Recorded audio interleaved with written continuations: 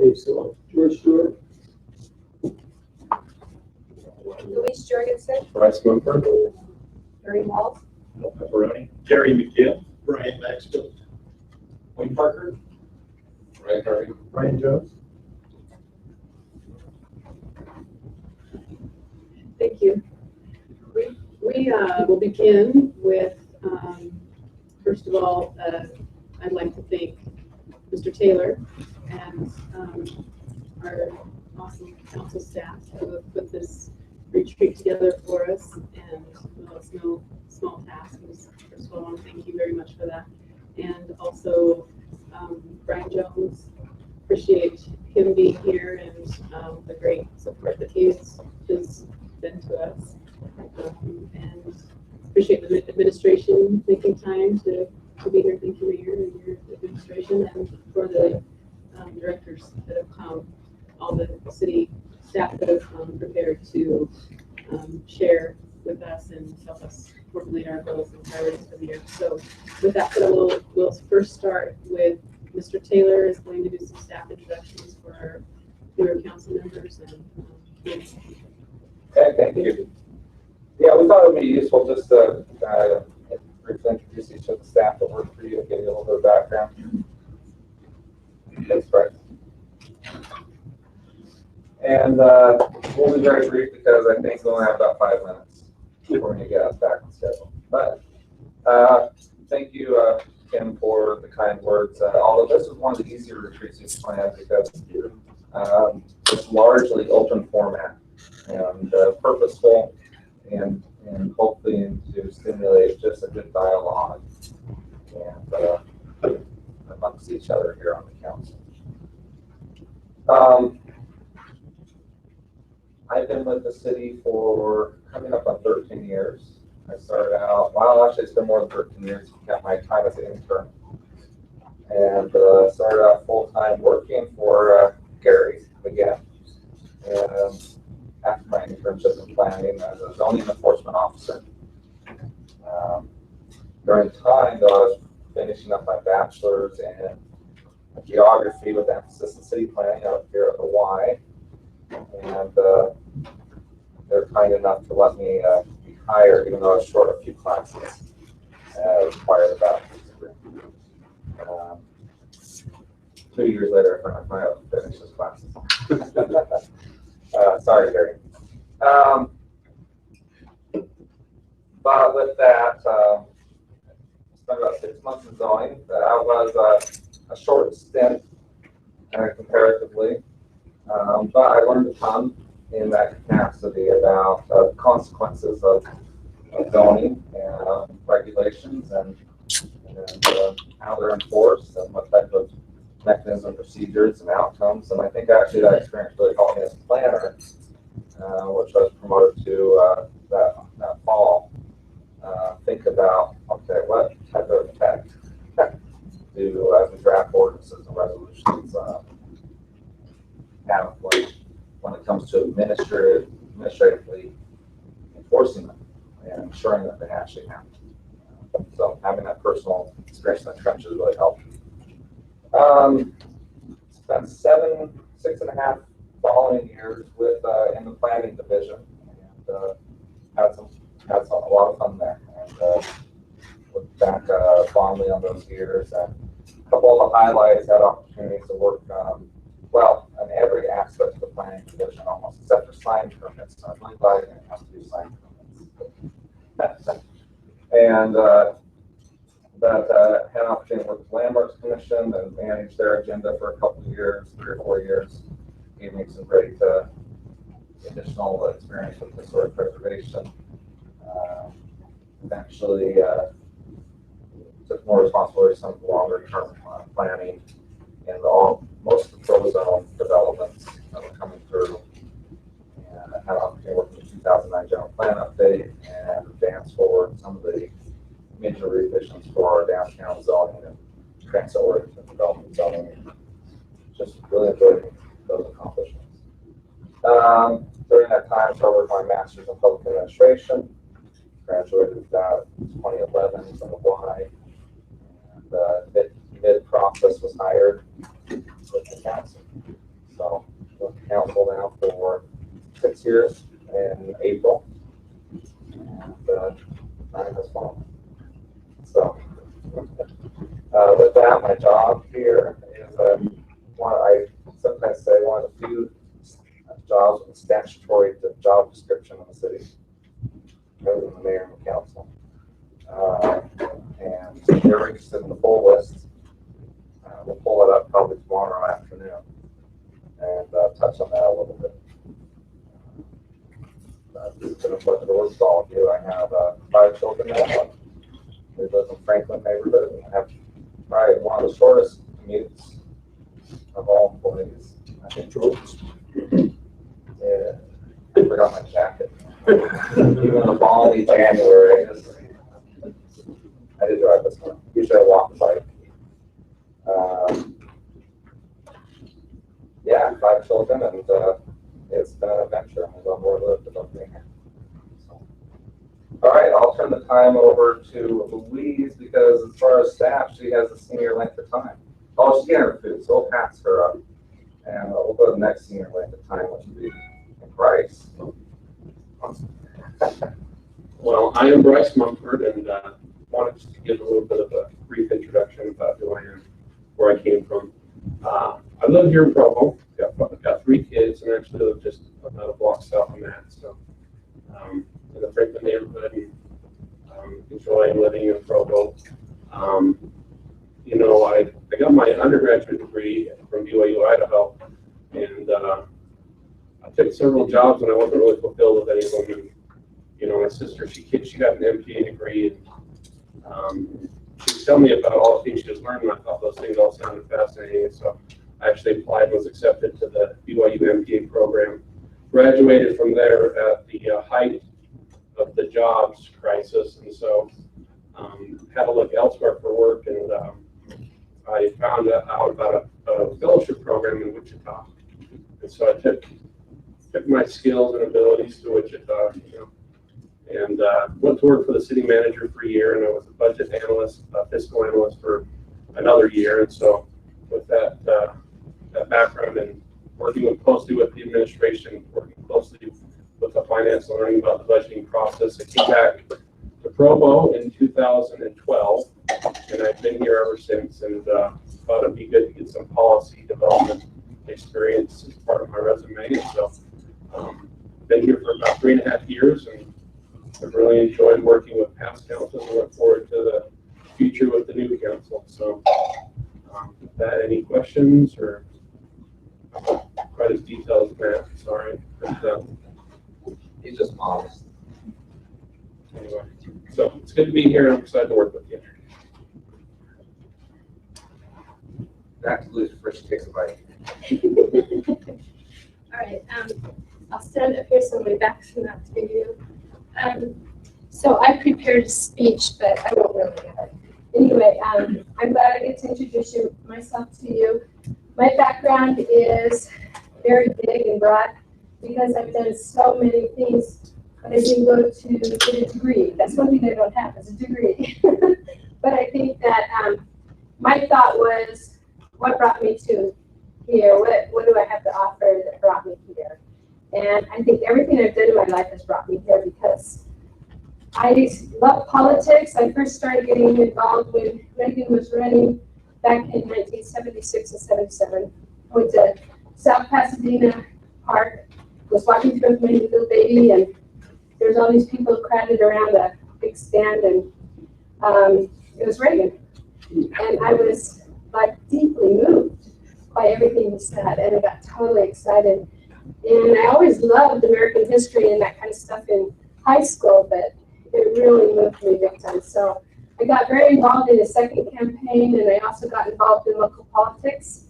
I worked for many, many companies all over. I've been in Riverside, California, Pasadena, California, Atlanta, Georgia, Michigan, many cities in Michigan, around the Detroit area, and I've always worked since I've been 16.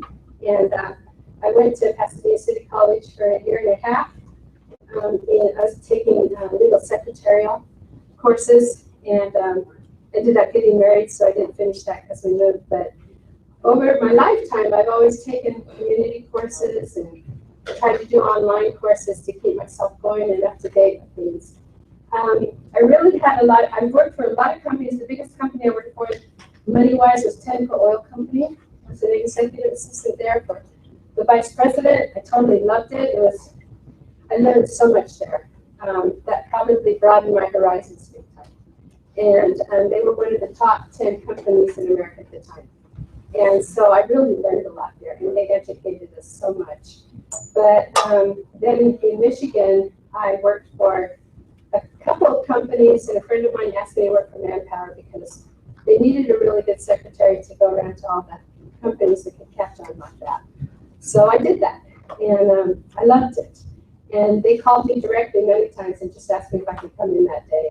So I checked in with Manpower and said, I'm going in. But I had 7 children, and so I couldn't work full time. In Tremont, Utah, that's mostly where we raised our children, and then some in Michigan. We had a little farm there, and we grew all our own food and canned it all, and grew our own animals and did our fruit, and we were doing 800 to 1,000 quarts a year of canned food in a 15-foot freezer. So I was running my little farm. I also had a part-time business where I answered for the airport, the animal clinic, things like that. And I always worked. I always worked for the schools part-time. I was in PTA. I was a soccer mom. I did all these kinds of things. So I think my range of working with people is very broad. And the last thing I'll put on that is I worked in scouting for 18 years. And I was the Golden Spike Camp Group chairman for several years. Got awards, ran the camps, ran lots of blazer camps. I really enjoyed scouting. I was always called to be with the boys. I don't know why. I did do a couple girls camps, but mostly always boys. And so I think that all this background prepared me to work here, because I can pretty much run the office, do all the work, and do as much as I can. There's things I can't do that those with their degrees can do, and God bless them for what their knowledge is, but I try to help them where I can. And George hired me, actually, and Cindy Richards, and one of the things that I said to him when they asked me why I wanted to work for government, and I said, because I love government, I love politics. I really do. And I love to watch the changing of the guard, and I love watching everybody find their place and work together. And here it's great. In some of these other cities, it's a little harder because there's probably some people that are kind of shady. And but here it's great because I think everyone's really good people, and just have differences of opinion sometimes. So they thought that was very funny that I said that. And anyway, so I work here, and I hope that I'm doing a good job for everyone. I love working for the council, and I love the neighborhood program. I learned a lot about the neighborhood program, attending NeighborWorks and NUSA for years, and totally enjoyed that program and working with all the people. And now I get to continue working with all of you, and I get to do the matching grants, and I totally love that. So I'm very thankful for being able to be here, and that's how I got here. Thank you, Louise. I appreciate it. Thank you.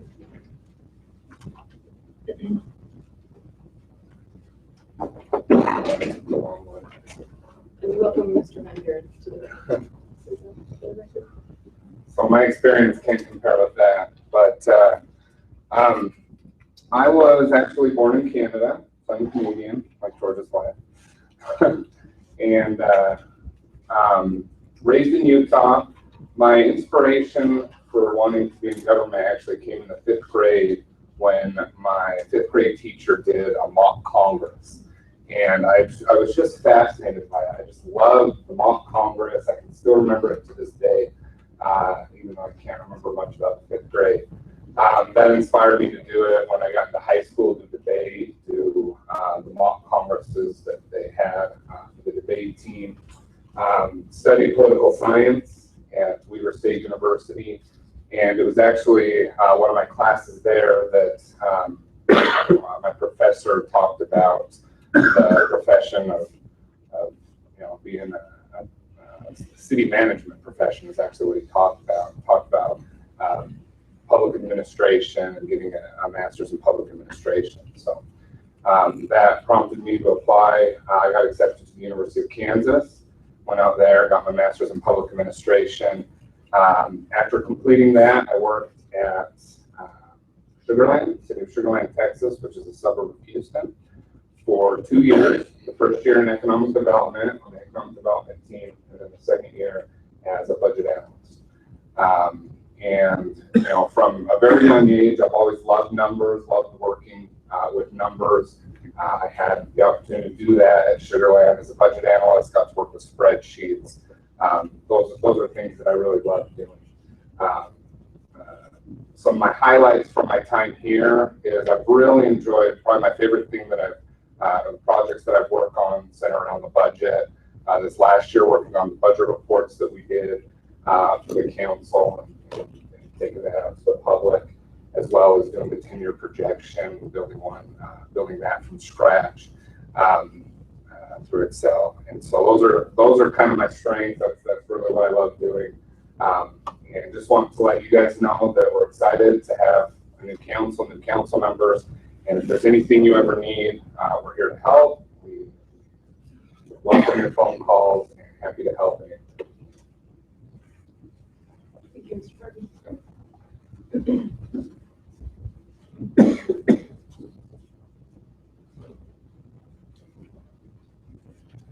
And I'm Karen Sponky, and started about 17, 18 months ago. Maybe. Now it feels like years. There's quite a lot going on here. I'm originally from Bandon, Oregon, which if you look at the Oregon coast, that's where it kind of bumps out towards the bottom. Very small town, 2,500 people, only 1,000 kids in the school district overall. Graduating class is about 35. So first time I saw a graduation here in Provo, I was very overwhelmed. I didn't get the idea of not knowing people, not knowing everyone in the class. I went to Oregon State University for a couple of years in high school. I switched majors several times from electrical engineering to I did psychology, elementary education. Then I came out here to go to BYU for change pace and ended up trying secondary education. And then met a really cute guy who was Navajo, and that kind of threw me off track from the education thing for a while, but it was a good thing. My husband's from Fort Defiance, Arizona, and it's been a great thing to learn a new culture. And we have 2 wonderful boys who are now adults. One just got married this last summer, and so we're empty nesters at the moment and loving it in a lot of different ways. And we've lived in Provo ever since we got married. Decided this was going to be the place for us. Loved the variety of activities.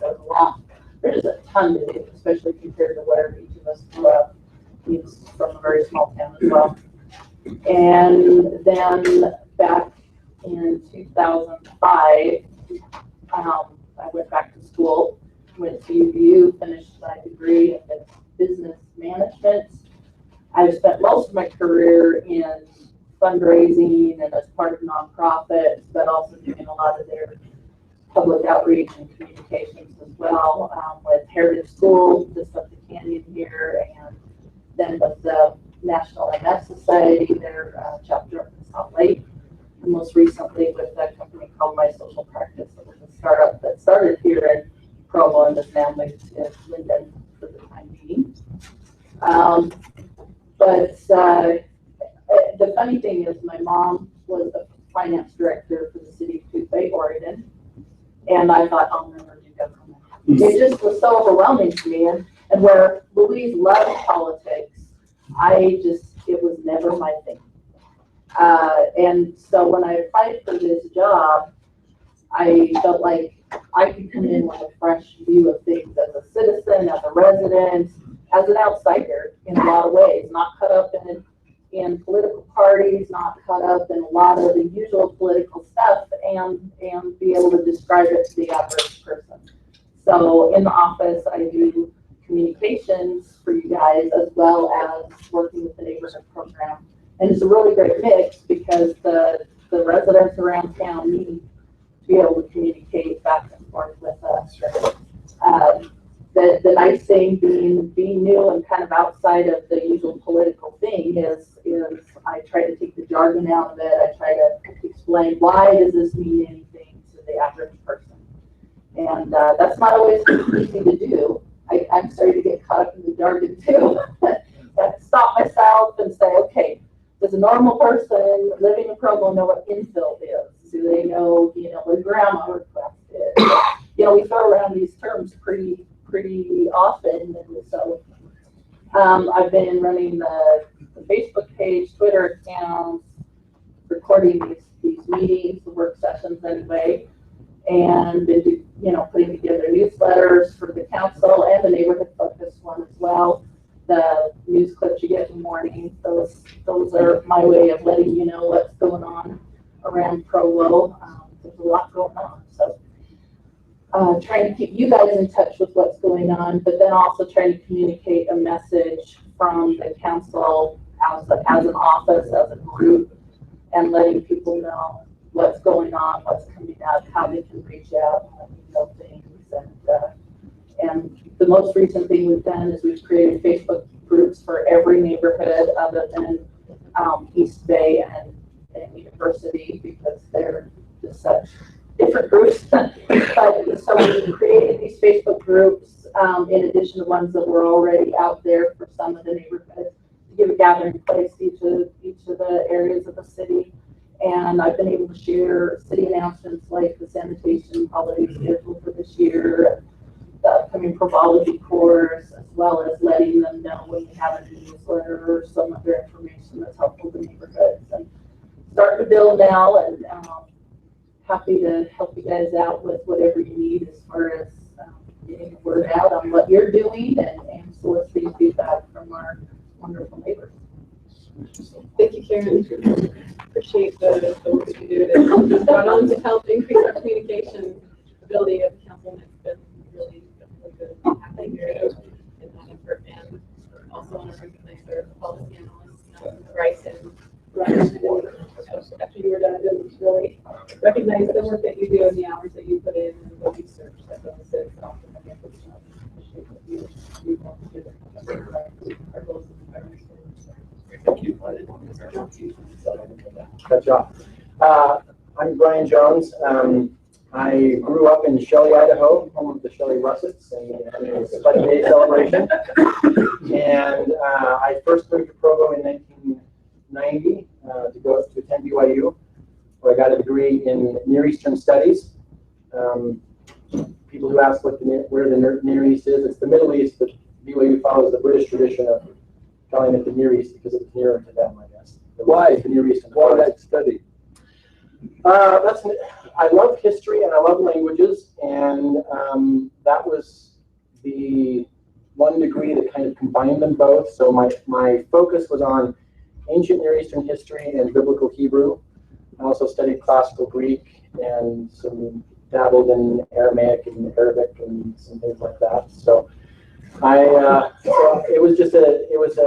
at the time I really thought I was going to end up being an institute teacher or a BYU professor. And despite not being my major, my teachers eventually talked me out of that and said, "That's not really what you want to do." Which I don't know if that said something about their own job satisfaction, but anyway, I could go ahead. I'll skip over that. But while here, I met my wife, Kimberly Lamb, who is from Provo.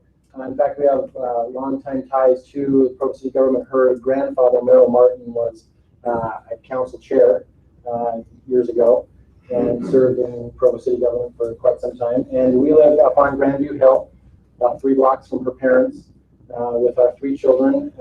We've got some pretty good gaps. They range from 6 to 19. But they're all good kids and a lot of fun.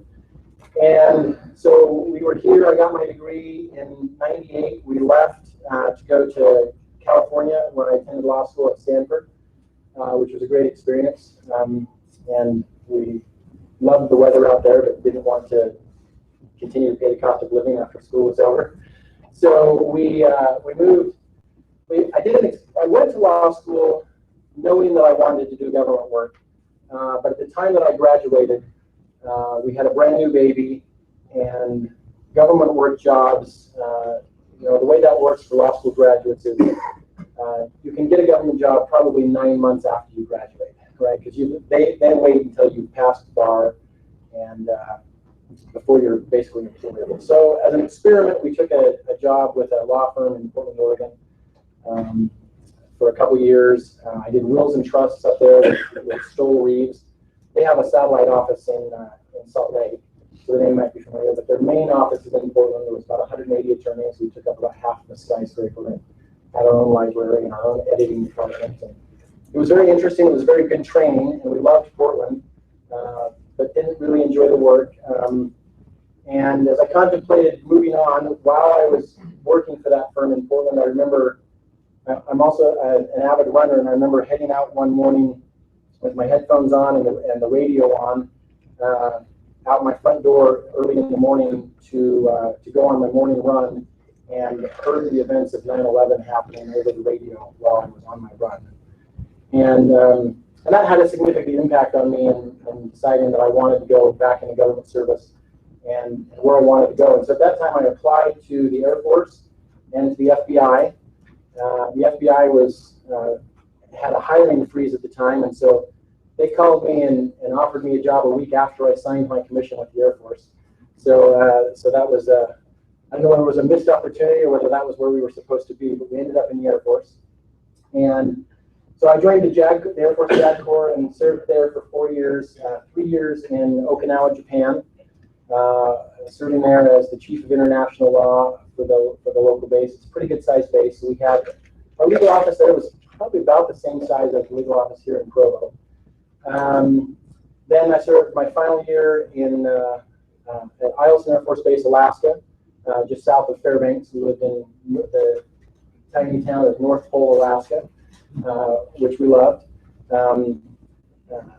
We moved there in July from Okinawa, Japan, where it was 100 degrees and 90% humidity, and we were freezing while other people were opening the doors during meetings because it was too stuffy. And then in November it got below -30 and didn't go above it until April. So that was an interesting experience. But we ended up there, but we decided that it was time to my wife is the oldest of 5. We were the only ones that ever lived outside of Utah County. So we decided that after our time abroad that it was time to come back home. And so we were looking around for jobs, and the job that the Provo City Attorney's Office was open, which I applied for. And this probably isn't intuitive, but being an Air Force JAG officer is actually in many ways almost identical to being a city attorney, in the sense that basically you are legal counsel for the base, which is a mini city, and you serve almost the exact same functions in advising those who run the base as city attorneys do in advising city officials. So it was a very good fit. I came here in 2007 and was hired to handle claims and litigation against the city, and did that for 4 years. And then, as many of you are probably aware, up until 2010, Neil Lindbergh provided legal services for the council, not as a member of the city attorney's office, but as outside counsel. In 2010, he left to go to Salt Lake City, and the council at that time asked our office to provide some infill services to help while they considered recruiting another attorney. There was an attorney from our office named Ryan Wood who did that for 4 or 5 months before he left to go be the city attorney for Lehigh City. And when he left, they asked me to come fill in. I may have the timing a little bit wrong, but my recollection is that by the time I started, the council had already decided that they were going to hire outside counsel and had started the recruitment process. And that took a couple months, and at the end of the process, after they were done with their RFP and interviewing those who had applied, they asked me if I would just continue to provide services from the city attorney's office. That probably says more about the caliber of the applicants. But they asked me if I'd continue to do that, and I agreed. And in the city attorney's office, we we agreed to continue to provide those services. Both state, really briefly, both state and city ordinance and statute put the responsibility for providing legal services to the city council and the city attorney's office, which doesn't mean that it can't go outside, but by law, there's an obligation for the city attorney's office to provide those services if that's where the council wants to take them from. And it's been a great experience for me over the last 4+ years. I've really enjoyed working with the council. At the time that I came up to work with the council, I was also promoted to the position of deputy city attorney. So Robert West is the city attorney. I, as the deputy, a significant portion of my duties are administrative in nature and helping Robert run the office. So I have administrative duties down in the city attorney's office as far as just handling personnel issues and other things down there. I also am the direct supervisor over the attorney and the paralegal that run the claims and litigation section. Since that was my job before, I supervise them. They do 95% of the work, but I supervise that section as they handle lawsuits involving the city and the claims process.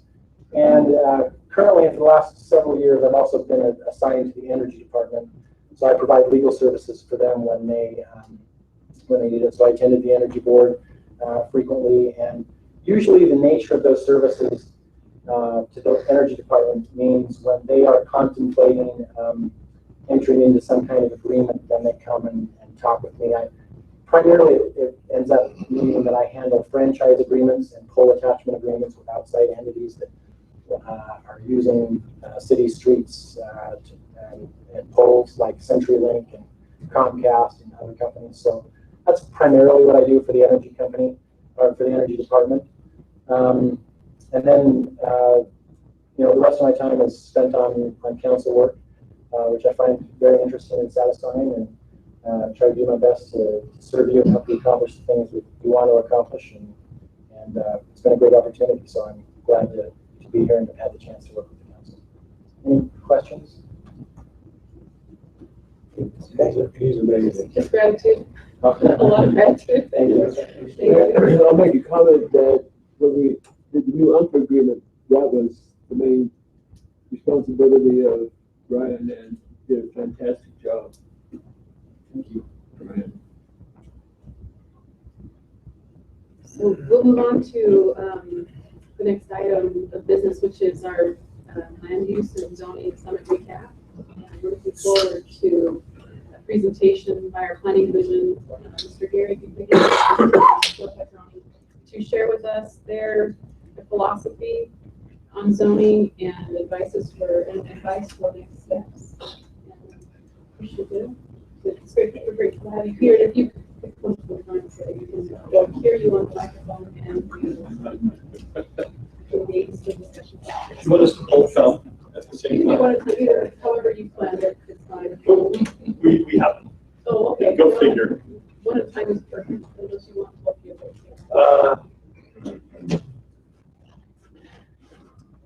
Do you want our backgrounds too? No, you bet. Well, I'm Gary McGinn. Just very quickly, I grew up in Orem. I'm an Orem guy. It's hard for me to, no, I'm just kidding. My kids go to Provo High, which is a very interesting thing. We have lots of little rivalries around the table. And if something happens, I said, well, Orem that. You know, my son-in-law is the principal of Orem High School. Go ahead. My son-in-law is the principal of Orem High School. Oh, I didn't know that. Must be a great man. He is. Then I went to law school, and as I was graduating law school, I had my dream job set up. I was going to work for a firm in San Antonio that did corporate work in Mexico and Latin America.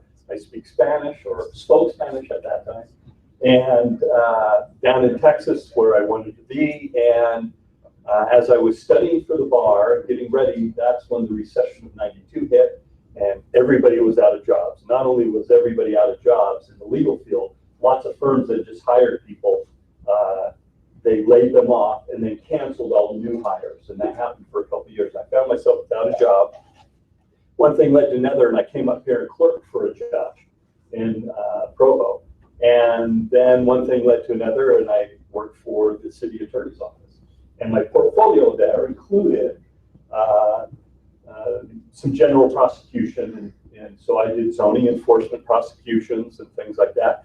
But my portfolio and where I spent the bulk of my time was dealing with land use, community development issues, public works issues, redevelopment agency, anything dealing with kind of property, contracts, land use, those types of things, and handled, gave advice, handled the lawsuits and things that happened.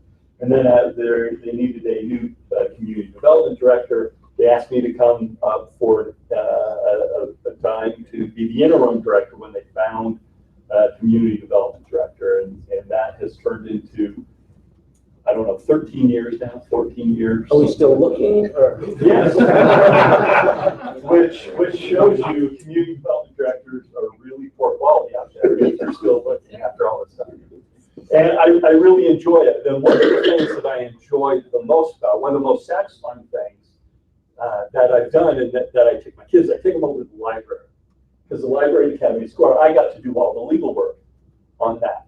And was on the Library Oversight Committee that went through, we had weekly meetings and construction meetings and change order fights and arguments and things like that. But to actually be a part of building something that changed and affected the community was a really powerful thing on me. And so now the chance to be in community development, to work and to see some of the things, I can see some of how important it is, what happens in the community. So now to the zoning conference that we had. I thought it was a fantastic conference. And I'd like to tell you, I talked to several people in the planning field who were there, have been there, doing planning issues, said to me, they've been in 20, 30 years, that this was one of the best conferences they have ever been to anytime, anywhere, including national level conferences. The quality of people that we had come in was almost uniformly just outstanding. We had leading experts in their fields from around the country able to come to Provo and do this. So I'm hoping people in the community really understand what a rare, great event that was.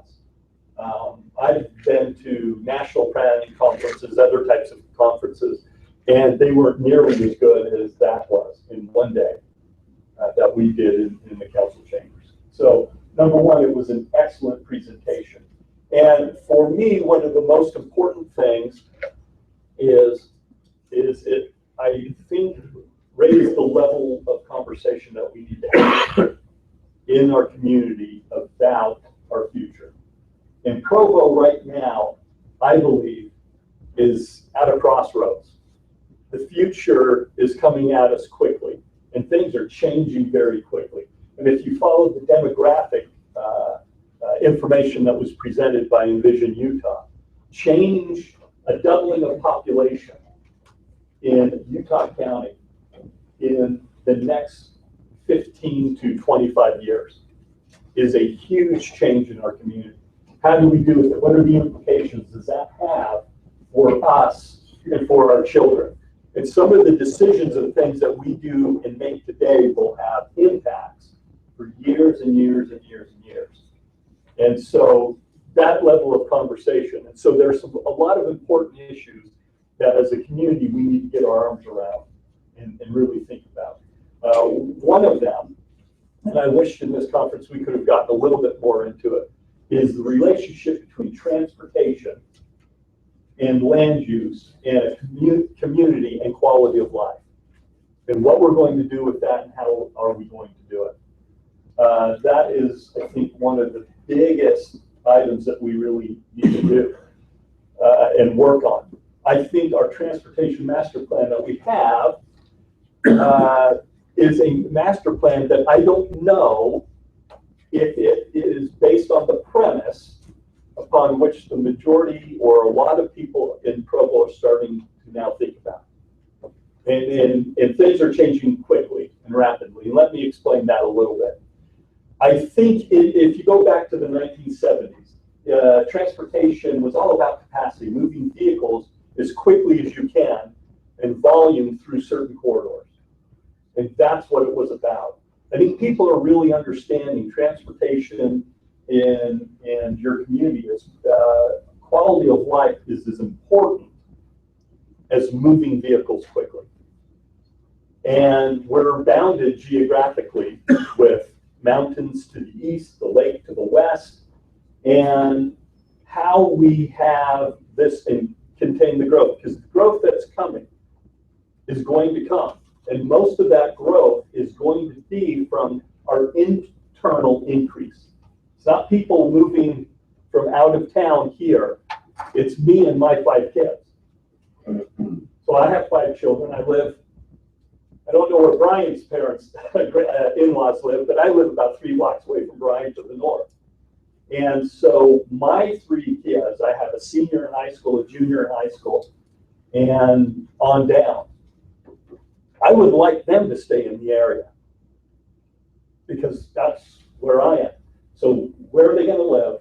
What kind of jobs are they going to have? What kind of air are they going to breathe? And the decisions that we make impact that.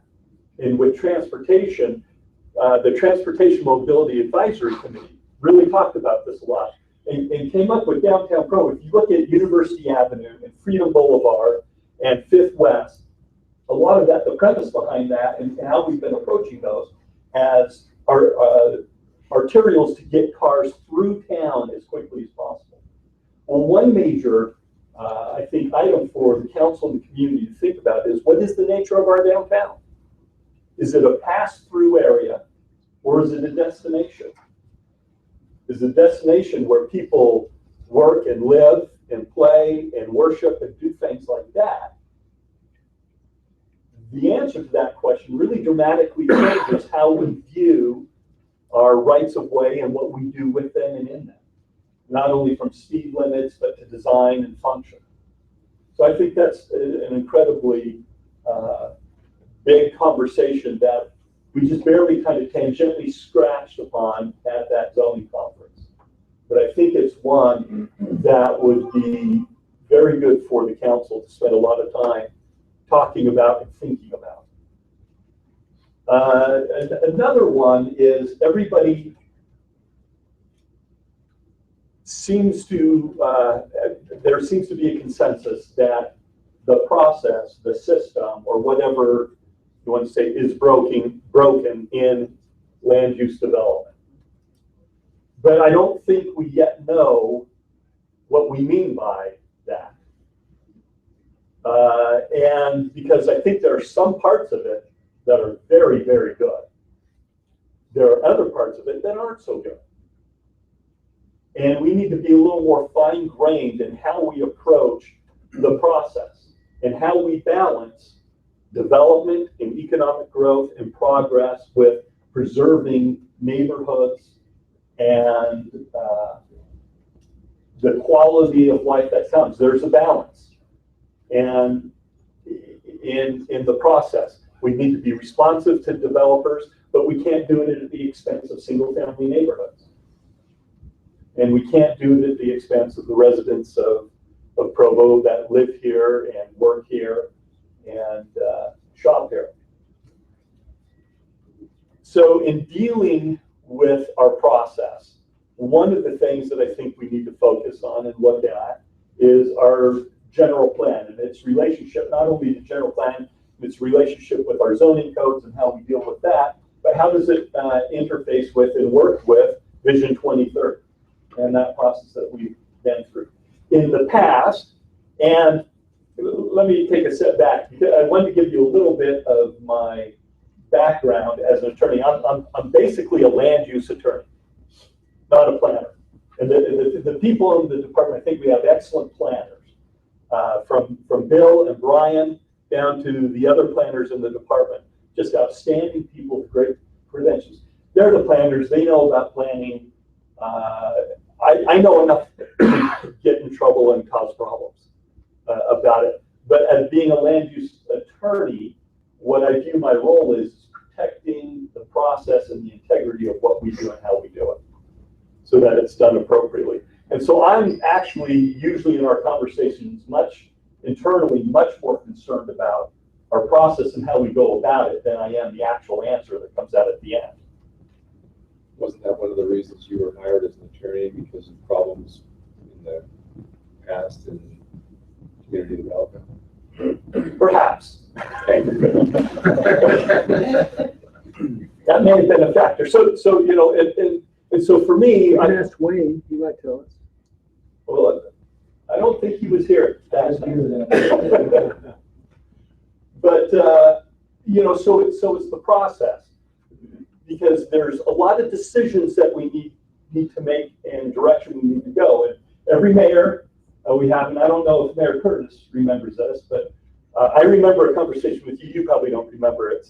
Look, as long as it's legal and ethical, it's my job as an attorney, as now a department head, to make sure we get that done. And that's what we want to do, is make sure we understand where the council is, where the administration is, where you want to go, and then we'll figure out the legal and the best way to get there to make it happen.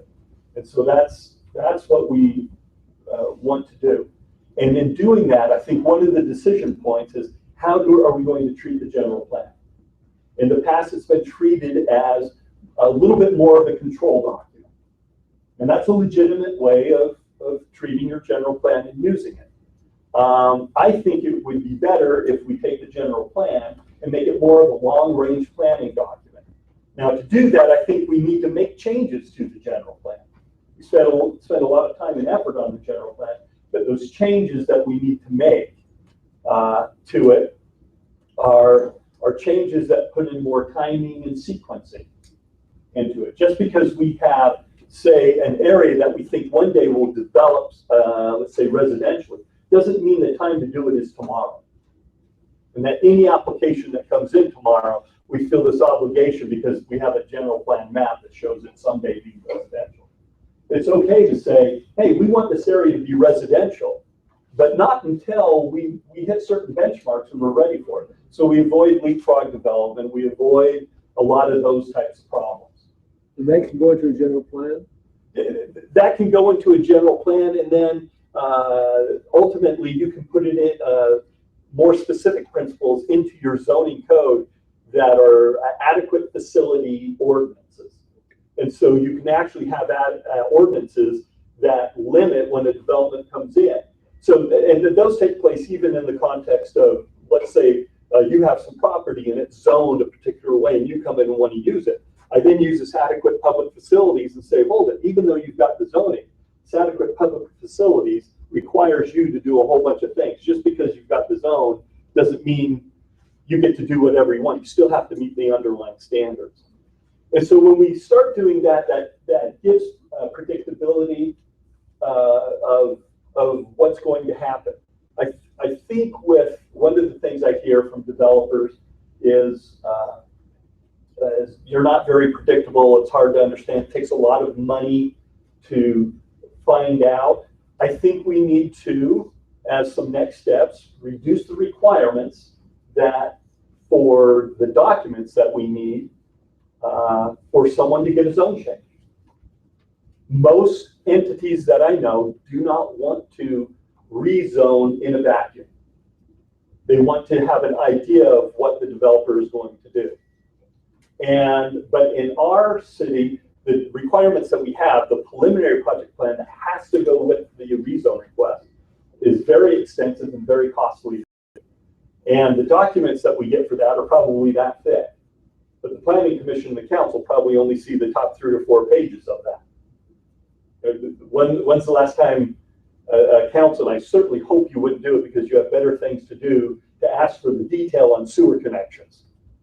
You know, because if you don't trust us to deal with sewer connections and the detail that's on that, then let's have another retreat and talk about some other more fundamental issues we need to iron out before we get here, if that makes sense. Now, having said that, I think there are some areas in the city that we should really think about pre-zoning. Now, this issue of when do we zone and when do we not pre-zone, in my experience, has really only ever come up in residential, dealing with residential. I can't remember The last time somebody's come to me and said, oh, we've got this land that can be built on and developed down in East Bay. And somebody could just come in and put a business down there. And we need to not have it in a zone that they could put a business in. We need to have a rezone so that we can see that we're what's going to happen.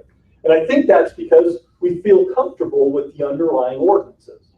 And so for me, if we don't feel comfortable enough to rezone some areas that we're confident in the next 5 to 10 years are have the potential to turn residential and just pre-zone that, to me it says we're probably uncomfortable with the underlying ordinances that set the standards for that area. And if we're not comfortable with those, I think it makes more sense to do the hard work up front of dealing with those ordinances, making sure we get comfortable. And part of that is we do frankly, some mock development to show you the results, maybe a worst case scenario that might happen under an existing zone, what somebody could do in an area.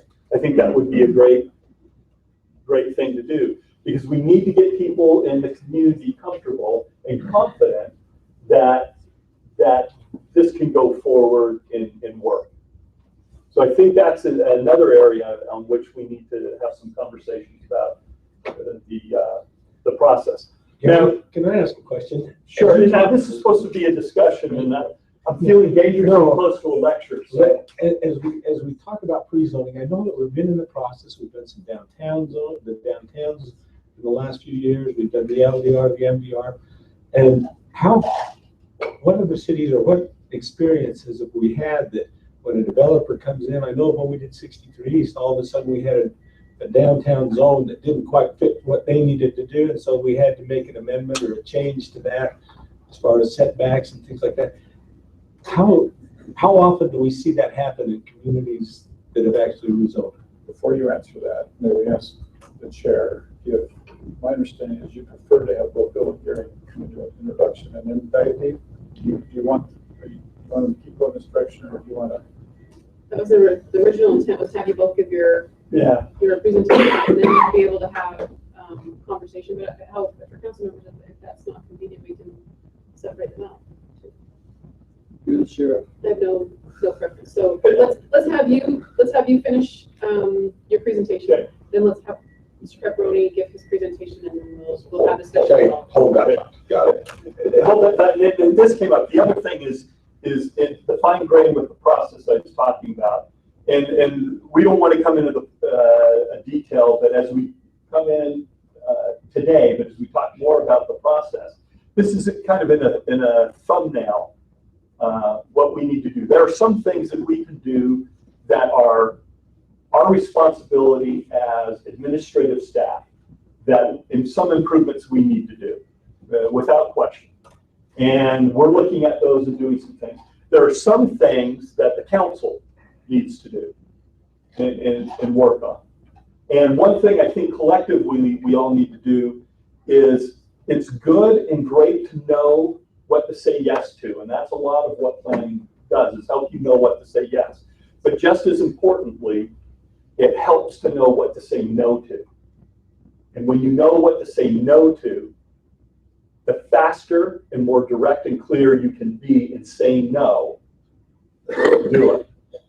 One thing I would encourage the council to think about as people come with applications to the council about sending back to planning commission, then coming back to council and back and forth, things like that, that becomes a very difficult, stressful situation for everybody involved. And most of the time that those things, something like that happens, as staff, we're actually out there going, please, please, please, just say no, just end my misery, you know.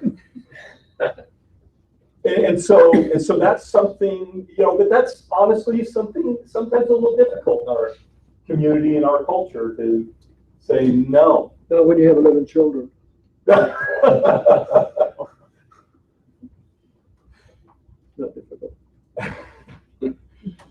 So, and that would be the last, you know, the last big takeaway I would take tell you is I think it's clear, and if you've known me for a while, you've probably heard me say, I think our structure of our ordinance is not very good. And we really need to spend some time and effort in reorganizing our ordinance and how we do it. The basic underlying structure of our Provo City Code, we took it from a community who took it from a community who took it from a community who took it ultimately from San Diego. And when I first started working for the city in the mid-90s, we still had references to harbors and boardwalks in our zoning code. And so, right there you could tell it really wasn't geared towards Provo and thinking about Provo. And so we kind of patched it together. But that takes a lot of work and effort. It's a lot of work and effort to do something like that. And so the cost benefit analysis of, is our system so broke and how much of a fix do we need to do? Those are some important considerations. One thing I would urge you, not only in our discussion here, but later in our zoning, is grateful to the council for its so far support and hopeful continued support of the ERP, the computer program, to help us as a city. One of the things as a manager in managing this process is we don't have a good way to manage it. In that computer system, I think, will help us manage things a little better. So sometimes I can't sit at my desk and go in and really pull up somebody's application and see where it is in the process, how long it's been stuck somewhere, and whether we've gone round and round, and if I've got a problem, and whether the problems with my department, my staff were not handling it appropriately, or whether the problems with the developer and their engineer, I almost have to pull the documents and go through them one by one and by hand figure all this stuff out. So I think that ERP is vital for the city and it goes beyond development review, but is vital for us to go on and do. So that's another major thing. And we didn't talk about specifically at the zoning conference, but I think it's an implication of that conference in trying to make things predictable and easy. Part of that is how we administer it. And right now, it's very difficult to administer this stuff. So with that, I'll end my kind of next steps and takeaway from the conference and then let Bill talk, and then we can have a conversation about what you'd like to have. Can we get an analog copy of this? Yes, and we have a copy of it for everybody, and we'll pass it out. We just had this in case somebody wanted to jump in and talk about some specific areas where we thought maybe we could make some improvements and quickly. And it looks like it might be a mess. This isn't as complicated as it really sometimes can be. But these are a lot of the steps, and sometimes they move quickly or not. But Bill, how about if you come up and we'll do that. In the meantime, Brian, will you bring the handouts and we can get those passed? Is there any way to enlarge that on the screen? Yeah. That's better. Thank you. That better? A little bit. So I also went to Brigham Young University. I double majored as an undergraduate in developmental psychology and political science, and then went on to get a master's degree in urban planning. In the late 1980s, I was an intern here, 6 months in the mayor's office under Joe Jenkins, and 6 months in the planning department with Lincoln Gammett and Neil Lindbergh as the assistant director. And Neil did a lot to teach me the ropes of urban planning. It was great. He was a very good mentor. I spent about half my career on the public side of planning and about half on the private side. After initially working for Utah County and then San Diego City, I went into private consulting. I was first hired by Dave Gardner and taught a lot of the ropes and concepts of urban planning and consulting through him. Some of the biases and ideas and philosophies I have today were directly influenced by Dave. He was, again, a great teacher, a great mentor. Some of the more notable projects I was able to work on in the private sector was the incorporation of the town of Eagle Mountain. I was on a team of about 6 that wrote the first plans and ordinances and took through the governmental process to the incorporation of that town. I then did the feasibility study for the incorporation of Saratoga Springs, and I did an incorporation study for the feasibility of the incorporation of the Sundance Ski Resort. I was a consulting planner for Sundance for many years. So obviously, a lot of times when we do what we do, I look at what we're doing through the eyes of a builder and a developer. After consulting for a few years, I began doing my own real estate development and my own home building. I was an owner in Trophy Homes that, before the crash, was the largest builder of multifamily housing in the state, owner-occupied multifamily housing in the state. Those are some good times before the crash. In the late 1990s, I ran for council in Orem City. Had a good experience there. When I got done on the city council and suddenly had a lot more time at home, my wife kept saying, "Don't you have some place you need to be?" And so I took her hand and I began coaching high school lacrosse. And I've been coaching high school and junior high lacrosse ever since then, so for about 15 years. He is the father of lacrosse in Utah County, by the way. Jason Lamb, who was the coach of the BYU team, and I kind of got it going in order to feed the machine of the lacrosse team at BYU. Where, again, more high school players playing, so it could feed into BYU.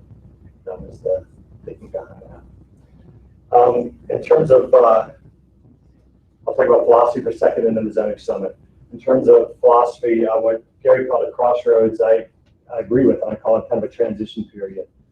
For the last few years, we've been going through this transition where we are moving from a more suburban urban design form and a more suburban zoning ordinance to more traditional design or urban design. And that's causing some problems for us because we've set ordinances into place and we've set some directions we want to go. And we have people come in who want to develop a piece of property or want to build something a certain way. And they haven't really bought into that change in philosophy yet. They still want to do kind of the suburban model. And so that for a few more years, we're going to stay in this transition period and we're going to need to continue to work through that. That interface between transportation and land use planning is a significant part of all this that I think we could do better. I absolutely believe that you can spend millions of dollars on the plan and many times that on the architecture and get all those right.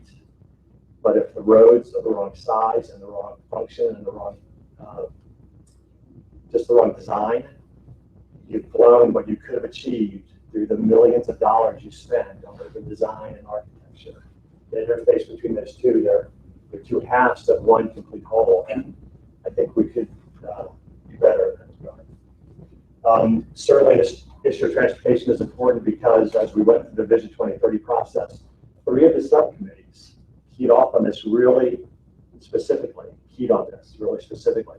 Now, I was expecting the transportation mobility group to focus on this, and they did, but also the land use committee and the family and neighborhoods committee, which surprised me a little bit, that those 2 groups jumped on this transportation bandwagon as much as the transportation and mobility group did.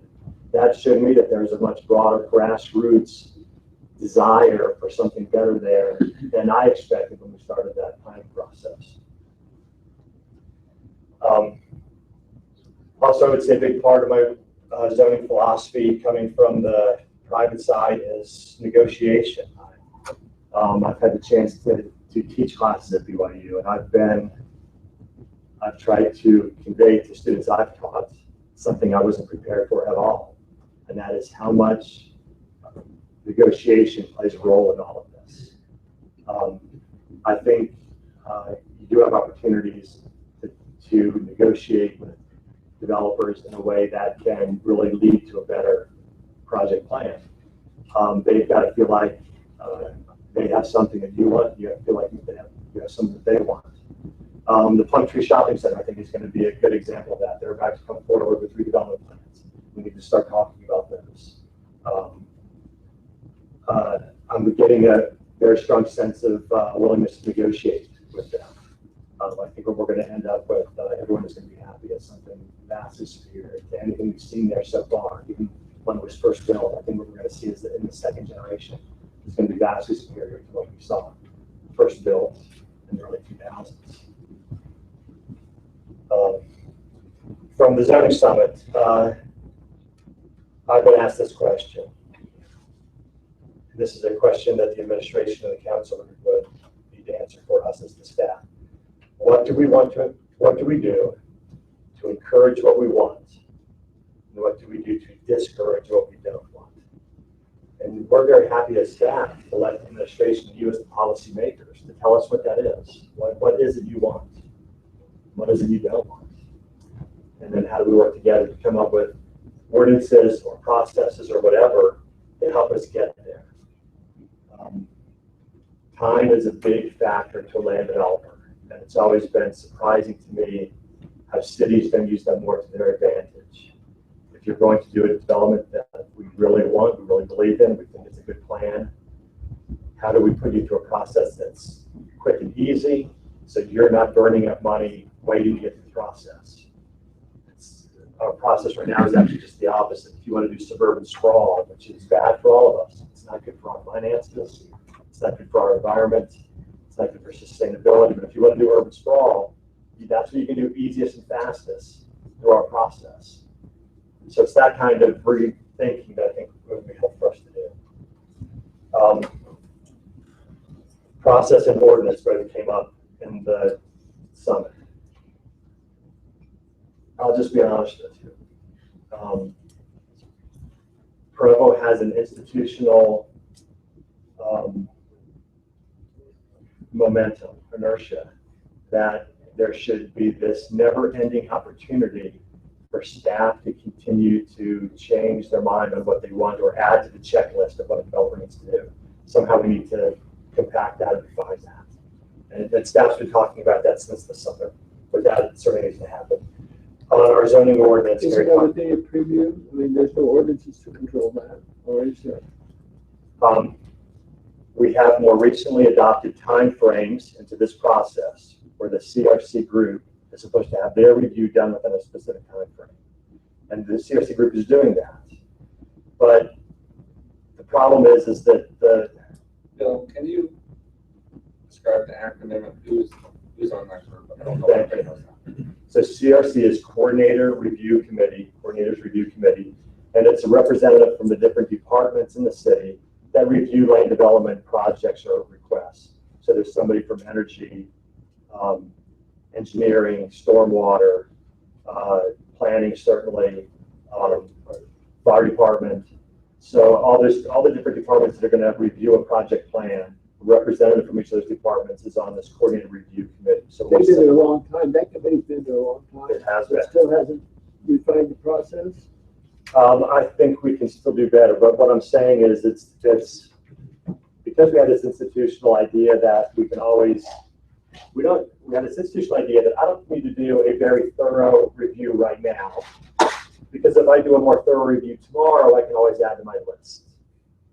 That's that inertia that we need to help influence. Okay. There are some cities that get touted as having a great development review process, like Lehigh. Lehigh holds you in place. You have to keep redoing your preliminary plan. So the preliminary plan is a Mona Lisa. Then they say, okay, we'll move you on. As much as Lehigh gets touted, that's part of the process. You have to keep resubmitting your preliminary. And that's the way we are. We have to keep resubmitting your preliminary until it's pretty tight, and we move you on. Sandy City is very different. Sandy City, and I work there, says, we're going to give you this checklist at the beginning of what you need to do, and then we're going to send you through the process. You better make sure those things are done because you're not going to get final approval without them. But we're not going to hold you up from going to planning commission and city council to do this checklist. We're going to send you on. You got to do that checklist before we let you record any plats, but we're not going to hold you up over that. But Sandy City also did a very thorough review up front. You didn't have this continuing change and lists getting added to it.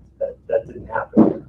That's the complaint of the developers, and that's what I hear. I'm sorry? The complaint I hear from the developers is exactly what you're describing. That's right.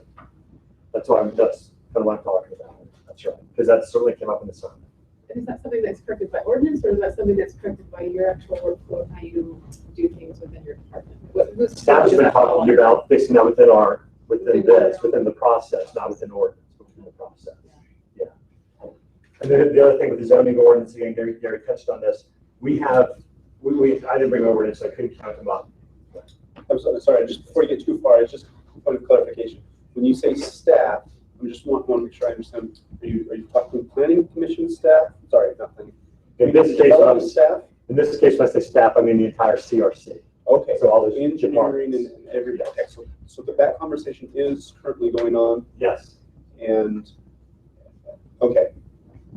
I didn't know, that was kind of where I was wondering, like, how much of this is a city policy question that the council should be directing, and how much of this is just internal directions?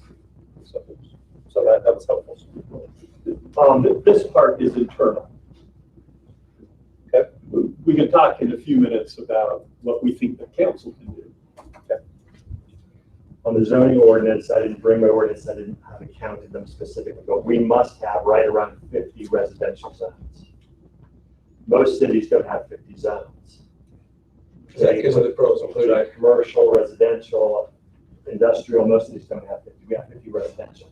That's because of the pros. I think even if we take out the pros, we have, if you really have the pros, we have 80. If you take out the pros, we have 30. So we still have a lot of zones. That's unusual. It's unusual for a city to have that many zones, and I think that's part and parcel to this problem with our ordinance generally. I would just ask if we have 80 residential zones, look at Provo City generally, and would you say we're really any better off than Sandy or Salt Lake, or when you look at our built environment, would you really say we're any better? I'd say we're not really. We're about the same as everybody else. So we really need all those zones, and is that getting us anywhere? And another way is go around the residential areas and ask if you've noticed 80 different distinct types of residential areas in Provo. And if not, then ask yourself, why do we have 80 different residential zones? So that's all I have. That's all I'd like to say. So there's more you'd like to say. I'm much more interested in a discussion than in the lecture. So, thank you.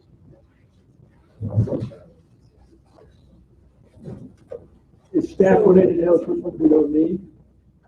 Are you willing to tell us which ones we don't need?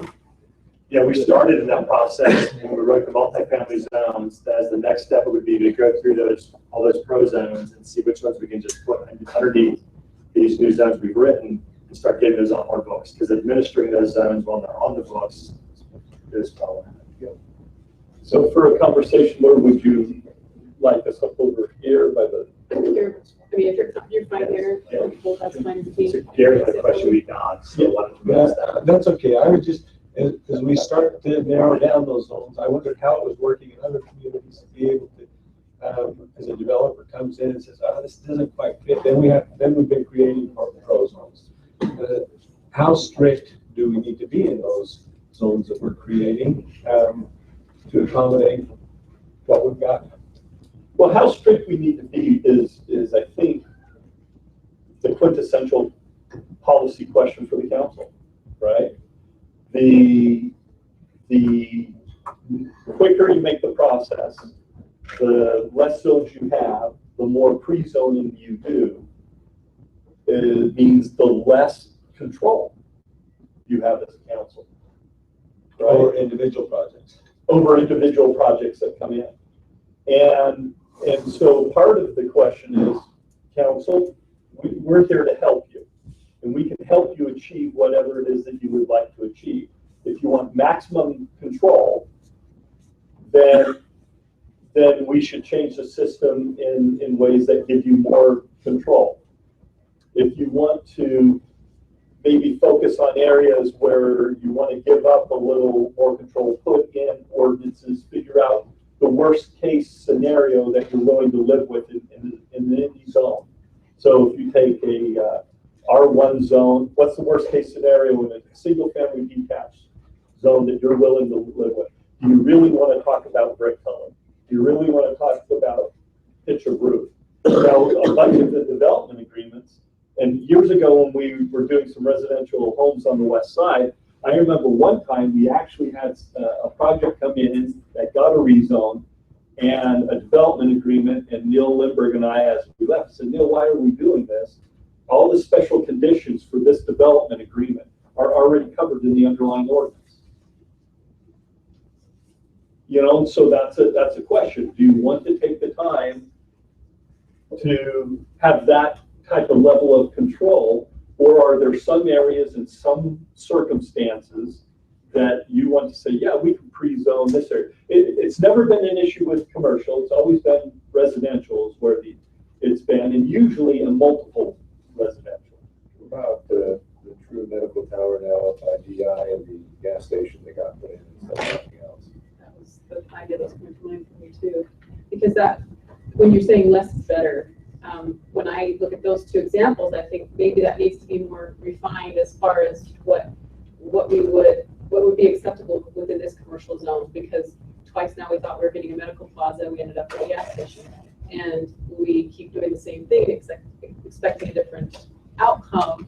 Then we're not learning from the processes we have in place, right? And so my thought was, let's change the commercial zone. For this commercial zone would mean this, these accepted uses. This commercial zone would mean these accepted uses. But that might be counter to what your thought is as far as trying to get what we want as a city. I think that's important that we can have a certain expectation about even those kinds of services that we have within our city. And if we don't have any real control over that, is that a problem? Other cities have a problem with that? Are they getting what they want somehow and not being very specific with commercial as well? Or does that apply to commercial?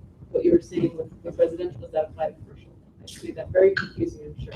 But my question is, we keep getting the same results with our commercial zone on the same street with two separate projects, but the same result. We thought we were getting a medical plaza and we got a gas station. And so Is this the Maverick? it's the Maverick. And the other one was on 820 North and 500 West. And this one's on 500 West now.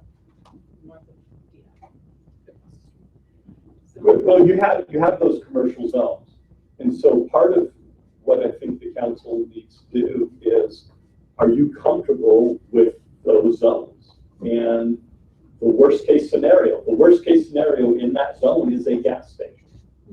Now, those zones have been, I'm using that as an example. Some people may agree it is or not, but the zone was there, has always been there. The one thing that the council, and what I'm more specifically talking about, not a problem with commercial, but the council didn't go in and rezone all the commercial areas to a commercial conservation zone,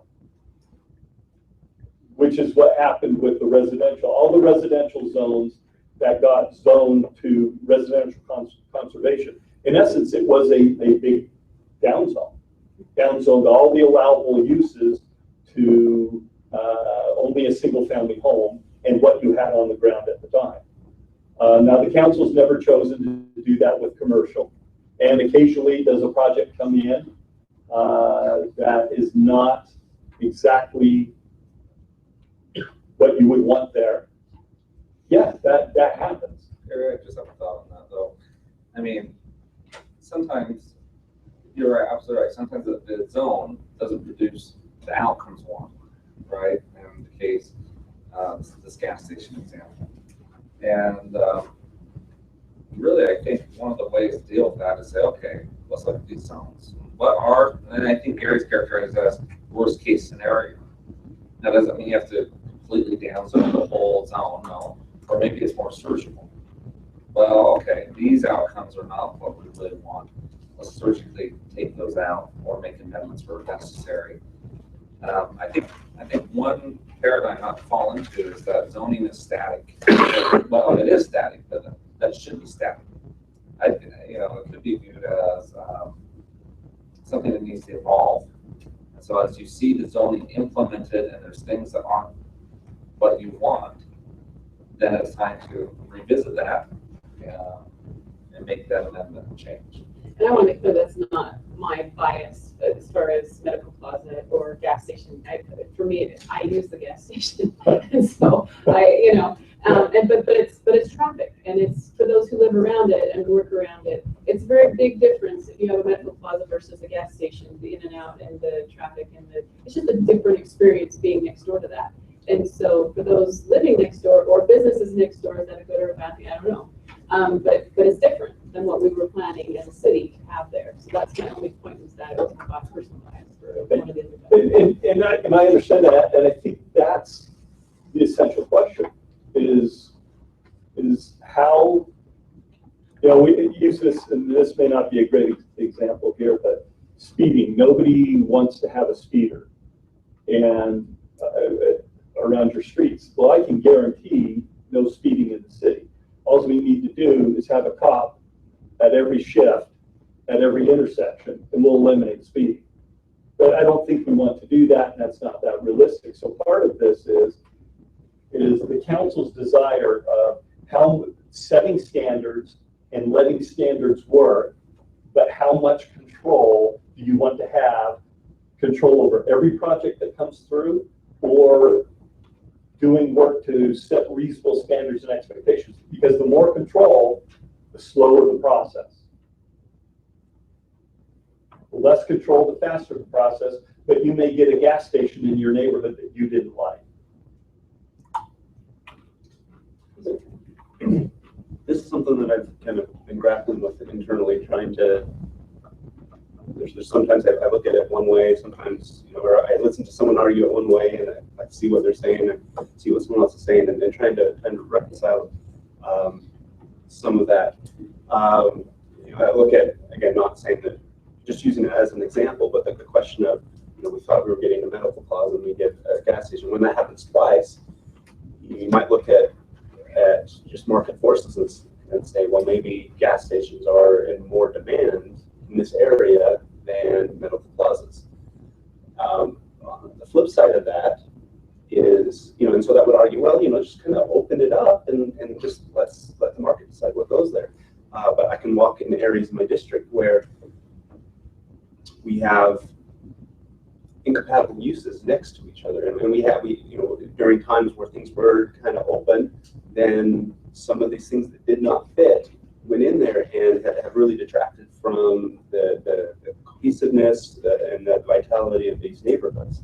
And so, when I see that, and then I hear people kind of argue, well, we can just open it up. I look at that and say, well, what's going to happen? And I think that's what we need to avoid.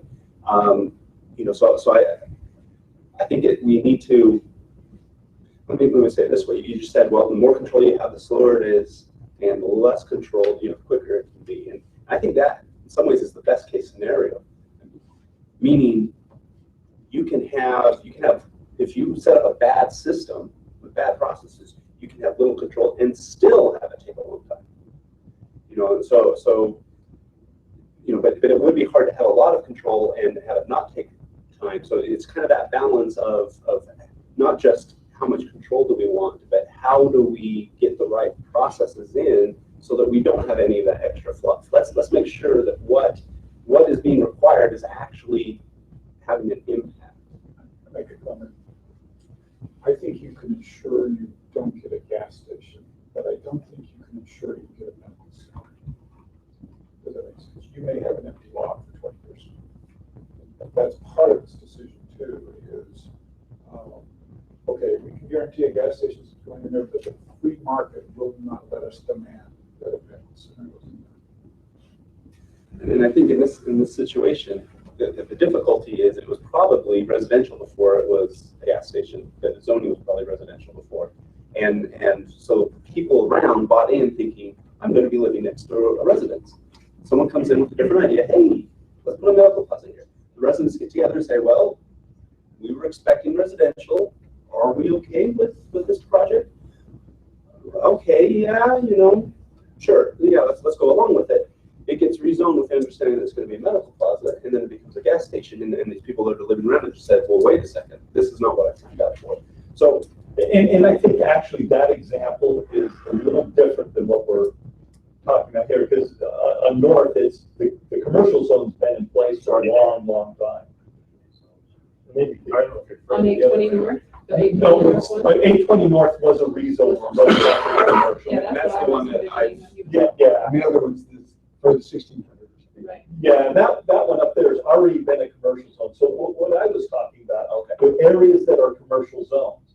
So anytime, yes, you're having a conversion from one zone to another, that's, yeah, because you're not rezoning in a vacuum typically, especially from residential to commercial. You're doing it because you want to see a specific To me, project. To me, this is why the general plan and the zoning need to go hand in hand to some degree, where we have the vision and say, okay, maybe we're not gonna rezone it right now, but this is the zone that is in place that we do see what possibly going there. And that's why we need to make sure that we have that plan. I'm interested in learning more. Sorry, I talk a lot. I'm interested in learning more about form-based zoning. I've heard a lot about it. I've seen people really talk about benefits to it. I cursory looked at it and I don't understand it. I don't understand. It seems to me such a drastic departure from the current system we have. And so I look at it and I think, how is that going to work? But that might be, I don't know. I think at this juncture, when we're looking at the process, when we're looking at what's the role of general, when we're looking at this, I think it would be a good time maybe to consider best practices out there. Is there a different paradigm like form-based zoning that we should consider? I mean, if we're going to be doing this work, it seems like now would be a good time to really look at it. I think there is a conference in April that we're hoping to have both here form-based, or is that just an idea? No, actually, I've been in contact with Mike Hawthorne. He's on the board of the Form-Based Codes Institute. He also presented at the Zoning Summit. And we are providing the venue for a 2.5-day intermediate training. It's not the basic training that was provided at Daybreak a year and a half ago. And that'll be held in our chambers. I've asked for some consideration in kind. So either way, it'll be a bit consideration. But either way, we'll have an opportunity to be there. We'll also have an opportunity to the trainers, one of which is Susan Henderson of Placemakers. She was involved in the City Center Block charrette process, amongst other leaders in the field. Mike is exploring the possibility for them to come down a day early and spend a day with Provo. And we'll just have to look into our budgets and see how much that's going to cost. We don't have those estimates yet. So we have a possibility for some one-on-one with some leaders in the field in April on Wednesday, and then some follow-up training if you want to learn more. And I have just a couple observations. I wasn't really asked to weigh in, but 13 years of public hearings. I've watched the planning commissioner of the council go through this process, and it's sort of like what's the movie Groundhog Day, and where the council has very similar experiences what you've seen or actually experienced recently, where 2 or 3 hours of very arduous. I think Pam Jones mentioned hemorrhaging, a feeling in her brain, and I've experienced that hemorrhage feeling a few times. I think, how are we ever going to begin a process where this is so painful? It feels painful. And I talked with a couple council members about this thought. I asked the question, I think it was Gary and Kay one night. Are you tired of it? What can we do to help solve that? And I won't talk very long, but just a few thoughts on that. One is, what's the cost of benefit of coming to a system that is more predictable? Because I think actually that's one of the, that's my belief. Everybody wants predictability, whether it's from the neighborhood side or the developer side, and even the city staff side. And that predictability can really speed things along, increase the level of trust, all that.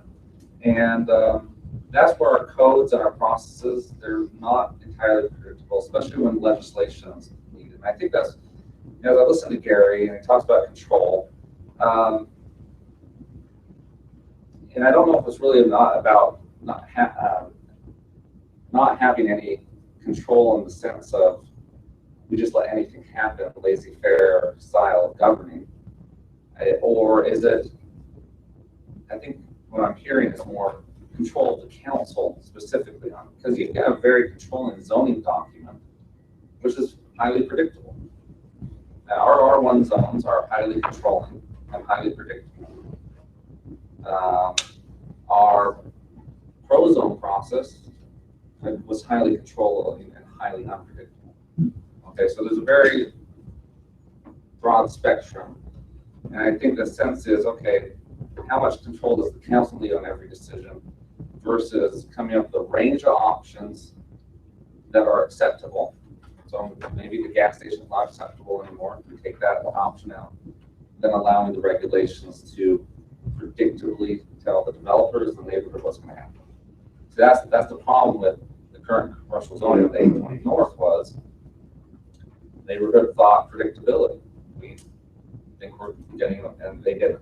The predictability was gone because the zoning allowed something they weren't anticipating. So that's, in a nutshell, one thing that form-based coding tries to address is predictability in articulating outcomes that everybody understands and an easier way to communicate. That's my second observation as I've watched public hearings through the years is that not only is it predictability, but the difficulty in communication. Okay. Recently, one of these land use hearings, I just remember somebody threw out, I don't know if it was even the term walkability, but it was a planning term. Really, walkability is sort of jargon to planners. And so almost like a code word. If I say walkability to a planner, about 50 criteria pop into his head. And we understand each other, okay? But if I say walkability to a layman or even to another developer, it's not steeped in the planning world and lingo, or an engineer. They just think you need a 6-foot sidewalk. Yeah, they might just a 6-foot sidewalk. Yeah, it's walkable. Okay, you know, as a planner, I said, well, okay, let's look at the size and scale of the building, the ratio of buildings on the to the street width, location of landscaping, doors and alleys and windows and stoops and porches and you know, proximity to use, and you know, that's my 50 items. Growing and growing, right? And so I guess one challenge is a real difficulty for neighborhoods, residents, council, developer, all speaking a common language. And we saw a very striking example of that in December with Mr. Turley's rezone. And Mr. Turley got up and said, just tell me what you want. And it wasn't until, you know, I had to throw up a picture. You know, I say, is this what you mean? Yes, that's what you, I think Mr. Wentz. Yes, that's what I mean. Okay, right. So a picture speaks 1,000 words. Again, that's one of the other principles behind form-based coding. It's a lot more complicated than that, but if I could sum it up as concisely as possible, is building a common language where people are all understanding each other. And often that's graphically, and that's where the form-based comes. And putting more predictability in what type of things actually get built and how they look in the built environment. But I would still come back to what's the cost benefit of going through that? There's obviously costs. We've identified some costs to our current status quo system. There's probably benefits to our current status quo system too. There's going to be a lot of costs. And I think, you know, is there a magic bullet? No, there's no magic zoning or planning bullet. Are there things that could be better? Yes. At what cost are you willing as a council to go through them? That may be the cost of hiring an outside expert that has an air of credibility that can come in and bring some expertise. That might be very costly, if you, depending on what level you want, right? The other cost might be political, might be time. What other priorities are you going to sacrifice to solve this issue? But thinking long term, what are the benefits for doing that? And I think that's one of the important discussions as you get around this, is thinking about what's the cost benefit to you as a council to get your arms around this issue. And I know Dave has his hand raised. Just jotting down a few thoughts here.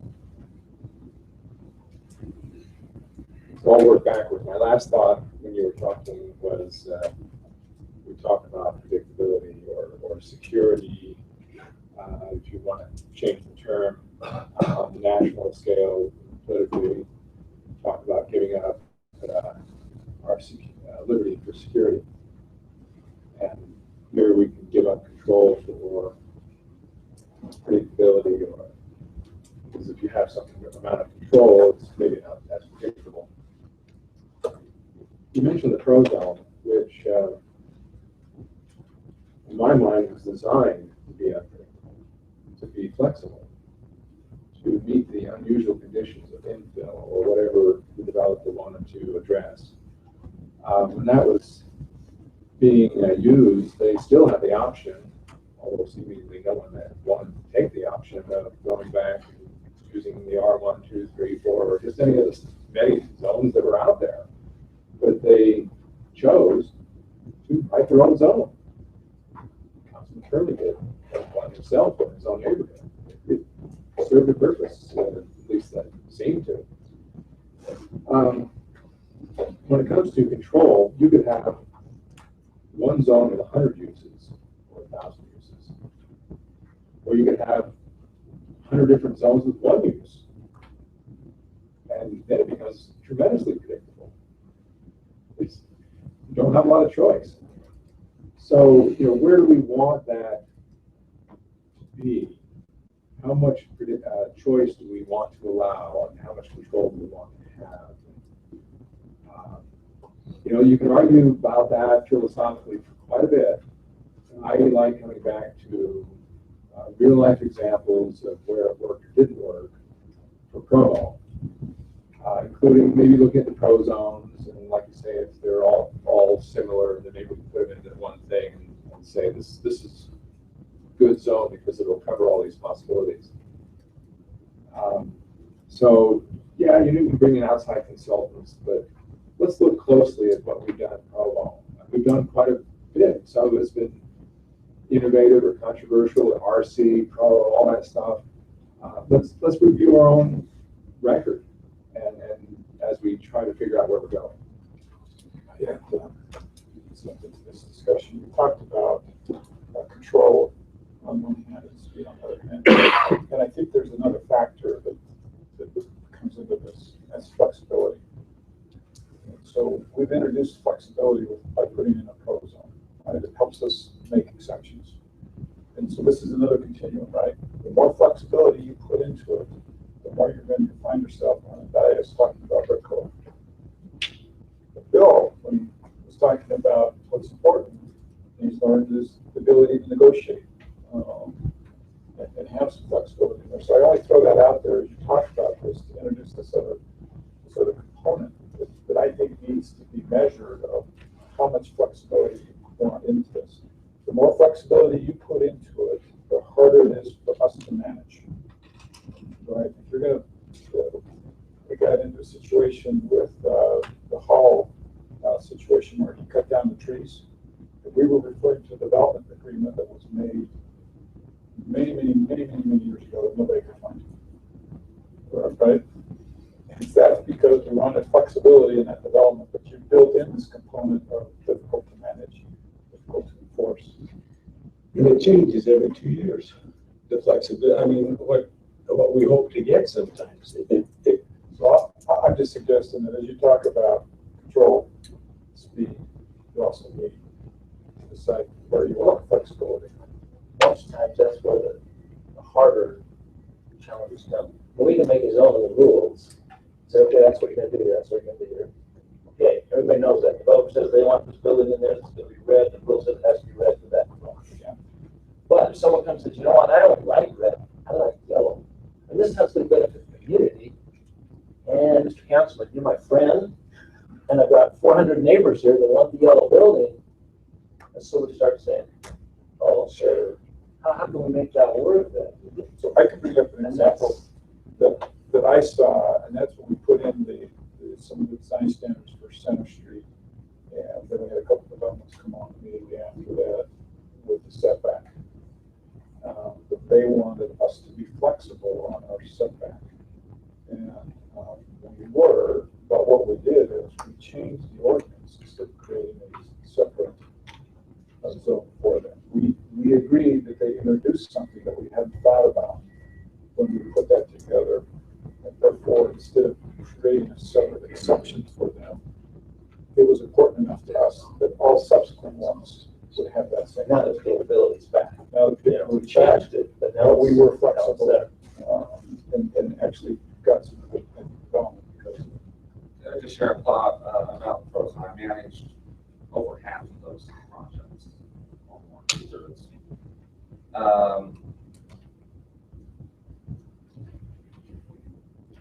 One, as a planner, it was sort of wonderful tool. Okay, because as I looked at a project as a planner, I could say, oh, that's bad planning, that's bad design.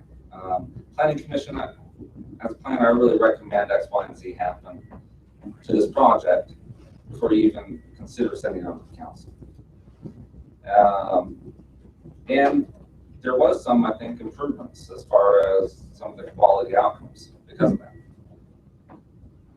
On the flip side of the coin, why I said it was unpredictable was more for the developer. And I think the original intent was, yeah, let's give them the open card to wow the planning commission and council. The challenge was is most developers I worked with were not that creative.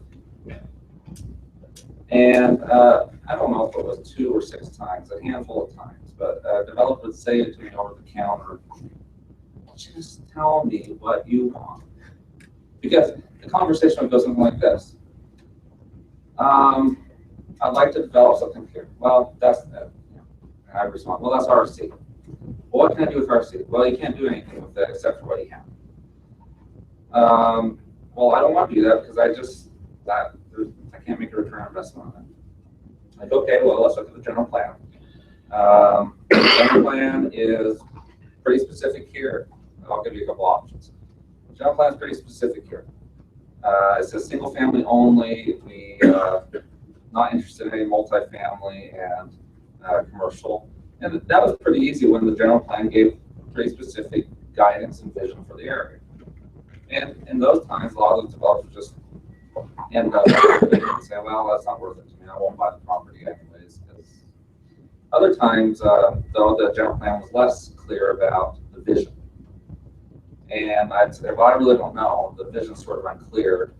Or maybe what it sounds like you want to do is really compelling, and maybe the council would consider that. But I don't know.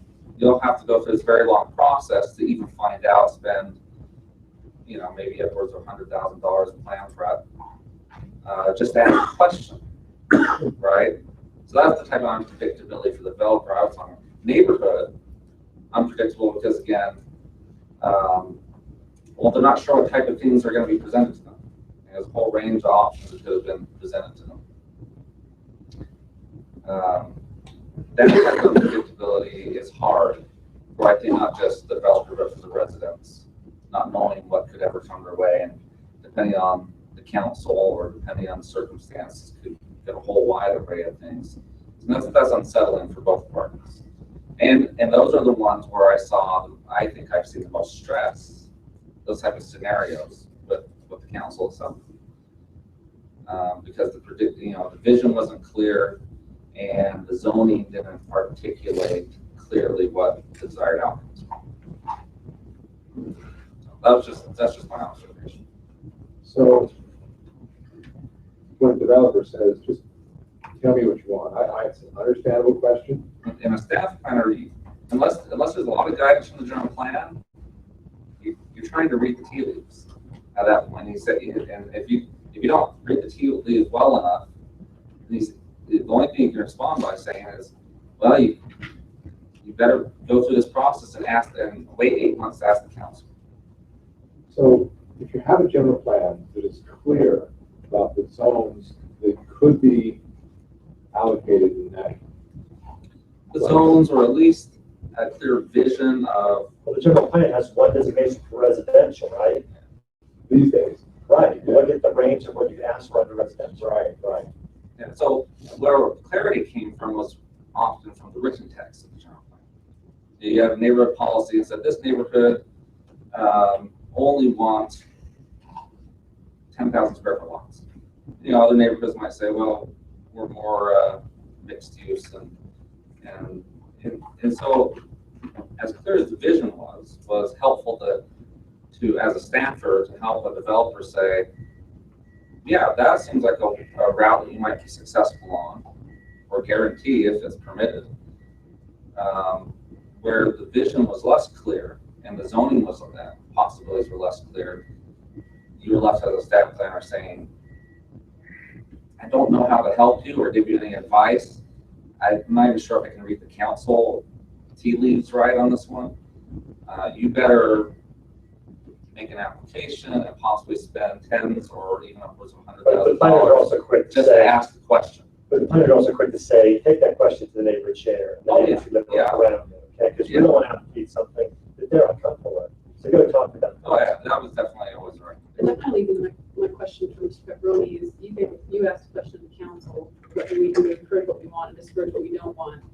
And I think understanding what we want as a city, that process, which I applaud, of going to neighborhood by neighborhood and deciding what do we want in this specific area and getting constituent input and getting the business input.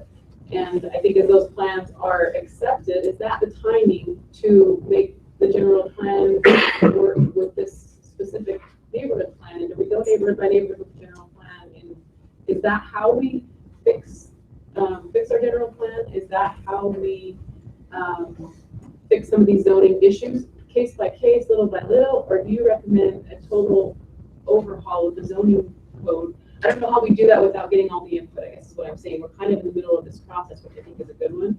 But how do you change this from a boardwalk and a harbor zoning, where it began, to something that really makes sense for Provo? And is it bit by bit, or do we dig in and just do a total overhaul? To me, it's two parallel tracks. The neighborhood plans will certainly add a level of specificity to the general plan we don't have now that will be useful to all of us. The neighbors knowing what their investment is, developers knowing what they can possibly do, and to you and making decisions. Parallel to us working on neighborhood plans, we need to address the zoning ordinance itself and fix problems that we know that we have in that. That's not a quick or easy fix, and that's why it's been talked about for years and still hasn't. We're still wrestling with how to actually do that. Short of just taking some drastic measures that involve a lot of money, we're going to be trying to find other ways to fix it. And you have been bringing those fixes to us as Yes. you see those, and I just didn't know if there's a better way or a more improved way of. It's a quicker way, but it's more expensive. Is that a fair way? And is that, yeah, and I guess we do that cost benefit analysis at this point and see, is it worth getting it right? Is it going to save us money in the long term? It might cost us here, but is it going to save us money in the long run? Other costs in the long run that are not monetary. And that analysis, is that something that we should do right now? Good thing we should do the analysis. And I agree with Bill that we need to do that analysis. One thing I'd like to jump back to when the developer comes in, just tell me what you want. I'll tell you that I have that happen frequently, and this is my response to them. When they come in, I'll say, okay, where's your property? What's the zoning? I want whatever the bare minimum of your current zone allows you to have. That's what I want, because that's what the code is. That's what I have to approve. That's what it is. If you don't want to do that, and you're asking me what would the future use be, and what makes sense there, then I go in and say, well, I don't know, as a staff, have we gone in, and is this an area that's so important to us that we've gone in and done detailed planning on it? And if we have, then I tell them, well, this is what we envision, this is what we want. If it's an area in which we haven't done that, I say, we haven't done that yet. And so if you want, I don't know what we want, and I'm okay with it being not developed for the next 5 years until we can get around to doing it.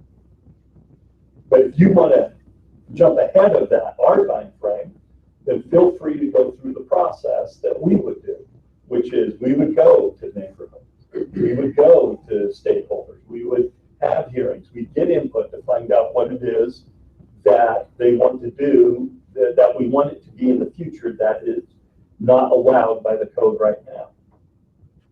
And so sometimes I think it's okay to tell people, you know, this is, for whatever reason, we have limited time, resources, staff. Provo's a big area. If you're in an area that's, you know, not the downtown, not in a high visibility, high traffic area, we haven't done a lot of detailed planning there. But if you want to go forward on that rezone, you want to go through that same process that we have.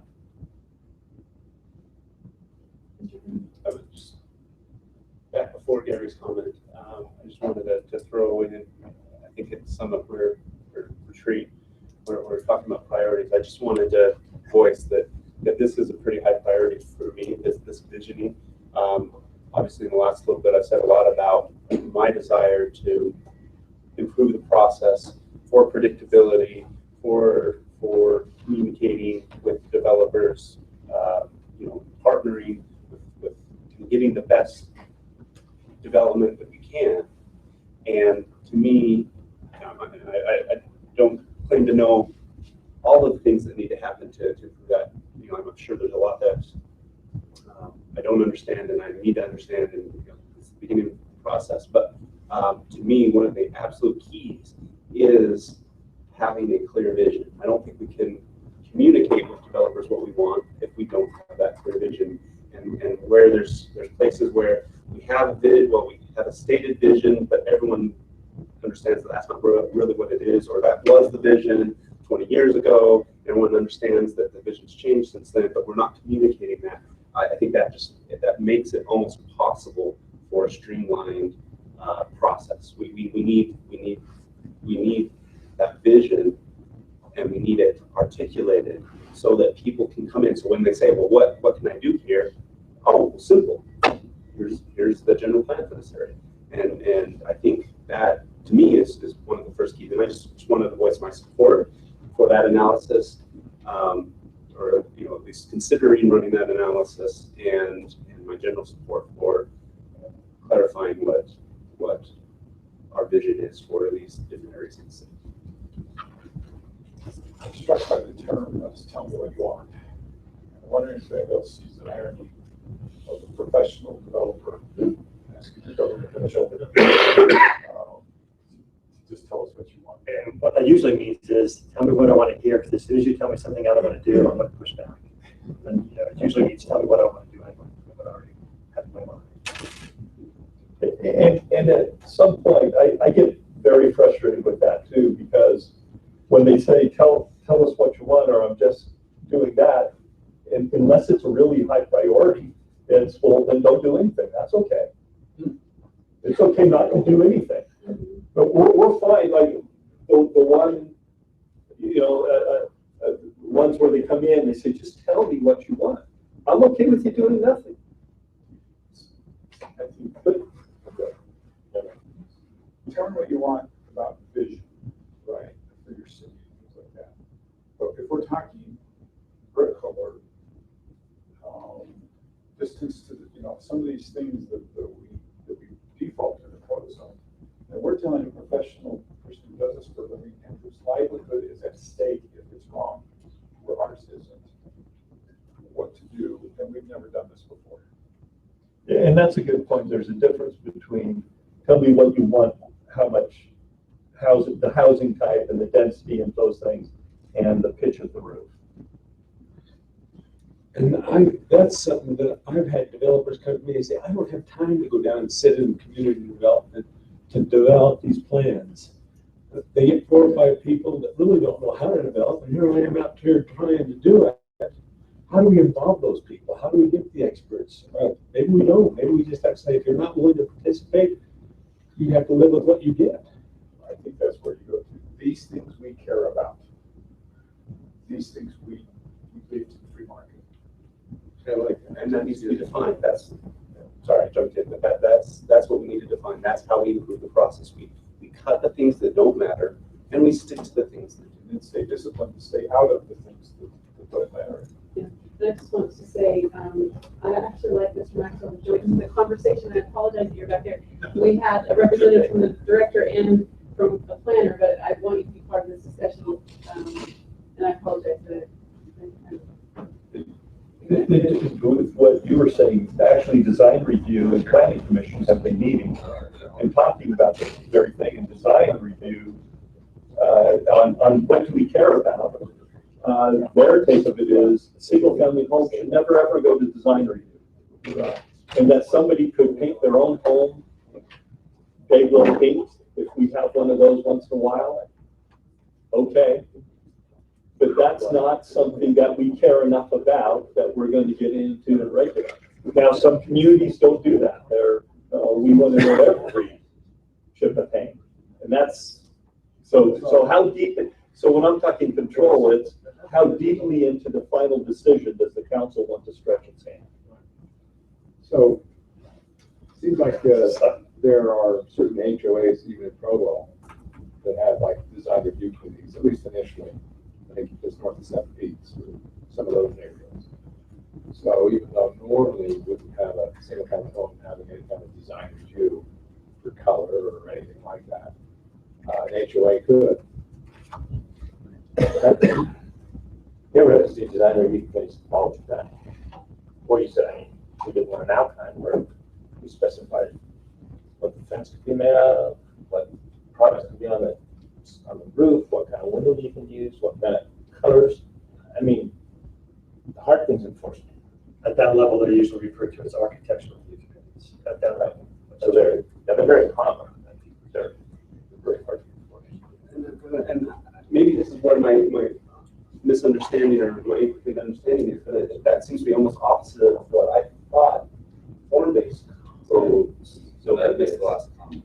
But it was just like, do we care about the brick color? Do we care, if someone wants, if they want to do it neon, whatever, that's okay. Everywhere I've lived since I got out of my childhood house has been in older neighborhoods, and up in Salt Lake, we've got this beautiful neighborhood, old neighborhood similar to the one I'm in now. You walk down the street, and all of a sudden there is a log cabin next to these older homes, and it Yeah, and I think a little bit just to walk by every time I walk by. That my soul a little bit. Like any tool, there's a spectrum.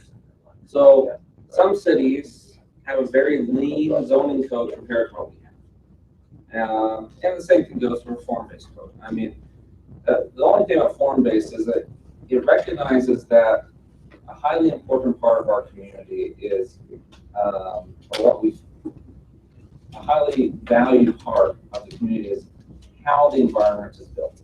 Okay, and you just hit on that. You live in an older neighborhood, it has a certain set of patterns. But what Dave just told us is he's a closet planner.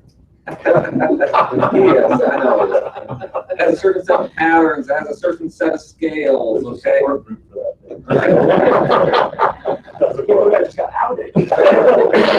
Traditional zoning, in plainer speak, Euclidean zoning, has a much heavier emphasis on what actually happens in that form, okay? And less of an emphasis on the form outcome. However, although use is addressed and is an important part of form-based planning, it just says, hey, we want to think about the actual outcomes as they're built. All right, so I think 820 North, we'll pick on that gas station again.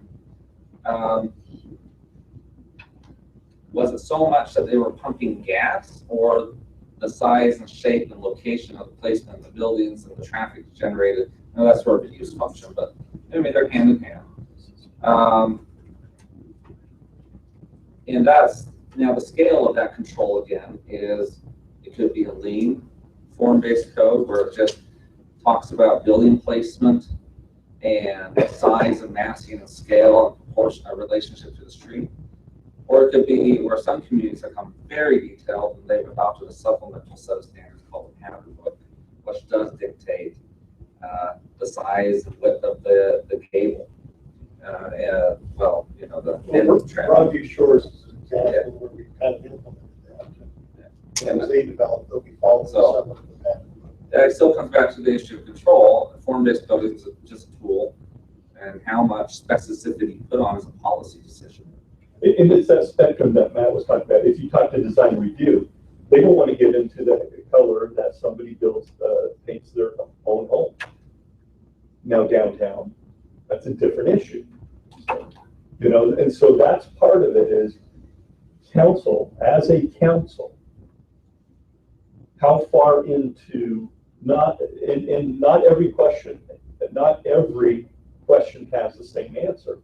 There might be some types of questions. We want to reach down very far into and have control over the ultimate outcome of a building that's going to be built on Center Street, University Avenue.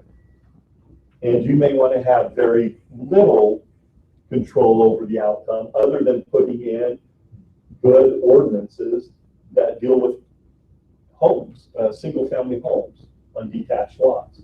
And so they don't all have to be the same. There's no requirement to do that, but it really helps for the council to know and come to a conclusion of what it wants to do and what, to the extent it wants that control. And then we can help do those ordinances, because you may very deliberately in some instances say, we don't want this to be fast. In other instances, you may say, we want this to be very, very fast. And that's what Bill was saying earlier, right? What do you want to make happen? Make it easy to happen. And you make you reduce fees, you streamline the process, but they meet very specific criteria. That's really what you want. And things that you don't necessarily want to have happen, or maybe don't know if you want to have happen, you're okay with a very long process to be convinced that this is what you want to have happen. So is the RC zone what is creating that ease of sprawl that you called it? And I would like to know your definition of sprawl, and what is it? What is the mechanism that's making that easy? Is it the RC buildings, or I just wanted to ask this. No, it's that not necessarily the RC zone, but just being able to do a single family subdivision plat, a R110 or R18 plat. That's what I consider a sprawl. But agricultural land on the west side, is that what you're talking about? Right. To do a project like that, a development like that, even an undeveloped area, the review is very easy and very quick as far as staff is concerned. You never see that unless it's going to be a zone change. You never see it. And that can happen pretty quickly for a process. Yeah, doesn't always.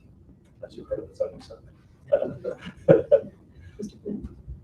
Okay, so one of the things that I think a place like Daybreak understands that it's easier when you're building a community from scratch.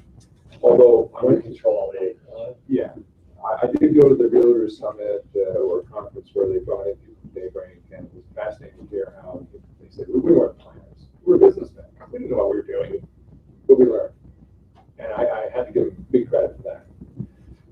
So if you're building a community that is complete and addresses all the different needs of a life cycle, of a family, of an individual, there's a lot to that. And in the past, when I was on the council before, West Provo was a problem. I worked, and I still work with leadership, like say presidencies in my job. And if I bump into one of them, I say, what's right or wrong with your neighborhood? And he goes, man, we just can't keep leadership. All we have is starter homes. The families grow up and they move out, and there's nothing on West Provo, there's nothing in our neighborhood. When I was campaigning, I talked to some people down by the radio station property, and they go, boy, we sure hope these are larger homes so people can move off and stay in the neighborhood. And so we grappled with that. Again, when I was on the council, gee, we just change the minimum square footage requirements so we get some bigger homes on the west side, not just have them all starter homes. Well, that really was not the answer. To me, the answer was more of when someone says, what's wrong? Well, we want a balanced neighborhood, a balanced community. And if you come at us with 800,000, 1,200 square foot minimum starter homes, that's not helpful. That's when you start to dictate the market. We shouldn't be doing that. But if you say, we want variety, and if you come out and say the average size of the home is going to be this in the new subdivision, and therefore there will be starter homes, and there will be some move-up homes, and some in between. That's what, if he says, what do you want? Well, we want a variety. And that's a great vision. If you remember, we tried to do that. And we did an initiative, we did a text amendment. And we started the text amendment to come in and do that exact thing, where nobody wanted just minimums. And so we had, average minimums. So you had to have a variety. You had to have larger homes, you had to have some smaller homes, things like that. And honestly, the real estate lobby came out and argued against it so forcefully that as we went to one work meeting with the council, we didn't bring it back because politically it was going nowhere. But I think the public is starting to say the same thing you just said and see the value in that. For example, you're going to see a zone change application just south of where Sharon Oliver lives on the east side of Geneva Road. What about north this year? 1400 north. So there's an R110 piece. The developer's buying, and he wants to put 20 homes there. He's going to need an LDR zone. Well, he's already met with the neighbors, and the neighbors see real value in a housing product type that is different from single-family lots and single-family. And people in the neighborhood, like Sherry, are already saying, "I'm going to buy one of those units. I'm at a point in my life where I'm going to move into one of those." And so it's going to be a zone change. It's going to be an upzoning. It's going to be a more dense community, but it's a product type the neighborhood itself sees value in. And I think you're going to see that come forward with neighborhood support. So I think more and more neighborhoods are seeing the value in that mix of housing type to hit different life cycle needs that you're talking about. Yeah. And that's a good thing, that our neighborhood, that the residents are starting to see that themselves and value that themselves. And I think since the crash, home builders and real estate agents are seeing the value in that too. Because before that, pre-08, it was as big of a house as you could build. And it would sell, and that's what they wanted. But one point though, the average selling size and price of a house now is higher than it was before the crash. I know. So you gotta be careful how. Say that again, if you want our numbers. Say that again. I don't understand what you said. You're absolutely right. Average square foot of a house that's being built and sold in the United States right now is higher than what it was pre-crash. Okay, do we know Utah County? Or that's just I think in Utah County, it's the same thing, or I think it's across Utah County. But I think what people are seeing is you don't want 1,000 units of all the same size home, and they want to see more of a mix. They're understanding the mix is better. If I get that kind of project, and granted, I'm being very specific here. I know 16 people I would sell tomorrow. I've already live in Grandview. You what? They already live in Grandview? They say we want to extend the same area, we want to stay kind of the same ward, but we don't want this big house on this yard. I said, man, if I get lots of 6,000 square feet, put you a 1,000 foot house in, they do it. Then they go to a neighborhood meeting and say, we want 20 lots at 6,000 square feet. I mean, it's right. It's taken a change culturally. That's right. See, and that's part of it. Makes us a better neighborhood. Yeah, it makes for a better neighborhood, but our whole ordinance right now is based on a 70s model, which was, yeah, and it's all, everybody has a 10,000 square foot lot, everybody has a bigger home, everybody has all of those things. There's different housing types away from each other. Yeah. So everyone's mixed up. Dave's trying to say. Which day? There's so many good topics here. It's great. I love being part of these conversations. And just real quick, since it's really pertinent, as neighborhood chair, I think we were able to help people expose neighbors to different ideas. We did a walk around. We did a walk around neighboring neighborhoods and our own neighborhood. We sat there and said, what works? What doesn't work? What kind of development proposals would we like to see here? What ones would we be willing to entertain?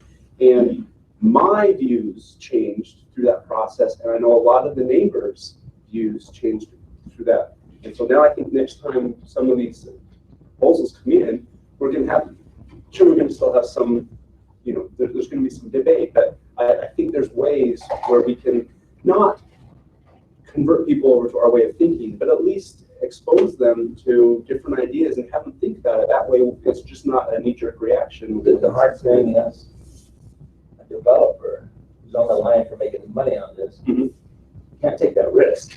We're changing. Well, if you can't change today, I'm going to lose money. Right. So that's one. The other thing is, we may want as you build smaller homes for that purpose, how as a developer do you say, I don't want these homes for a family of 6 to come and move into? That's not my purpose here. And so then now as a builder, you're putting restrictions on who you're selling to, who you're marketing to. So there's lots of, it's just not. And they're a conservative group. No, I don't know a home builder, or very, very few home builders who want to be the one to lead out on something that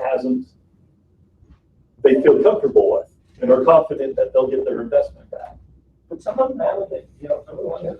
People have to understand these demographic changes that are happening too. The population of the house, number of children, even in Utah, parallels the national drop. We're still way ahead, but it's still the same, drop. It's changing enough that the LDS Church has concern. The population of the base of the LDS Church is at a level of concern.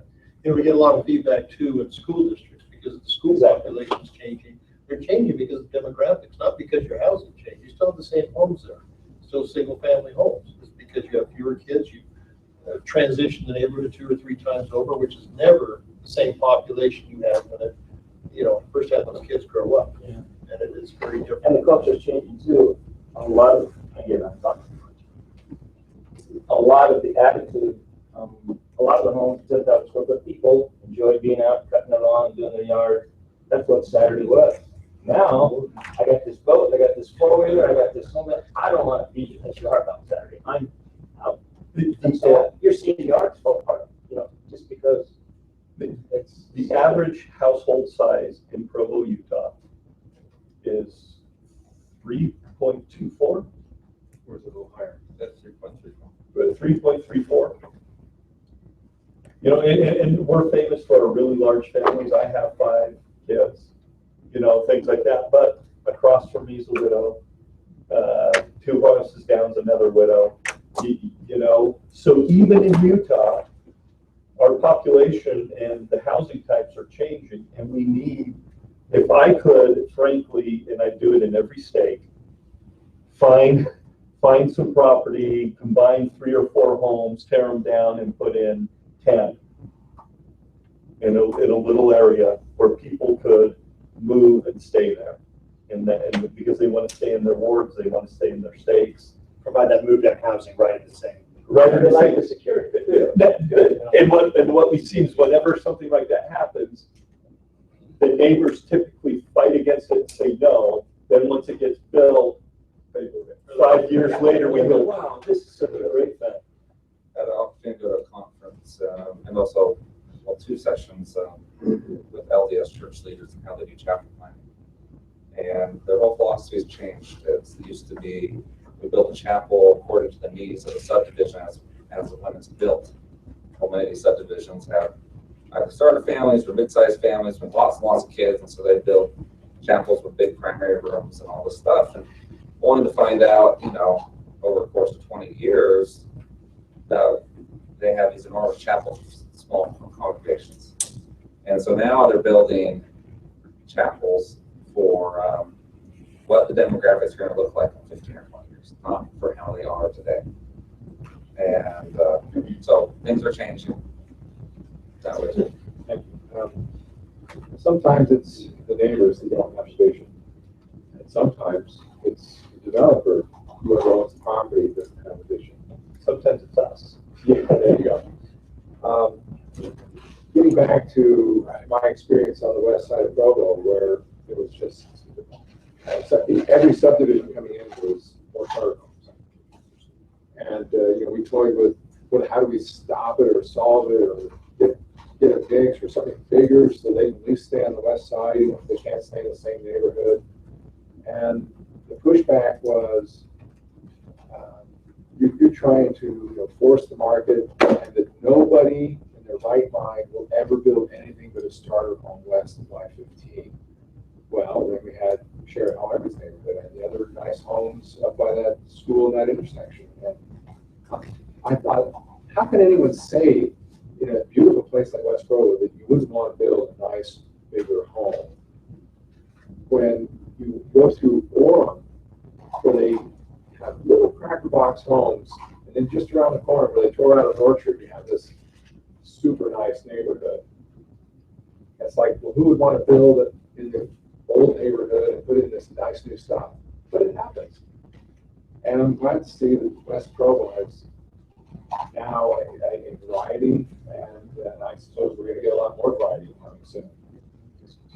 Well, and I think that it's a timing thing too, because I look at my own neighborhood and just two streets in my neighborhood in particular, and it was touted as when we moved in, it was the newlyweds and nearly deads, and they were so happy to have kids, you know, families with kids in the neighborhood. But over the past 10 years, it's evolved to the point where there are kids everywhere, and a lot of those, the families, in mine on 2 streets, 6 of those kids of parents, they grew up in this neighborhood, they grew up there, have bought back into the neighborhood, they bought the homes, the family homes, and they're raising their families there. And so I don't know how that would have affected the neighborhood if you put in something high dense right there, high density or more dense, whenever it's LER or whatever it is. I don't know how that would work.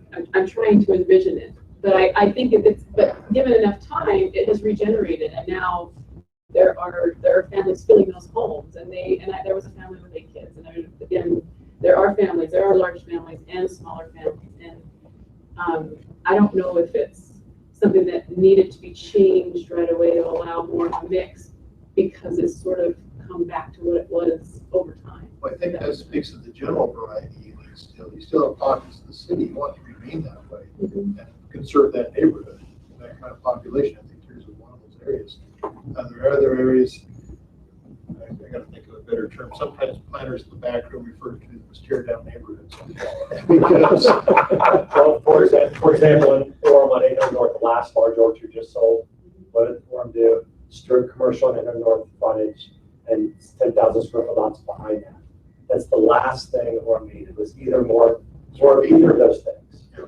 That in that area of Orem, what we needed is to move that housing kind of thing that we're talking about, so that a huge portion of the city that lives there would have some alternative to stay in that area of the city. But they did what was just easiest and quickest to do. Yeah. So how do you ensure that variety, that you get those other pockets, and not that you ghettoize is another term we use, you congregate them all into just one area of the city. I think that was a fear of the west side, that all the starter homes were just west side. You know, after they'd gone through other places in the city, that was the new place. How do you still get that mixed? And Brian's available to help with press release.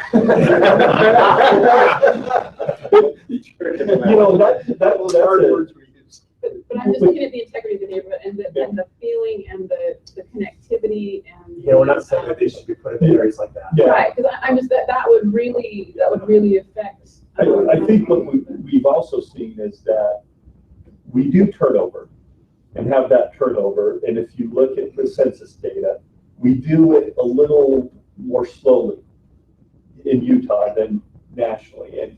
And I think that's, I don't know for sure, this is just my guess from looking at the data, is that we have older people who stay in their homes longer because they have a social support network. During Christmas, I can't tell you how many driveways I shuffled with a bunch of young men, you know, in the neighborhood to help people stay, you know, and what's that doing is helping them stay in their homes longer.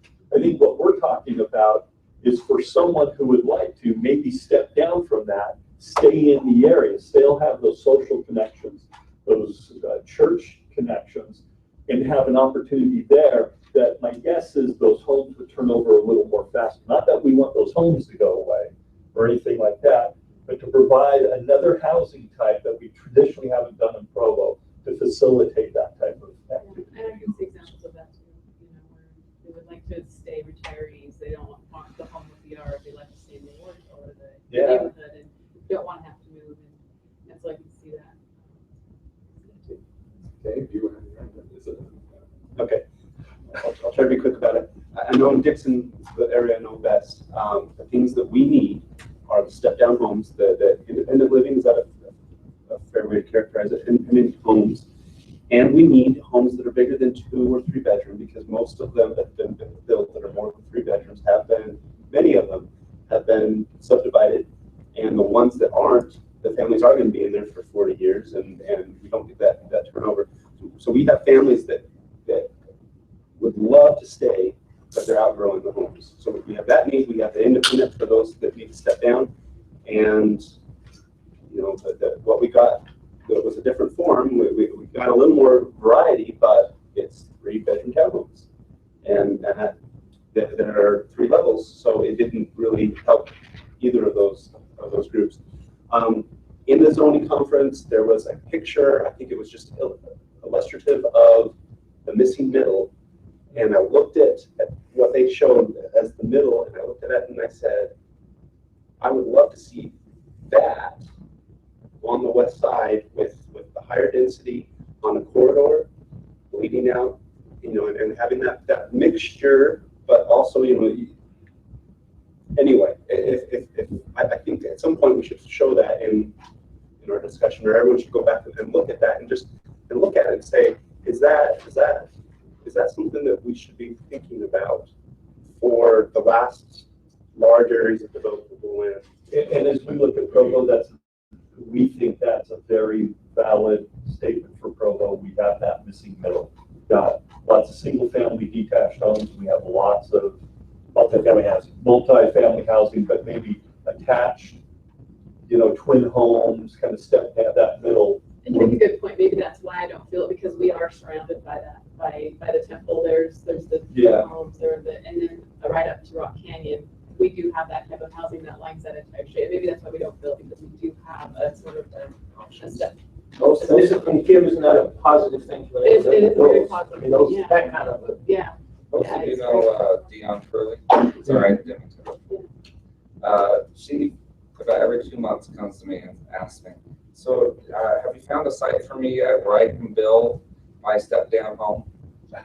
You know, and she wants a few things. She wants single level living, because she's worried about aging knees, and she wants less space.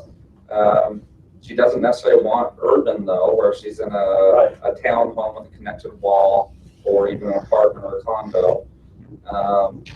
You know, and I've tried to help her, but really the opportunities are limited. And but she's also not confident necessarily enough to go out and just build her own thing. And even if she was, she'd probably have a hard time finding the right regulatory opportunities to let her do what she's trying to accomplish. So, I mean, what she wants to accomplish is largely illegal to do, because we don't have zoning that allows it. At least in place in undeveloped areas. So years ago, on my first go around as neighborhood chair, it was like 1995, a builder built 3 or 4 homes in my neighborhood and was just having a difficult time selling them to enough to make either break even, get a little profit. was stuck with these homes, and his solution, he says, you know, if I can just put in an accessory apartment, I can make these work. So he said, he was neighborhood chair and passed around a petition by city law, and we need a 70% agreement and a certain minimum number of homes or acreage. And so we did that to see if we could get part of the neighborhood to stay overnight. What an adventure. And we actually got 70% or a little more the first go round until people talked. And then they call us and said, my home teacher just had these sites. You write my name on it, they don't tell him. So after the dust settled, we were at 50% for and 50% against. And so it wasn't going to get approved. But it raised the awareness of accessory apartments to the point where some jerk, as they put it, turned in the 80-year-old couple that had somebody living in the basement that wasn't family. Well, what we found there was 100%, in theory 100%, we know there was someone that turned them in. But everyone said, oh yeah, I don't want anyone to turn in that situation. We want them in the neighborhood, it's perfectly cool what they're doing, and it's not gonna last forever. So I went down to City Hall and I ended up, I think it was the first time I met Neil Lippert. And I said, Neil, you know, they give exceptions like on your county taxes, the circuit breaker tax appeal, if you're over 65, you're low income. So can you give a zoning exemption for 65 and older, let's say for accessory apartments? He goes, yeah, you can do that. So I go to Leland Gavin and I go, what about giving it for seniors? And he says, we don't want to go there. We're going to try to get everybody in town to have an accessory apartment. Well, you know how that ended.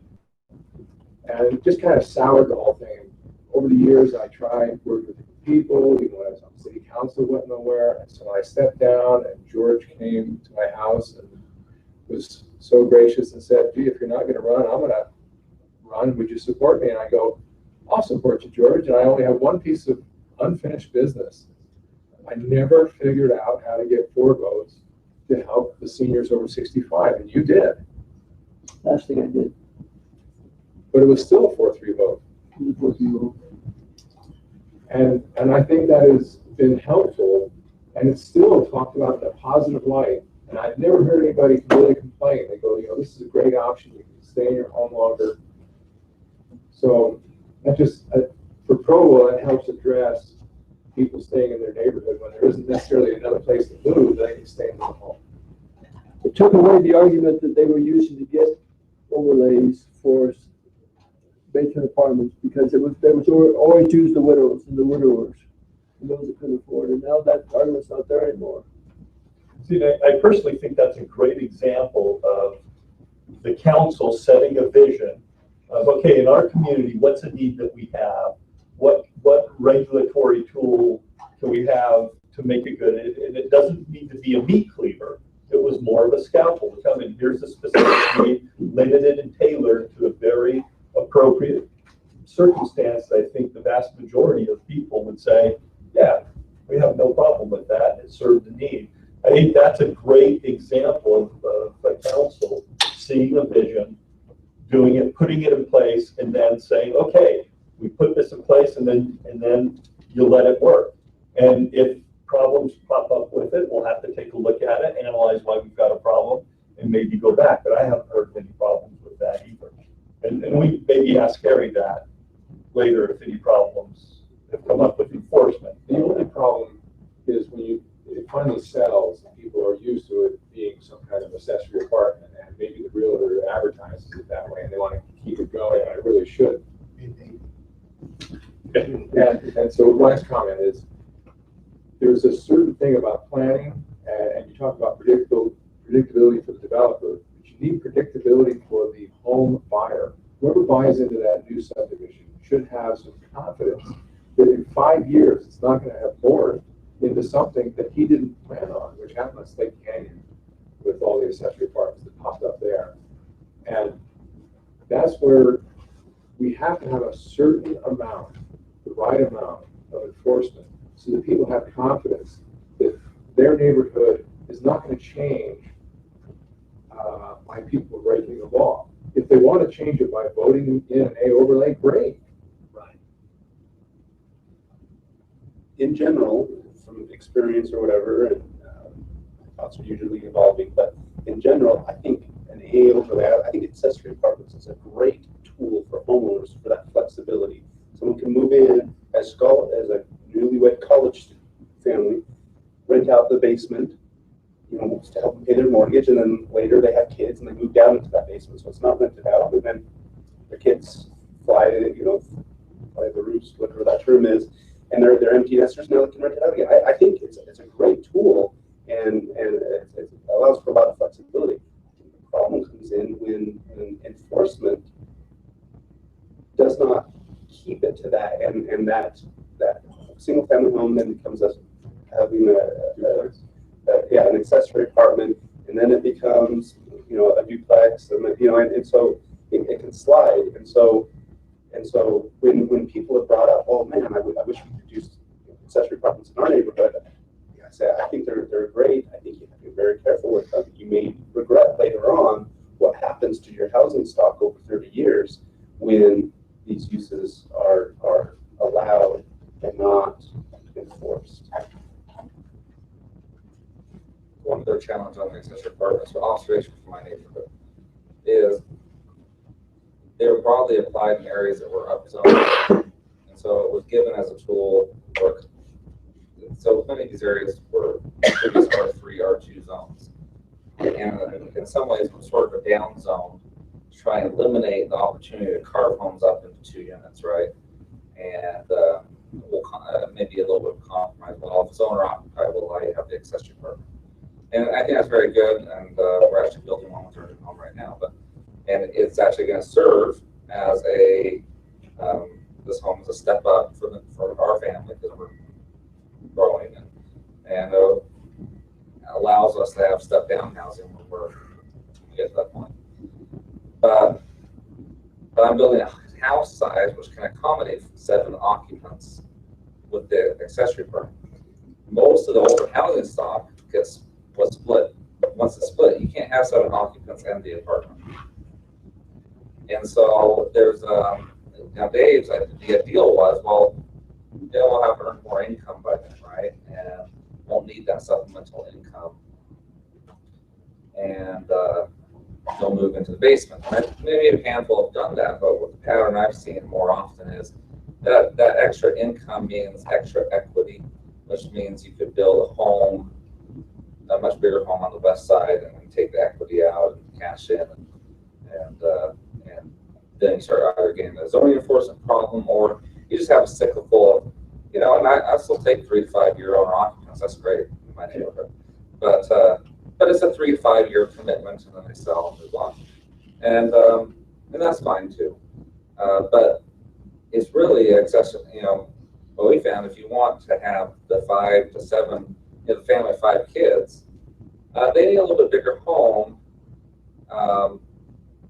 with that accessory apartment. Otherwise, I don't think it always pans out that they move into the basement and take that over by their growing family. It's usually we're selling cash out on the equity part.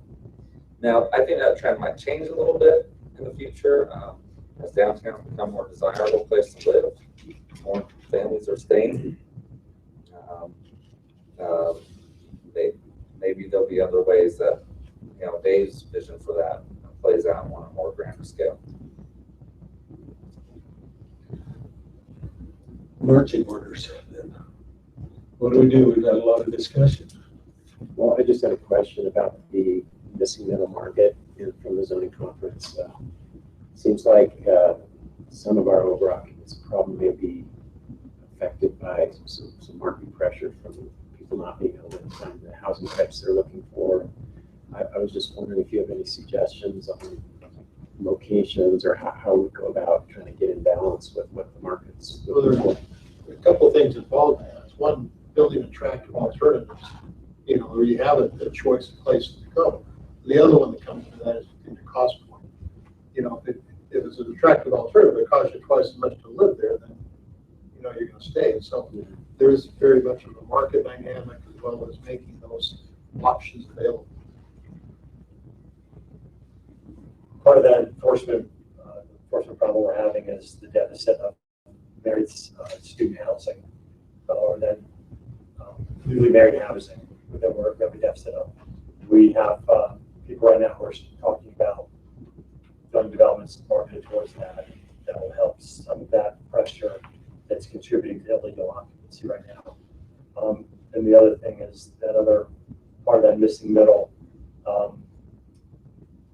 That was one of the intents of the LDR zone that covers that range of uses you can do within that zone. As we've listened to the lectures about pocket neighborhoods, maybe we were thinking too small when we wrote the LDR zone. Maybe that should have been written in a way that would also anticipate that development pattern. So we're having discussions about that right now. So we were hoping to help address that by putting in rules in place that would make it easier for developers to do it. Right now, I think it's kind of back to what Kay was saying, that we just need developers, builders who see that market need and are willing to go after it. Like you said, they're very market averse. I have one client who used to say, I never want to be a pioneer, because pioneers end up with arrows in their back. He would only build while other people had built 50 other times, and he was sure it was going to sell. He would never try something new. What do you think, Kay? You're in that business. There's innovators and there's the conservative ones, and how we can push the market, it's still market competitive, and it still goes down that. It goes back to something the mayor said that has been my experience is government is really good at stopping something and saying no to something, but we can't make something happen unless the market is willing for it to happen, or we are willing to put in money to make it happen. I think there's one interesting thing that Envision Utah sort of stumbled on, though, that as they did their surveying with the Envision Utah process, it may have been a subsequent process, they determined that 30 to 35% of people wanted an alternative housing option, probably in this missing middle range, but only like 5% of them had the opportunity to make that available. And so the default was they had purchased something that wasn't necessarily what they wanted, but that's all that was available on the market. Well, why is that? Is that their study suggested there was a demand for other product, but the market was only providing what most developers were providing. And the suggestion was that actually zoning was the blame.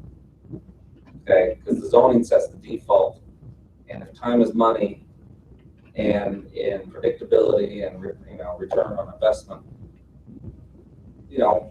water goes where it flows easiest, right? Well, that's the point. And so, I mean, zoning has always manipulated markets. Then finally started working, but nobody wants to. Now, zoning's always manipulated the market, and it's really heavily bent on manipulating towards single-family detached large lot subdivisions right now.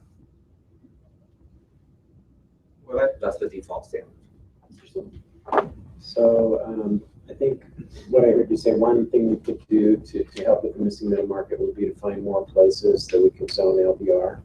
And I was wondering do we have a pioneering problem there? I mean, do we have very many LDR zones right now? No, we haven't. We've only put on the map where people have asked for it to be put. We haven't pre-zoned anything LDR. Which is what, just a couple, or how many? Just a couple, yeah, just a couple. So north of Center Street up Lakeshore Drive, there's 25 to 27 acres there that we keep getting called on. And people keep calling us on and asking questions about developing it, don't seem to be very experienced, which is scary. So we thought, what we'd rather have than more 10,000 square foot lots is something that is maybe more clustered, more missing middle, not necessarily boosting density. This isn't about trying to boost density. It's about trying to hit what we're talking about. as a planning staff, we've been saying maybe we'd be better off to go talk to a developer and say, this is what we have in mind for this area. That sounds appealing to you. Why don't you go put it under contract and see if you can deliver on that, rather than take our chances with whatever guy happens to put under contract and then comes in and do something that he's never done before, isn't familiar with, or doesn't know what he's doing. I mean, That might be another way to try to hit that missing middle. That's my point. Okay, and just one last thought then, if we're just in the very beginning stages of zoning some areas LDR, what do you think about being a little adventuresome and maybe pre-zoning a few select areas to try to speed that up a little bit? Yeah, there's one area in the southwest, there by Footprinters Park, which has utilities and other things through that area. And one of the desires that was listed in the general plan of the neighborhood plan for that area originally was to try and plan that whole area together, because it's very fractured by ownerships. It's an issue you always run into. You can get a large lot of piece of land, but unless you can continue control over all these pieces, it kind of starts falling apart. Broadview Shores isn't quite what I think we originally envisioned. It's still a nice product, but you lose control of it. But that's a particular area that some have identified because of some of the services already available and availability. And I don't know how far we would go with it. We would plan it out totally and say, okay, this is now the zone and here's the plan. And where we go with it. I would really like to take that challenge as community development and as a council to look at a couple of areas where we could do single family home or LDR and pre-zone it. To do a couple of things. One, I think it is a chance for us to go in, and I'm not saying we just do it, randomly tomorrow. We need to think a little bit about it, be careful. And we may even need to run through some scenarios, whatever that theoretical worst case scenario would be. Because once it's in the zones in place, they can build it. Just like if you have a commercial area and it's already zoned commercial, you can build a gas station.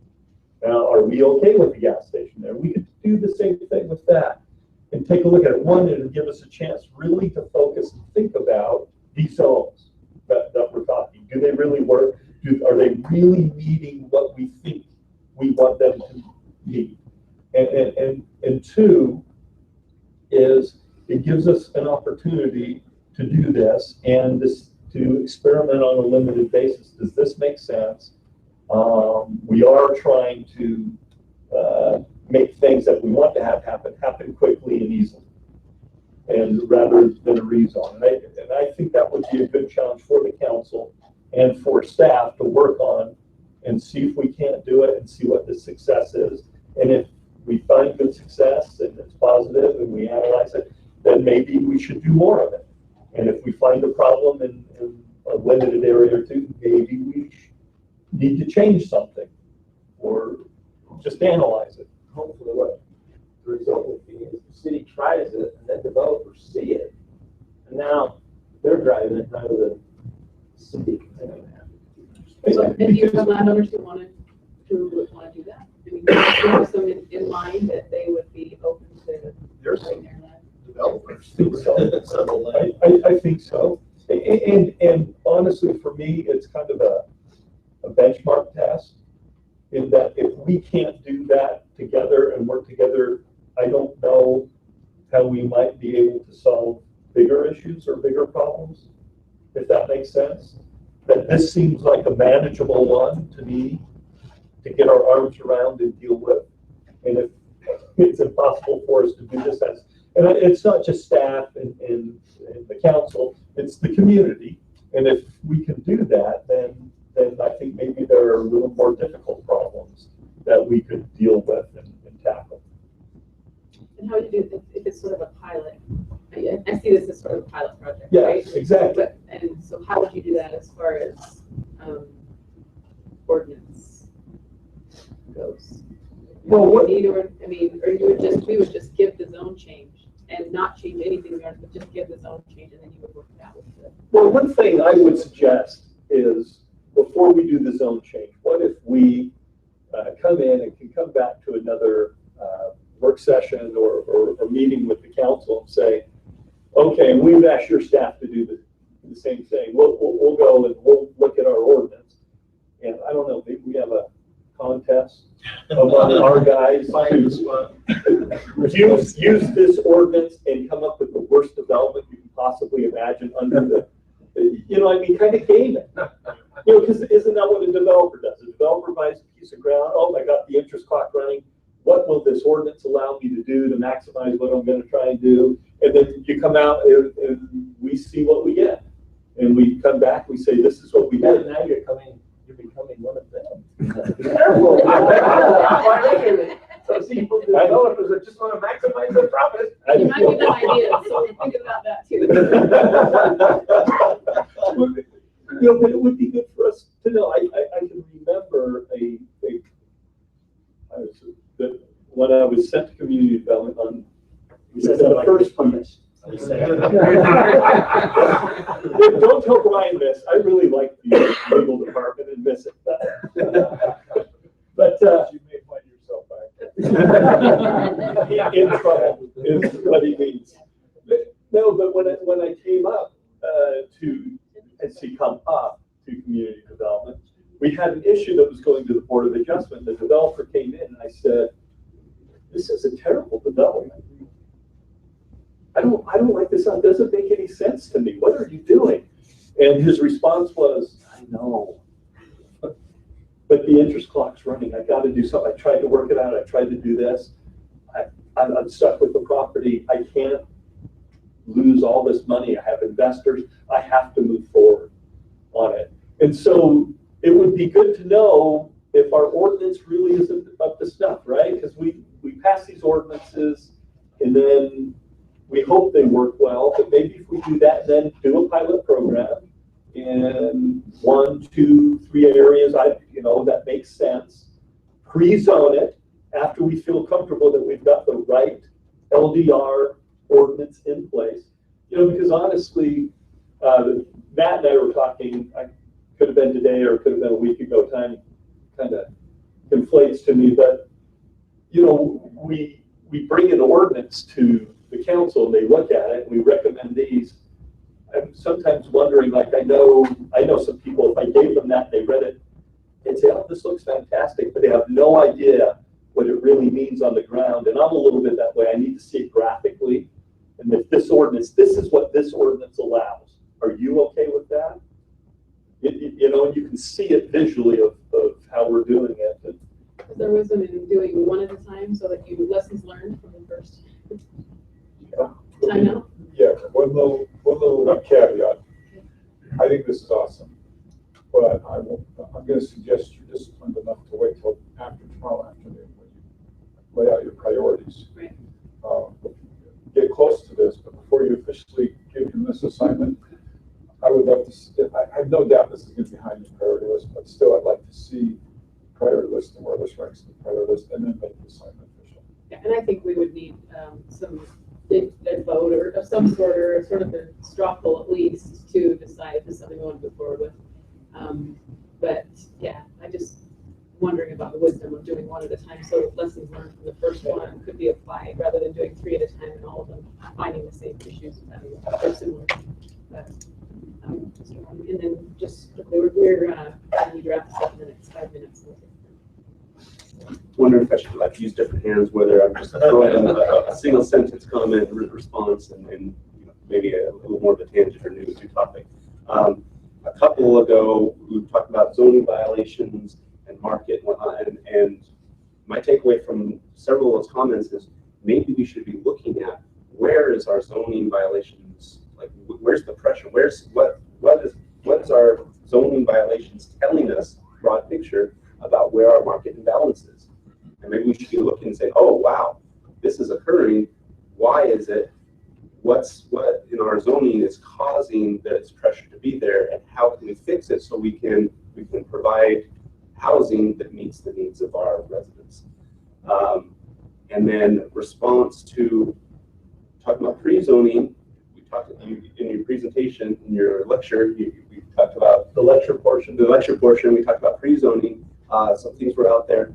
that's definitely a topic that I'd like to explore, partly just to help me settle on it, but you're talking about in some ways that make me feel a little uncomfortable, partly because I'm unsettled on it. It's not gonna happen in 5 minutes, but there's probably like 7 other topics that I think should be explored, and I think we're out of time, but anyway, it's been a good discussion, but there's definitely some things that have been said that probably need some discussion. Several things that Bill and others, and I think knowing kind of where your position on things, I think you might want to challenge and explore them a little bit. I personally agree with, but just to state it as fact and not, anyways. So maybe it'd be helpful to make a short list.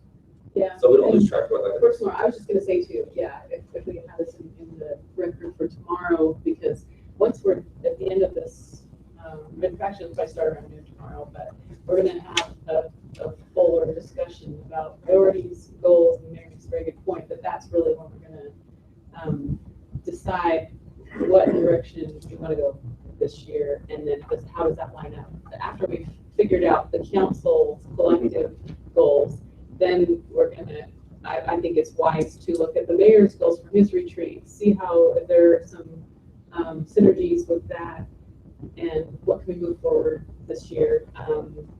But that's sort of what in my mind, what I had, what I was thinking would be good. If there are other suggestions about how to look at that, but tomorrow I felt like that was when we would actually come up with our end goals for this year. So we have some direction moving forward. I think for lots of reasons, we need to know right up front where we're going, and if this falls in that line of priorities, which I think, you know, it may. But we'll bring this up tomorrow.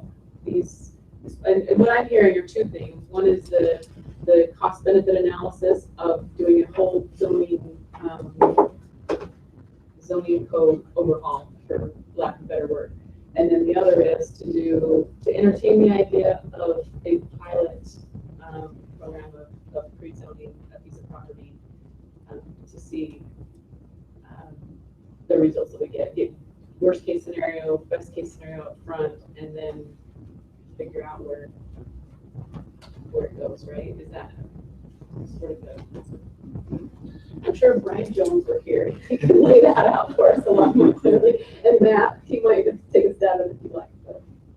No, I hear those are 2 of the major dominant themes here. Dave mentioned 7. And my only suggestion was if they're captured now, then they wouldn't be forgotten for the fuller discussion tomorrow. For the 7 that he has. Yeah, so maybe he should just write them down and bring them tomorrow, but. That would be great, because we're gonna. Unless there's other things people want to make sure sticks. Yeah, just point of clarification, these are not like priorities or efforts that I think we need to engage in. These are things just as simple as when we're talking about, hey, maybe we should be thinking about pre-zoning because of this, this, and this, and wow, you know, pre-zoning I think has this disadvantage over here that wasn't addressed. Or, I mean, as an example, you know, we make easy suburban sprawl, which is, you know, not beneficial for anyone or not what anyone wants. And you kind of touched on, well, define suburban sprawl, and you know, maybe there's some on the council who would say, well, what you consider suburban sprawl, I consider the American dream, and you know, and so those are the kind of 7 that are like that were just stated as facts, and I would want to at least explore them before accepting them as just how we see it. I have a question. I thought we were kind of doing that. We've been doing this quite a while. When we started with the downtown zone, we started the TOD zone, we come in with the MDR and the LDR. Aren't we already in process, or are you asking to anticipate? I mean, it's speed that up, or We've done some areas. We've done some areas, ITOD, downtown, DT1, DT2, and North Joaquin, a few areas there. Yeah. An interesting field trip would be, those are areas that have been pre-zoned with certain standards. And it'd be interesting to review what those standards were and actually go look at the projects. And see them in real life and say, is this what everybody was envisioning, or is it off? And do we need to fix some things in the code? And we would love that. We would love it periodically to be able to come and sit down like this with the council or go on field trips with the council to look at projects we've done or other projects in neighboring communities, so we have a common language. And so when we're saying, hey, who went to Pasadena? Anybody remember years ago we went to Pasadena with the council, and for years that really helped, because you go, yeah, you remember the thing over by that other thing that was like that? And, oh yeah, well we want to do that. Oh, okay. And they knew exactly what you were talking about. We had that common reference. I did the same thing for Daybreak. We went to Daybreak as a council. And we were valuable. I'd like to move that we adjourn for 10 minutes so we can get, it's important in zoning is zoning enforcement. Zoning doesn't make any difference if you don't enforce it. Right? So there's a motion, and is there a second to recess for 10 minutes and come back and a second by Mr. Fink, and all in favor? It's unanimous. Thank you.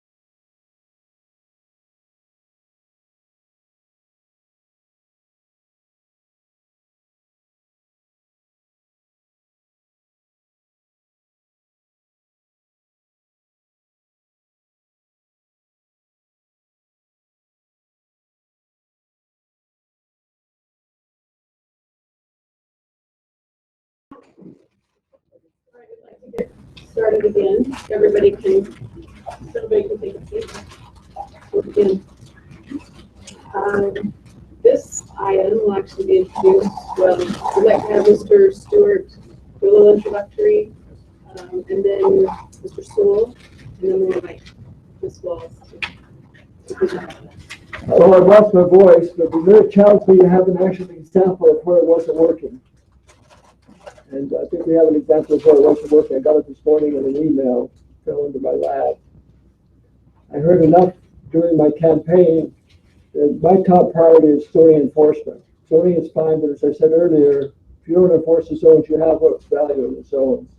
So since I lost my voice and didn't want to have to strain too much because I'd like to talk after Dave reads it, I want Dave to read this letter to all of us. Okay. Didn't bring my reading glasses. And he knows almost need. And he knows the lady. They're very stylish, they'll match with your. I like K's. 200s, 300s.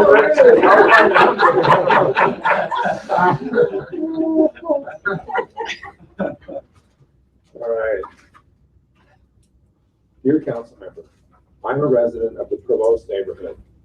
A year and a half ago, I formed a zoning group with 42 of my neighbors. Our intent was to try and address the many zoning infractions in our neighborhood that have transformed this area from a family neighborhood to a less desirable and transient area. I don't want to lose you in the details, but you should know that hundreds of man hours were spent in this endeavor. We held meetings, mapped the entire neighborhood, met with the city zoning staff, and had the city send zoning information letters. We walked the area with the mayor, contacted realtors and investors, sent photos, license plates, and contact information to the city to help their enforcement efforts. In short, we set the city record for the number of open zoning cases any Provo neighborhood has ever had, according to the zoning office. I don't think anyone could ask a neighborhood to do more than we did. For the first time, we had hope that things might turn around and we could consider keeping our families in Southeast Provo. Then our beloved zoning officer, who helped us so much, took a position with another city, and everything stopped. We waited for 4 months for another officer to be hired. Since then, we have not seen any further cases closed, and most of our work has been undone. The homes that were sold to by investors due to illegal apartments are now being illegally rented by the new owners. Most of the 40+ cases that were left by our zoning officer are still open and, to our knowledge, are not being worked on. This is not a letter to complain about our city officer staff. We love them. We have nothing but helpful. They've been nothing but helpful and courteous. It has become obvious that our zoning laws, policies, and funding, however, are not sufficient to protect our neighborhood. I served on the recent neighborhood committee for the Southeast area plan. During that process, the city planners proposed higher density zoning for many parts of our neighborhood. The committee members were, for the most part, opposed to density increases. I wondered if staff felt that we as residents simply oppose change. I firmly believe the main reason residents in this area are opposed to density increase or growth is because we know from experience that growth will be exploited by investors and it will downgrade the area. From experience, we know we have no way to enforce the zoning laws. Therefore, the only way to preserve a family-friendly neighborhood is to reject new growth or density. That's the reaction. This is not a good dichotomy for anyone. I've heard some staff members say that zoning enforcement does not work. I understand it's not a perfect solution, but believe there's room for improvement. I was encouraged by the zoning ideas presented at the zoning conference in December. I hope that the council would consider adding to these progressive ideas a discussion on zoning enforcement. Would you consider allowing me or members of my committee to tell our story? I would love to show you our successes and our stumbling blocks. Unfortunately, I would love it if the mayor would consider forming a committee consisting of residents who are actively involved in significant zoning enforcement efforts with the staff. It would be wonderful if we could work with Carrie Walls and her wonderful staff to discuss what is working, what is not, and present ideas to the council. there are so many things the mayor and staff are doing now to move Provo forward. I feel the evolution of zoning enforcement will help that momentum. I hope the experiences we have had this last year can give you us perspective. Let's liken this to an NFL team. We have an owner, the mayor. We have a general manager and coach, which is Gary. We have a quarterback, it's Carrie. She's got 2 linemen, no wide receivers, no tight ends, no running back. She's got 2 people to work with. We lost a good zoning officer, took us 4 months. What team would wait 4 months to replace key elements of that team? Is there a problem? In fact, let's go on to the next letter if I could. This has been happening for years, ladies and gentlemen. This is a letter from Cindy Clark in 07 to Mayor Billings. And it aligns with the letter that I received from residents of the neighborhood, the Mitchells. Same problems that occurred in 07, same issues are occurring now in 2016, which is 9 years later. Evidently, someone hasn't taken this seriously enough, because I can't imagine a team letting this kind of problem go on this long without finding some solution. And we all have to take the responsibility as citizens and as council members and as administration. If somehow zoning enforcement is not working in the city of Provo, I personally am not excited about adding more people to community development, adding more people to economic development, adding more people to the police force until we take care of this issue. For me, this is my #1 issue. It's the #1 issue of my residents that I spoke to citywide. And so that's my proposal. I'm willing to put whatever is necessary in the budget that we can have adequate zoning to solve this issue. I mean, it's a serious issue citywide.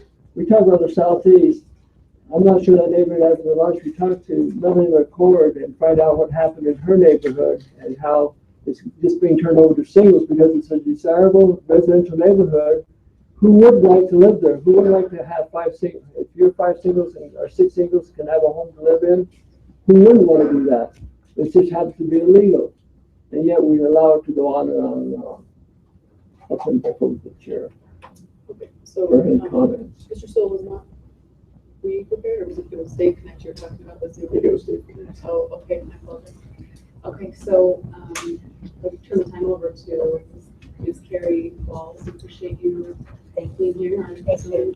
Actually, what we're going to do is, before we get into the meat of this, we're going to talk about the survey that you all took, or most of you took, and Gary's going to. Okay, we sent a survey to the council. We had 6 people respond, 6 of the 7, but not everybody responded to every question. And so what we did is part of zoning enforcement is understanding what the council and the mayor feel comfortable with, and so they get us to think about it. And so we tried to ask some higher level questions and set them out. So the first one, should similarly situated people in different parts of the city be treated the same? That was yes, 100% agreement on that. Can we go to the next page? By way of clarification, I did not take this. Okay, the mayor didn't take it, so it's just council members. Okay, now what's the right balance between private property rights and government regulation? And it was a slider bar. The minimum value was 2. So the lower the number, the less government regulation. The higher the number, higher government regulation. So the average value of the 6 responses was 4.5. The standard deviation is 1.6. So there's fairly good agreement on. Yeah. If I can just talk about this briefly before we jump into the details, just a high level. Yeah.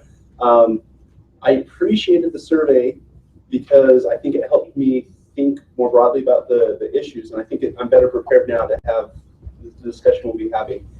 I don't know if everyone is like me, but I often struggle with surveys because I often find them limiting somewhat I mean, I look at this and I say, that's a false dichotomy between private property rights and government regulation. To me, it's not on the same spectrum.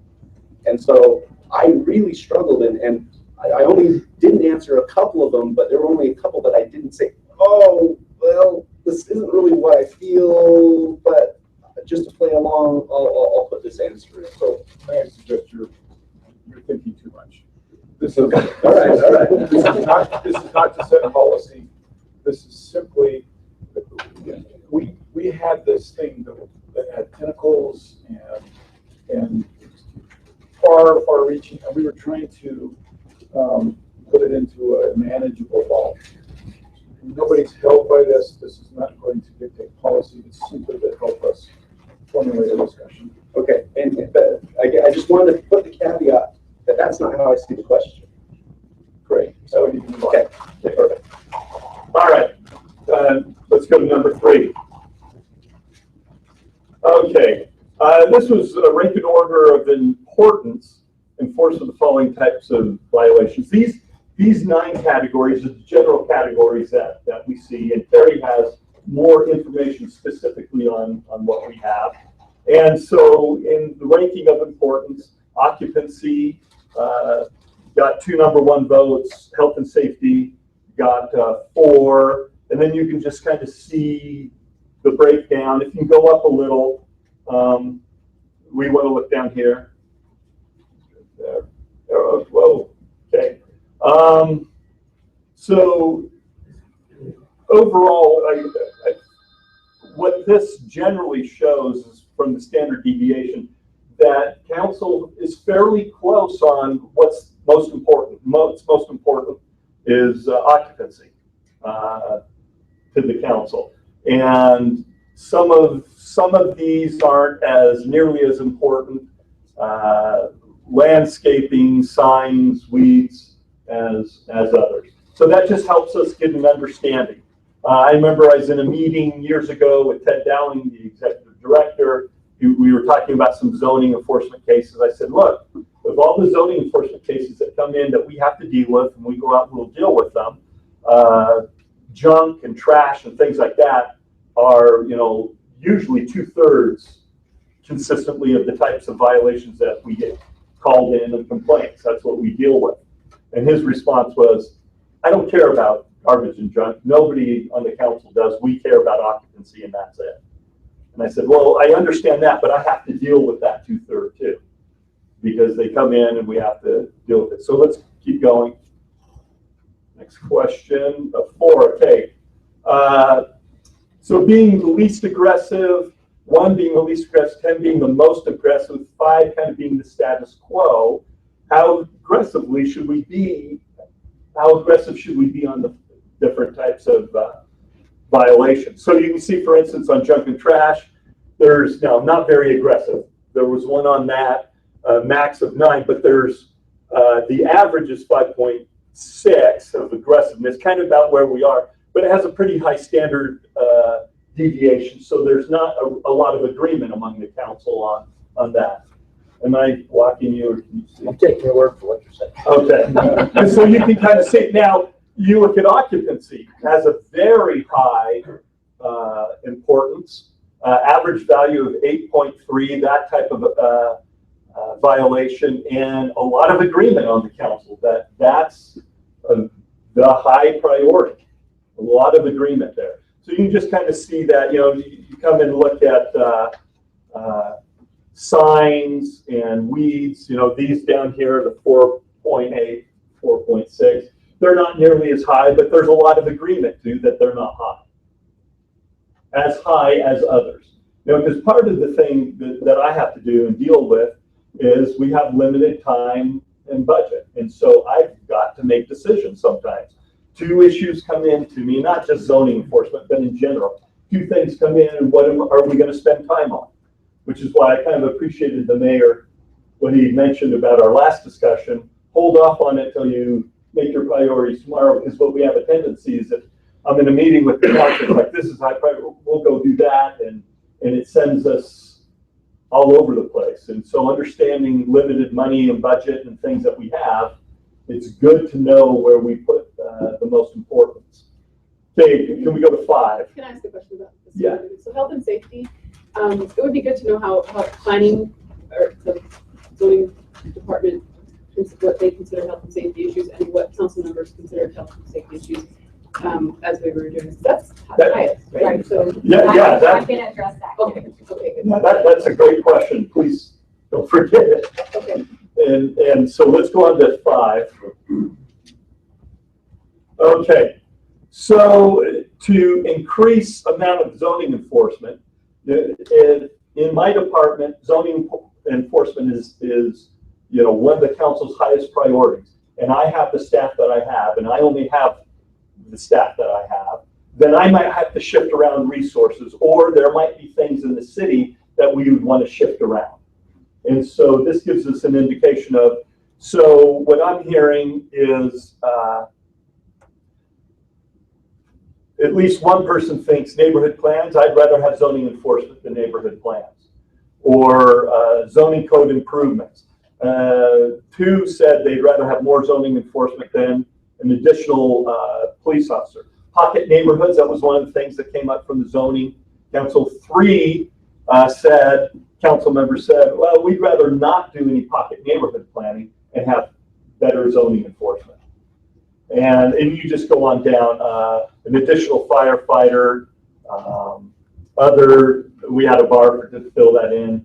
Nobody did. Increase in property tax. 2 would see to increase our ability to do zoning enforcement and increase the property tax they would be willing to consider. So this helps us again to prioritize and look at work. Can we go to 6? Okay. Now, one of the things is when we do enforcement is not just doing enforcement, but the style of enforcement. So we can give reasonable time, somebody's in violation, and we work with them, time period coming by. So with occupancy, how much time should we give somebody to come into compliance? So 0 was 1 week and 10 was the end of the current semester. So there could be a pretty broad range, and this isn't exactly scientific with exactly how much time, but the average value was about 4.3. So it's less than the end of the current semester, but it's more than a week or 2 to come into compliance. And there's a high level of agreement among the council that that's how we should approach things. Okay, can we go down to the next question? Now, what we often run into is people have circumstances that are unique and not everybody is the same. And so we said, should age or disability or financial position of people affect how much time we give them? And most said yes. There shouldn't be one hard and fast rule. And that's how we've been doing it, and that ends up being more of an art. I can tell you, every violator of an ordinance that we deal with does not think we give them enough time. Everybody who calls in to complain of a violation thinks we give them far too much time. Okay, and so there does need to be, I think, some discretion for different situations that we deal with. Okay, can we go to the next one, 8? Now, 8 is a very similar question, except it deals with all the other types of violations. And the other types of violations, the average on this actually was we should give on junk and weeds and things like that less time for people to come into compliance than occupancy. We should be giving occupancy violations more. And again, a high level or a higher level of agreement there on that issue.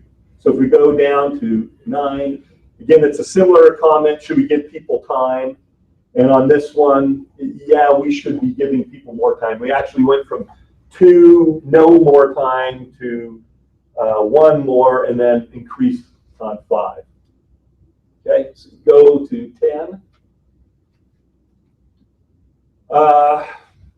Oh, and then this one was, have you had firsthand knowledge of zoning violation that has been reported but not enforced?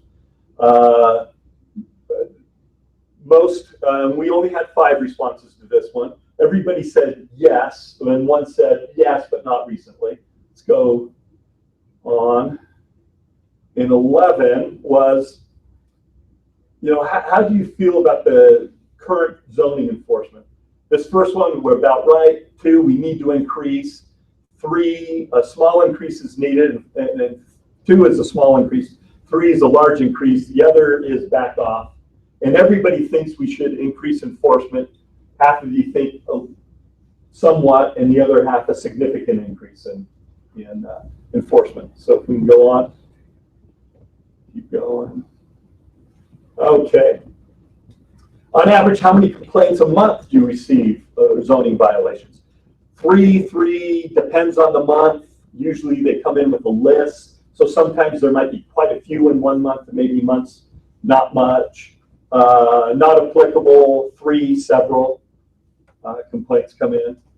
Okay, we'll go 13. Okay, now this one is, how concerned are you about the quality of rental properties in Provo? And what was interesting about this, the minimum value was 3, not terribly concerned, but not terribly, to max 10, with an average of 7.3, but the standard deviation is pretty high, so there's quite a divergent opinion on whether that's important. Now the interesting thing about this question, Carrie may talk a little bit more about it, but I'll introduce it, Kim, which kind of goes back to your question earlier. What we enforce on health safety standards are bare minimum building code standards and the standards that are in our apartment dwelling license program. If they're beyond those, and it meets building code, but it's just a terrible housing situation, we don't deal with it. We don't have a maintenance code in Provo. We don't do that. That's not on our books. And so there are some places that meet code that you might take a child or a grandchild or a friend and go in there, and this is where they're living, and go, I'd never want to have them here because the wallpaper's peeling off the wall and something like that. Well, if it's not a health safety issue, bare minimum, we don't deal with it. Exposed wires, okay, we'll deal with that because that's a building code issue.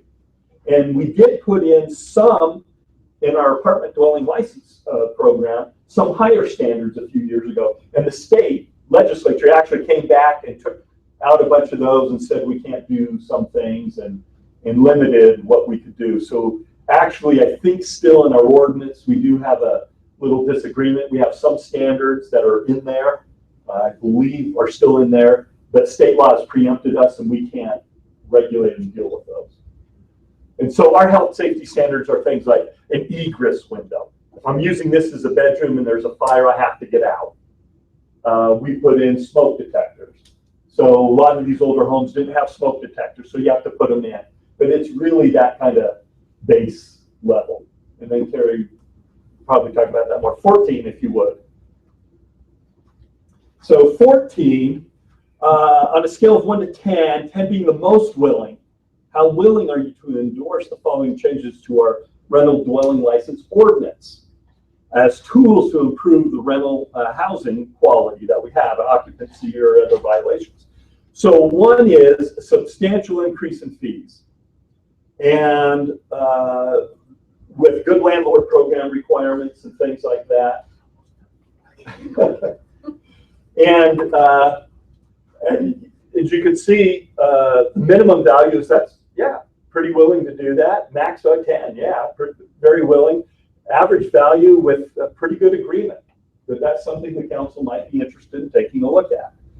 Now we do, again, the state of Utah, the state legislature came in and did limit to some extent what we can do and how much we can charge. But I believe there is room under our current existing rental dwelling license ordinance that we can charge more, and we could do a full landlord program. That's been talked about, but Blaine, that hasn't been finalized, has it? No. One of the concerns that's been developed recently is the way the fee structure is allowed under state code. We have to treat all apartment complexes the same, and because so many of them are BYU approved housing and therefore have an honor code, We have very little extra cost associated with those. And so the differential in the good landlord fee versus not good landlord fee is comparatively small. It's like $30 a year. And so the general sense has been we can go through an awful lot of work to set up a program. We have people say, well, for $30 a year, it's not worth me going through all of the requirements of the landlord program. So that's why historically councils have not moved down that path.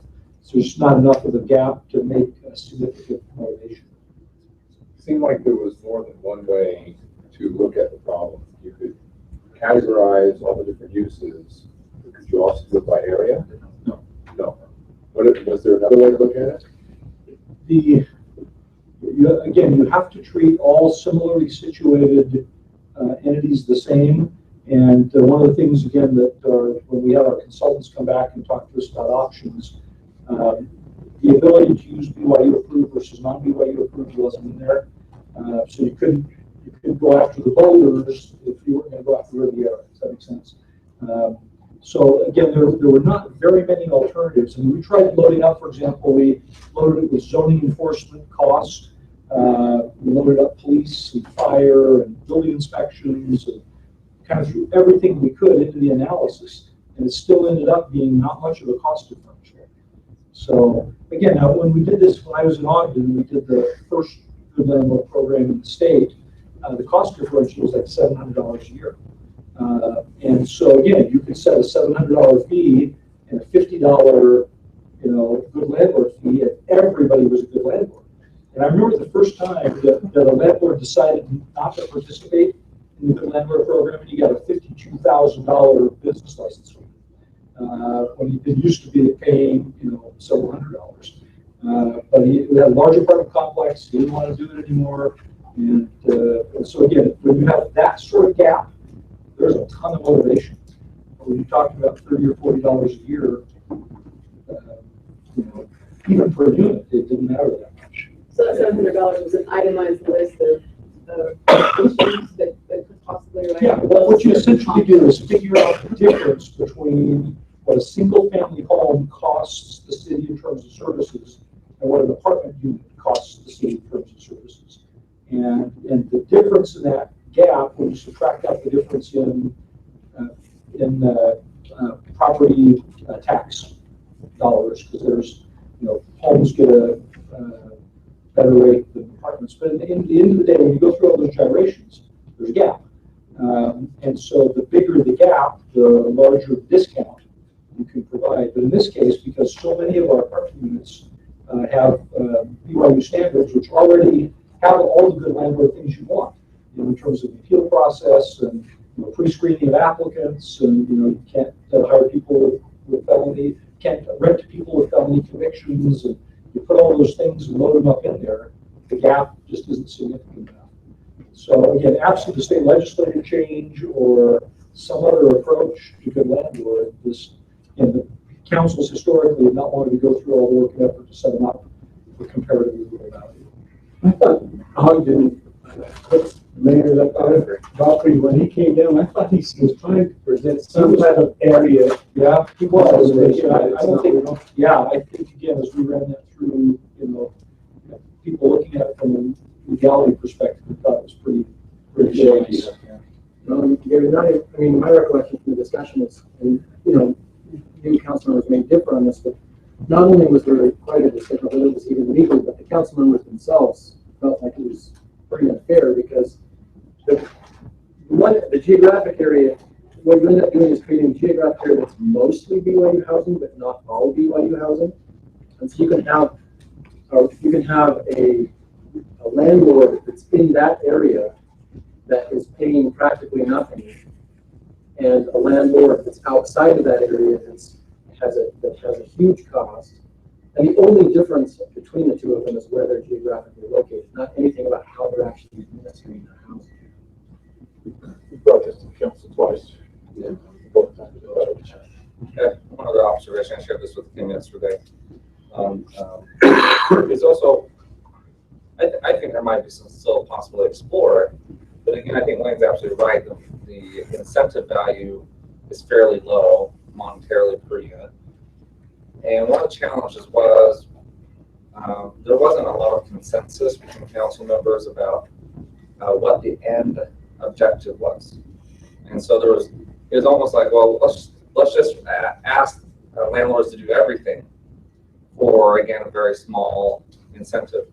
So I think if you did want to explore it, I would suggest find out exactly what you want to address. Find a small enough list of incentives that matches the financial incentive. And just get really focused on that. We're going. So go up a little. There's another question underneath it. Oh, okay, I'm sorry. Two, up, down a little. Okay. So another one was requiring additional inspections. One every 3 years. Initially, we had some inspections put in there. State law kind of modified that. I think we can do every 3 years. So on this one, Sorry. yeah, more of a divergence of agreement among the council. Standard deviations will high. So on question 3, requiring a plaque on the inside of the door. When the apartment licensing was originally put in, you'd have the people. We'd always hear from somebody, well, they just rented it to me. I had no idea we could have 10 people in here. And so the idea was, hey, let's make it like a hotel. And they close the door of your hotel room right on the inside here. There's a little plaque that tells you how to escape and when you have to check out and things like that. And that didn't make it, got taken out. So again, now we have not a lot of agreement on whether something like that should be done. So requiring landlords to provide the city with not only to have a license, but then every semester they have to give us tenants' names and vehicle information as part of their rental dwelling process. Again, not a lot of agreement on that. That type of solution would take a lot of staff time to track and deal with. One of the good ideas about the plaque was that's a pretty simple thing. You go in, you see the back of somebody's door. Oh, it's not here. You got to get this in. It's a violation. You're addressing occupancy through a really easy, objective thing. Having a plaque on the back of the door that everybody sees, and now there's no excuse for anybody. Everybody knows it. Yeah. So in our computer age, how difficult, if there was a website, would it be for the landlord to enter some of that information? Oh, it wouldn't be difficult at all, but if they didn't do it, then what do we do? Do we make it a violation? How do I track it? How do I have people follow up with them? What kind of time frame do we have them come into compliance? They're not signing leases until right before the beginning of the semester. By the time we track all this down, is it going to be a week before the end of the semester? And so, yes. I just wanted to point out that, yes, there is some divergence in priority, but the minimum is still 4, which to me is right below kind of yes or no. If you made it yes or no, yeah, that's pretty close to the middle. So anyway, just an observation. Yep. Okay, moving on. Okay, 15. Now, these are more tactics that we would use. We actually use. I remember one time, years ago, I had a neighborhood chair tell me, said, come on, Gary, enforcement's easy. We all know how you do this. You go in and you get one of those girls in that apartment, because we were talking about a specific apartment that's had, I think, 5 single girls rather than 3. So you bring them downtown, you put her in a room. We've all seen Law and Order. You sweat her, you put the lights on, and you threaten her until she gives up everybody else. And I said, well, theoretically, yeah, that's probably legal. I don't know if I told Harry to do that I would have a job tomorrow. The mayor might fire, or that the council would support something like that. So we're not doing that. So what we put here was just, yeah. Okay, so here we've had, we've had this before. Hey, why don't you guys come out? Well, I've even had people offer. My room looks across at this place. Come set up a video surveillance camera. And so now we have a minimum value 1, 7, pretty low average, and a big disagreement on whether we should do video surveillance. That tells me this council doesn't want us to use a probably legal yet pretty aggressive tactic on occupancy. Here's another one, issuing subpoenas to neighbors to get them to come in and testify. That's pretty low. Some decent agreement that that's a pretty low criteria. How a neighbor, because that'll happen. Hey, I know this is a violation. Okay, the best evidence we have to prove it is you. Will you testify? No, I will not. Okay. I could legally, I can subpoena them and have them come in, but we have refrained from doing that now. And so part of this is to give us some ideas. And again, the survey, Dave, your point, really the intent of it, it was our first time doing something like this, was really to be more thought-provoking and for a high-level conversation than scientific purity to be published somewhere. So staff stakeouts, again, fairly low. You can see the numbers. There we have reviewing ward lists. People have come in and submitted ward lists to us. They have, haven't they? So just noticing that the ones that are like the lowest have the lowest responses. And if I remember the mechanics of the survey, right? If it's left, if the slider's left all the way over on the left, meaning it would be a 1 or a 0, it doesn't get recorded. And so it should get recorded as a 1. If it's not, then we have to go back. If you didn't move it at all. Oh, if you didn't move it, you don't move it at all. Correct. I was at the bottom and I realized some of my sliders were different colors, and then I realized it was because I left them all the way over. Yeah. And all I was indicating is minimum. Yeah. And so I wonder if that affects that. And it probably does. You have to touch it and move it in order for it to register. Yeah. And I just realized that at the very end. Yeah. The number may be lower than what, or the average may be lower than what is shown there. I remember one case, again, it was a group of girls, over occupancy, and they were saying, hey, I know they're over occupied. So, okay, that's great. Well, tell me how you know. Well, I know because every morning at 6:30, these 5 or 6 girls get together and they have a group prayer and scripture study. And I said, well, how do you know that? He goes, well, I've seen it through the window. And they're like, well, do you want to come in and testify to that? No. Okay. So can we go up a little? The other way up to me means this. Sorry about that. Okay. So staff stakeout review ward list, revocation suspension of the landlord's dwelling license. Yeah, that's pretty high, and there's some good agreement on that. That's a tactic that we haven't used much. I think we've done the threat. There might be some issues that we have to think about and look at with that one. But like if we revoke somebody's license, what do we do with the property? You know, things like that. But that's something I think we could really look into. Can I make a comment?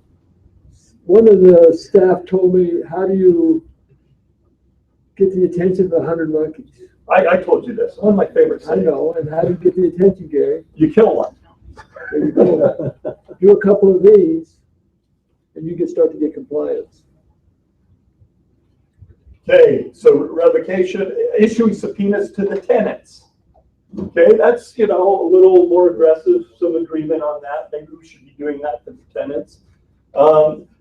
One thing with tenants that's interesting is we hear frequently from tenants, I had no idea. The landlord told me I could do this. We hear everything. Dream it up, we've heard it. Issuing subpoenas to the property owner. When we issue a subpoena, give us your bank records on this. Give us interrogatories and tell us the names of all your tenants. Do things like that. That's something that's legal we could do in a civil case. We could do things criminally. We can do things civilly. I wish I had put that on. Most of what we do criminally. But there's also the ability to do things civilly through injunction and those things. And criminal has great benefits, but a few problems. Civil has great benefits, but a few problems. But issuing subpoenas to the owner, it's kind of a midway, but some good agreement on that. Okay, can we go to the next question?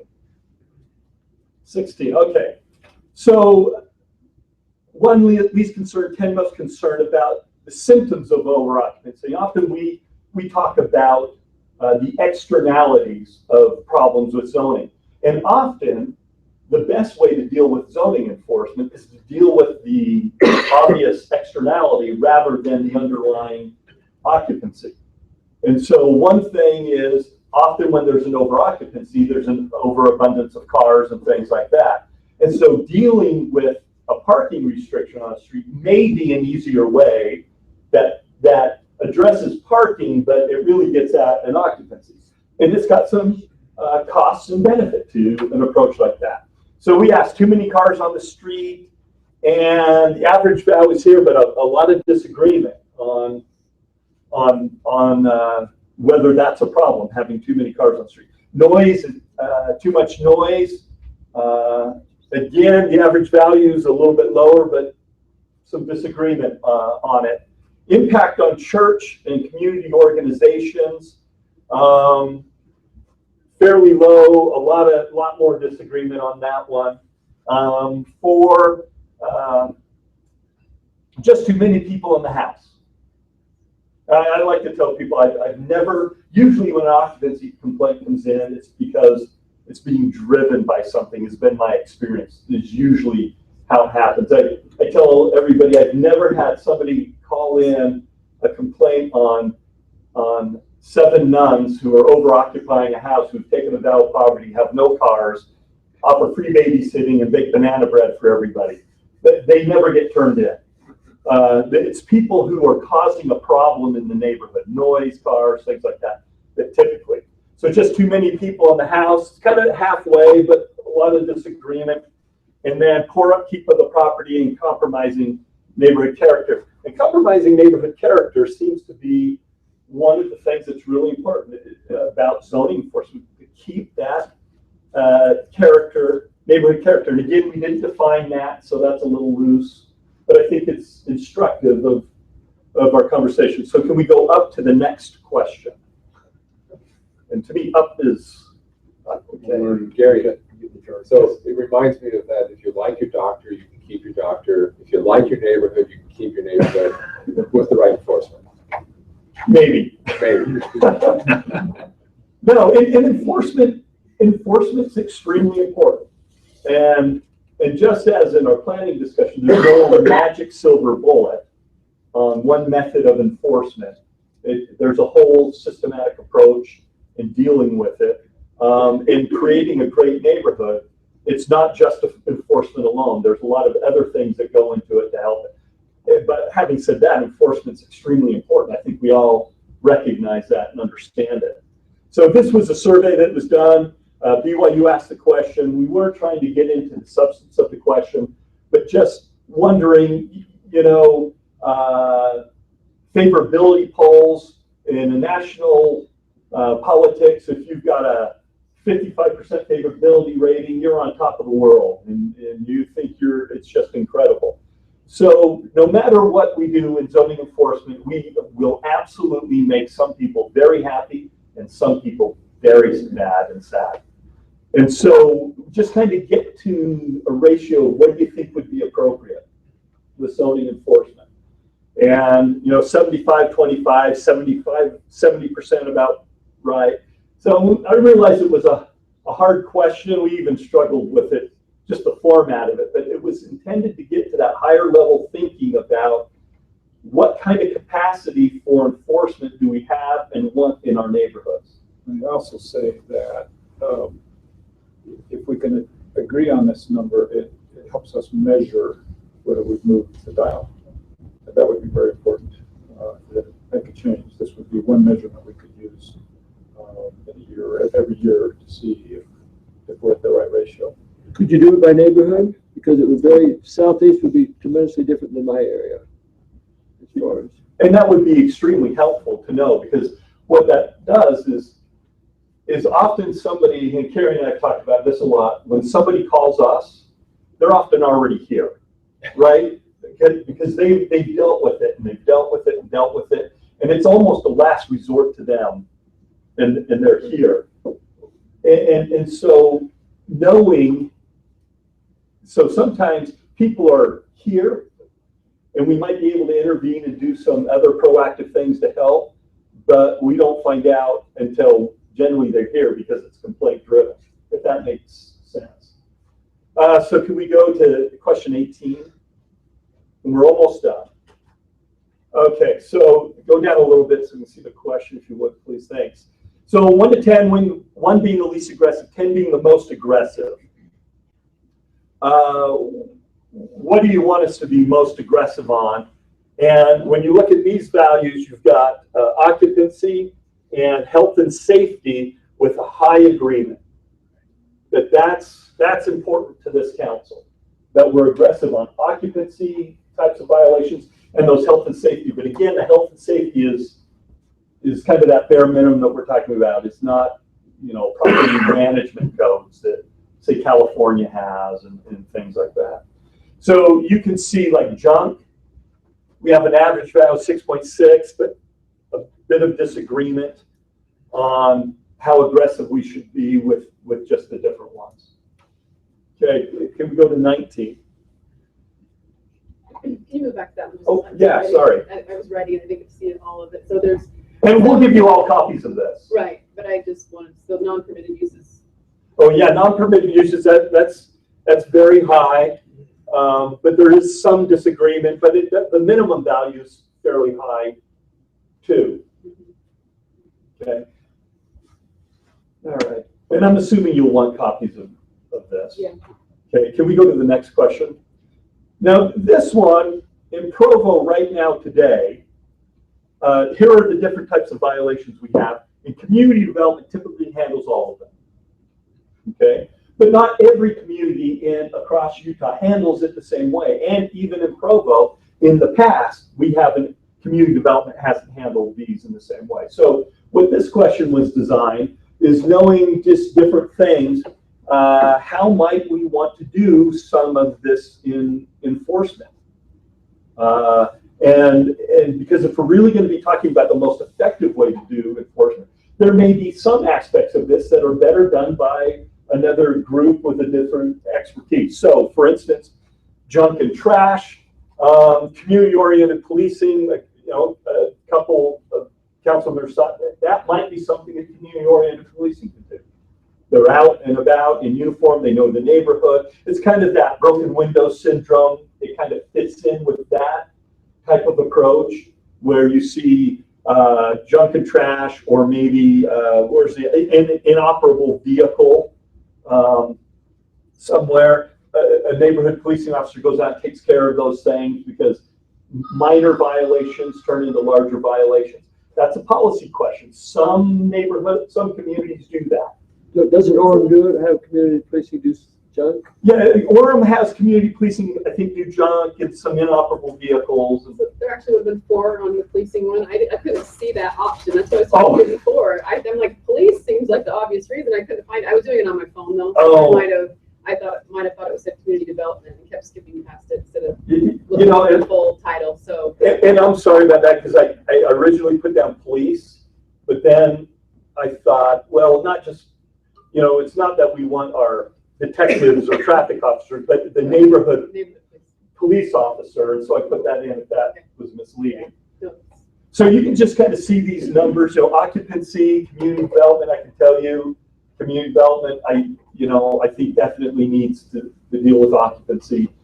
We have other things, landscape, non-permitted uses, signs, weeds. We put in commercial signs because most of the signs that we deal with are commercial. There are some communities where basically they have, whether it's economic development or an office of business relations, rather than an enforcement officer going out and saying, oh, here's a ticket, they use it as an opportunity to build business relationships with businesses in the community, help them understand, why are you advertising out here in in the park strip and illegal, helping them understand or build that relationship to find out what their needs are, that because maybe our codes don't cover it.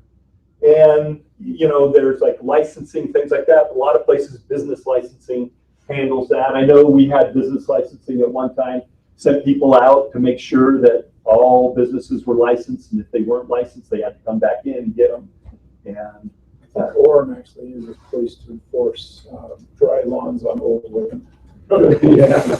Well, and, not anymore. And you know, there's cost benefit with everything. Honestly, when despite how much I love Carrie and what a fantastic job I think she does, and I do love you, Carrie, you know,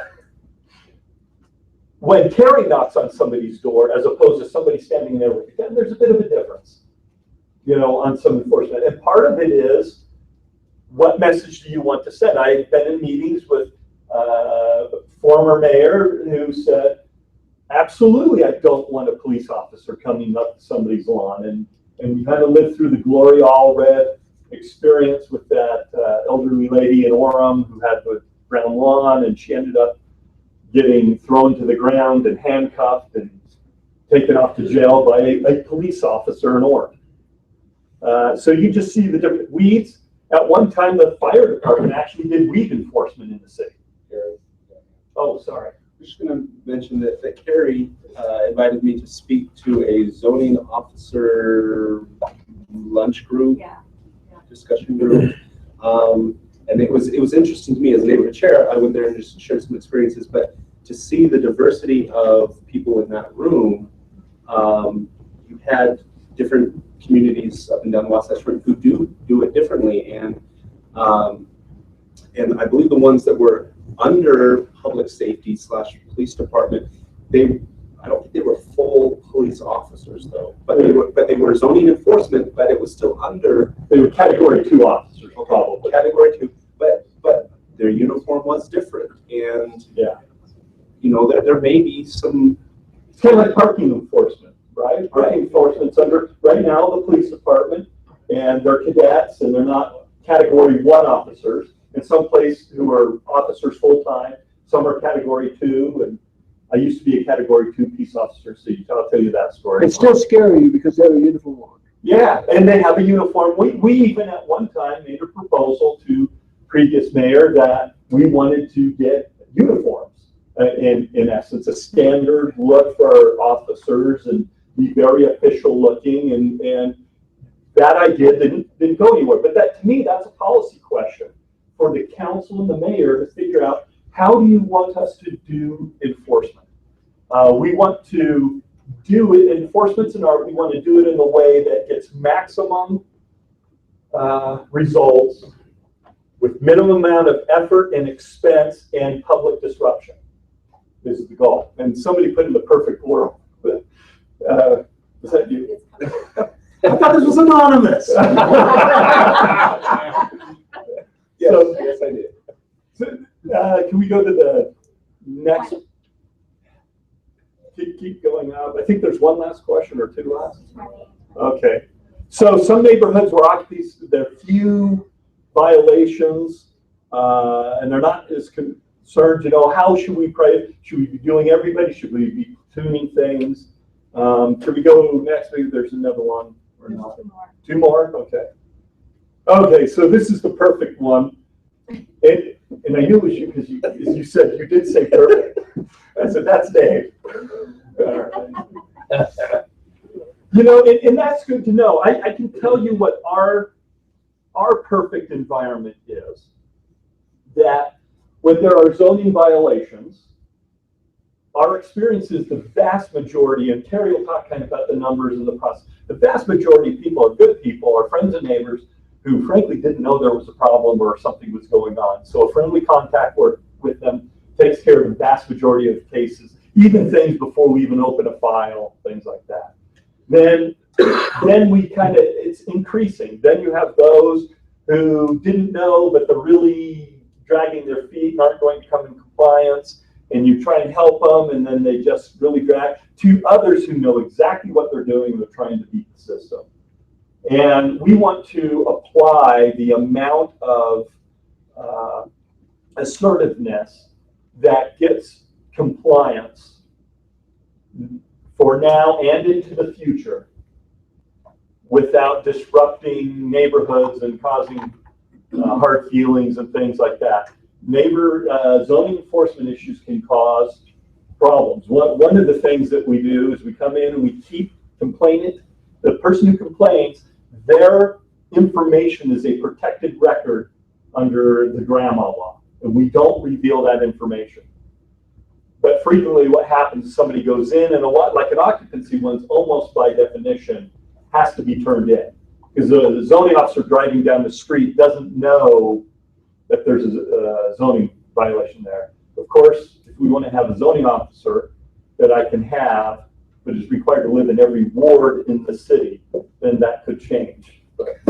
Gary, so as a neighborhood chair, I've never had the experience of zoning calling up saying, we've got a little old lady or someone that's perhaps kind of deserving of help and is willing to accept help, and we could do either a matching grant project or just a neighborhood cleanup and go over and do that. Now, there in my neighborhood, between our two neighborhoods, on 900 South, you go up to the roundabout. There's the old Thorn office building. Yeah, they're on that. Yeah. And the guy's like 92, and his wife's about the same age. And I got together with it was Richard Holmes, and I went over and approached him. I said, no one's cutting your weeds. It was just all weeds, but no one's cutting it. And would you mind if we just came over and did that? And they go, oh, would you please? And we did it. There are some fantastic people in Provo, fantastic neighborhood chairs who are kind of proactive that way and do things. I've before been in a meeting and it's like somebody says, there's a violation here. It's like, oh, is there a violation? And the neighborhood chair said, no, there's no violation there. And it's like, why? He goes, well, I want to approach them first and see if we can resolve it. And if I can't do it, then I'll let you know. But there are other neighborhood chairs who don't feel comfortable with that.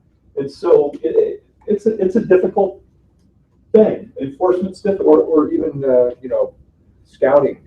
We sometimes look for Eagle Scout projects or something where the community comes together.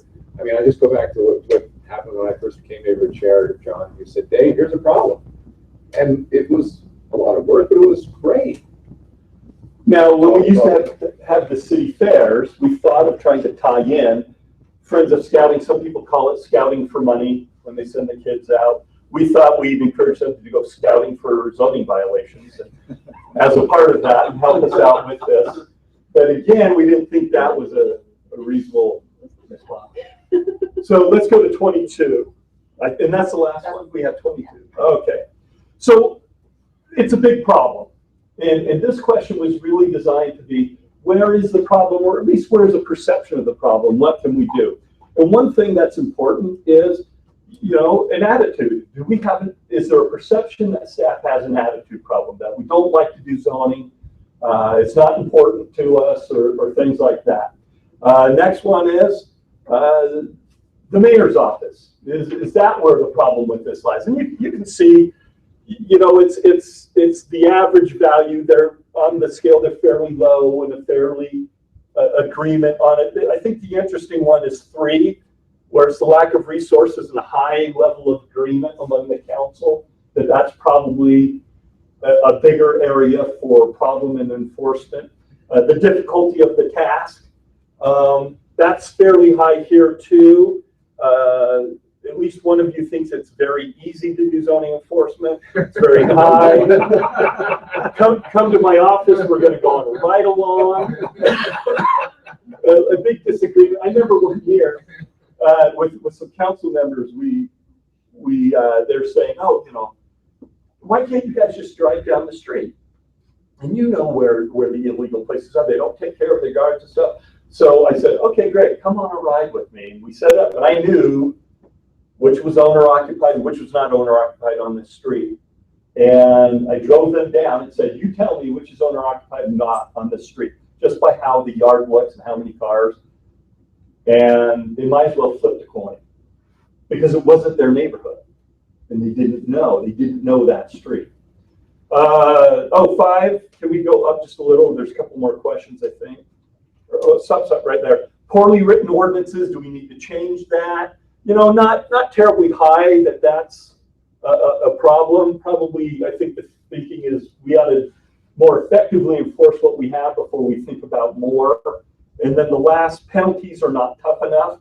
That seems to be a little higher. Maybe we could have tougher penalties. And then a fairly good agreement on that one too. And I think that's it. This was our first attempt at a survey like this. Hopefully you had fun and enjoyed taking it, made you think about the higher level issues. Could we do that for all neighbor chairs? Yeah. Maybe we've done in the past, but I think this was done, and Dave Hardy makes a good point that it's not perfect.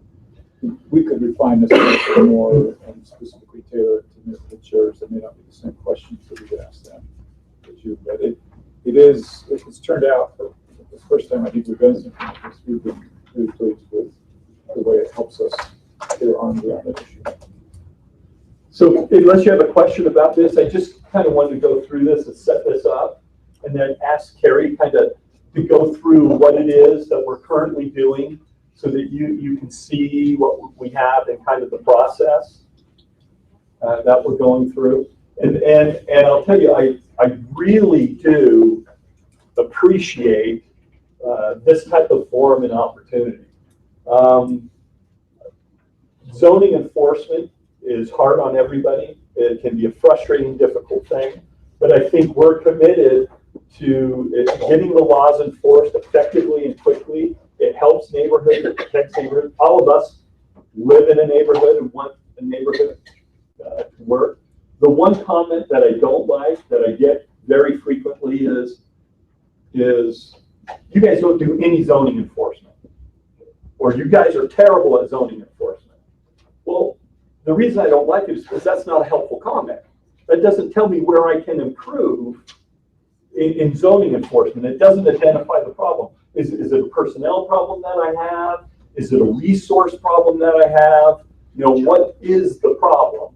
And so to deep down into that, other than I'm dissatisfied with the status of things are happening and I don't like them and I wish they would change and you haven't made the change, so therefore I'm unhappy. Doesn't help me get in and really fix anything. Kim, are we okay to go on or do we need a break? Do you want to break? Shut your legs. I think we need to go ahead with this. Okay. Okay. I stand when I need to stretch. Okay, yeah, but feel free to stand and walk around and do whatever you need to do. Well, I know most of you. So I just want to introduce myself. I'm Carrie Walls, and I'm the zoning administrator, and I've held this position for almost 2 years. Prior to that, I've been with the city for 10 years.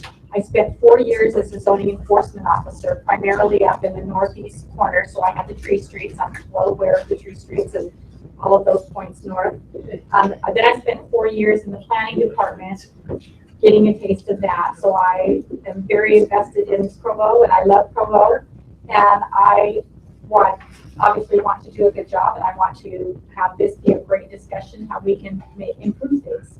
So the first thing I wanted to give you is, because I'm sure there was a lot of questions about, well, what does health and safety mean? So I've given you a list of definitions or descriptions of what we look at when we classify various complaints. And just to cut to the chase, I'm just going to say the last one, health and safety. What I've written isn't very helpful, but you can go back to the title, chapter 6.26, and read that in there, what's required. But minimum health and safety standards are, like Gary was saying, generally egress windows to be able to get out of a bedroom, smoke detectors, the systems in the home, the mechanical system, the electrical, they have to be in working order, the plumbing, that type of thing. We look at handrails and guardrails, and most of those are on rental properties. What about mold? Is that? But all we'll do for mold is we will tell them they have to clean it up, or they have to, and we do recommend to them when we're citing them for that They usually mold means there's moisture. So they need to look for the source of the moisture to be able to take care of the mold on a long-term basis. Okay. They're not required to look for like the black mold or the, not black mold, the hazardous ones. We don't, yeah, we don't do that. That would be, I would think, more health department. Okay. So follows up on it, if you said all you do is you tell them to clean it up. You tell them to clean it up and come back and verify that it's cleaned up. Generally, things like that, if we get a call about a health and safety issue, and we can talk a little bit about the process, that generally is through the rental dwelling process, rental dwelling license process. So even if someone has a rental license already and it's been approved, if somebody calls up and says, gosh, I'm living here, there's all this mold and there's moisture, we will come in and we will do an inspection. We will then send a correction letter to the property owner, and that property owner is specifically given direction on what needs to be taken care of, and they're given a time frame. And the time frame, I didn't bring a copy of the flow chart for rental dwellings, but the time frame is based upon how much they're going to have to complete and the time of year. Like if there's some landscaping things or something, removing junk cars, we kind of have to play with the weather. But generally, if it's something simple, you know, some smoke detectors and that type of thing, it's 30 days. Then we do go back and we do a re-inspection to ensure that those things have been taken care of. If they're not, we give them a shorter period of time to take care of the remainder, okay? So, let's see. Okay, so let's skip to, sure, I'm gonna take one. If you can go to the next one I need is the one that says zoning enforcement flow chart. So one of the things I wanted to talk about is the process, because I think George provided Matt with an old flow chart from 2007, and unfortunately our flow chart has grown, right there, yes, has grown and evolved over the years. So now this is what the standard is, and all of the zoning officers are given this. When they come in, we have several different flow charts, as you'll see. So first thing that happens is we receive a complaint. Either someone comes in, or they call, or they do it through the online process, or through 311. However we get the complaint, the secretary gets it, she creates a file and assigns it to whoever's working in that particular area. She has about 3 days, and I put 3 days because if we get it on Thursday, she might not make it till Monday to make the file. Then the zoning officer receives that file, and within a 7-day period, they have to research the property so that they can determine what legal use is, and if there have been any other previous problems with this property, and they go out and investigate, whether that be an inspection or an interior inspection, or a knock on the door, find out who's living there, find out if there's more than one unit, whatever the complaint is. Then once they've done their inspection and their research, then once they come back, they have 3 days to do this. Now, most of the time, most people come back and either write the notice of violation the same day or within a day or so. But we like to give a little bit of wiggle room in case if something comes up. Okay, so if there's no valid complaint, we close the file. We let the complainant know, we went out there, this is what we found. Sorry, you know, that's not a violation, or explain to them what's going on. If there is a complaint, if it's a valid complaint, then we send them either a notice of violation, or we send them an abatement notice. And an abatement notice generally handles strictly nuisance items that are in Title VII. Okay. Most of the time, our deadlines are for a notice of violation 2 weeks.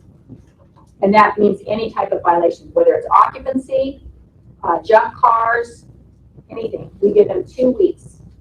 If it's an abatement notice, we can give them up to 4 weeks. That's specifically in our ordinance.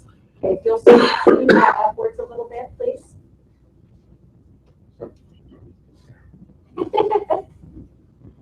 Okay, so once their deadline comes, the zoning officer then must go out and see if the property is in compliance or not.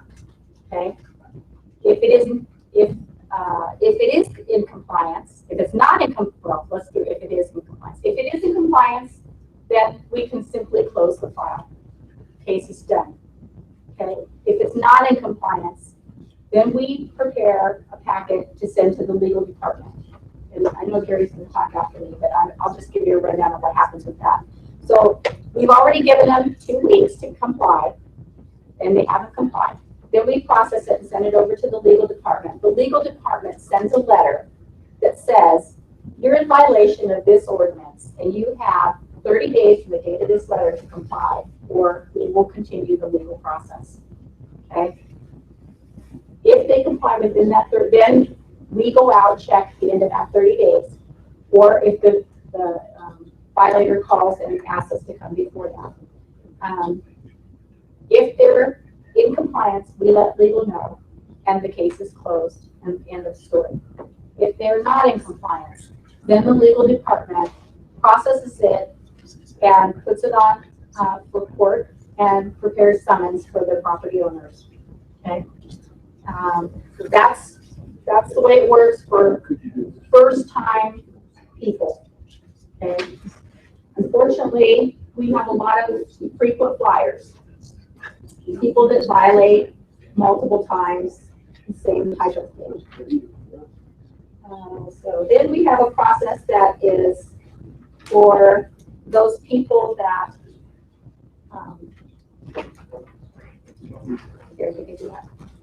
So if you can pull up the one that says repeat offenders. It does sound like SBU, doesn't it? Long repeat offenders. So it is that way. So got that. Can you scooch that up a little bit? Thanks. So this is much shorter. So if I have someone who owns, let's take a vacant lot, for instance. I have someone who has a vacant lot in town, and every year for the last 3 years, or even 2 years, we have had to go out there twice every growing season because people complaining about the weeds. We go out, we take pictures, we send a notice of violation. That's a little old. It's a little old. So people that know the rules, have been informed of those rules within a fairly short period of time, we want to treat them differently because we have a different expectation. Okay? So if it's a repeat offender, we do the same thing. We do the research, we see if there's any cases, we investigate the complaint. If it is an invalid complaint, obviously, again, we close the file. If it is a valid complaint, we don't send them a notice of violation. We send them directly to the legal department, making sure that legal department knows this person has had X amount of notices of violations for this same property, for this same issue, this many times. And then they simply get, do you send a letter to them too? Okay, so they simply get a letter from legal department that gives them 30 days, and if they're not in compliance, they will get summoned to court. Okay, so that's a little bit about process, but that part of the process, zoning violation process. So before I get into all of this, I want to talk a little bit about where people lie on a spectrum. So for a best case scenario, I'll give you an example. Recently, we had several complaints about the parking lot for Vassal Fitness on 900 East. That the people parking in that parking lot were pulling up so far onto the sidewalk, the public sidewalk. We got several complaints about that.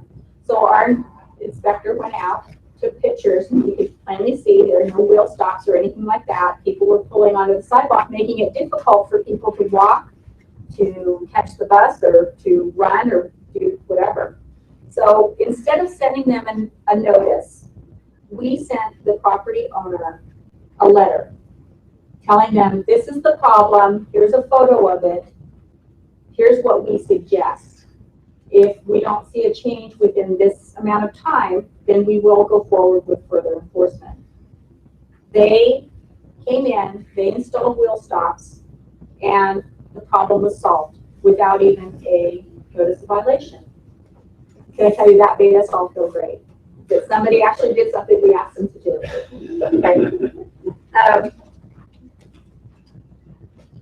The worst case scenario, can you guess what I'm going to talk about? When I first came here 10 years ago, one of the cases that Rita Trimble handed me was a case in the Joaquin neighborhood, and the property was owned by a real estate agent, Bill Brown, and it was. I could have guessed. I'm going to say if you don't mind. So I came to work here in 2005. So I worked with them. They had previously received a notice of violation because they didn't have a rental dwelling license. During that process of trying to get their rental dwelling license, it became we became aware that they had units that were not permitted. That property actually started out as a single family dwelling. So during trying to get the rental dwelling license approved for them, they came and they presented to the Board of Adjustment to ask for variance to be able to provide more parking in their front yard and in their side yard setback. That Board of Adjustment group denied that variance request. And then the owner subsequently appealed that denial to the 4th District Court, which is their right. And the 4th District Court upheld the city's decision and said that we had not acted arbitrarily or capriciously. Then, here we go, a little bit down further, a few more years, 2007, Mr. Brown sold the property to his son, Kim Brown, and daughter, Melissa Hathaway.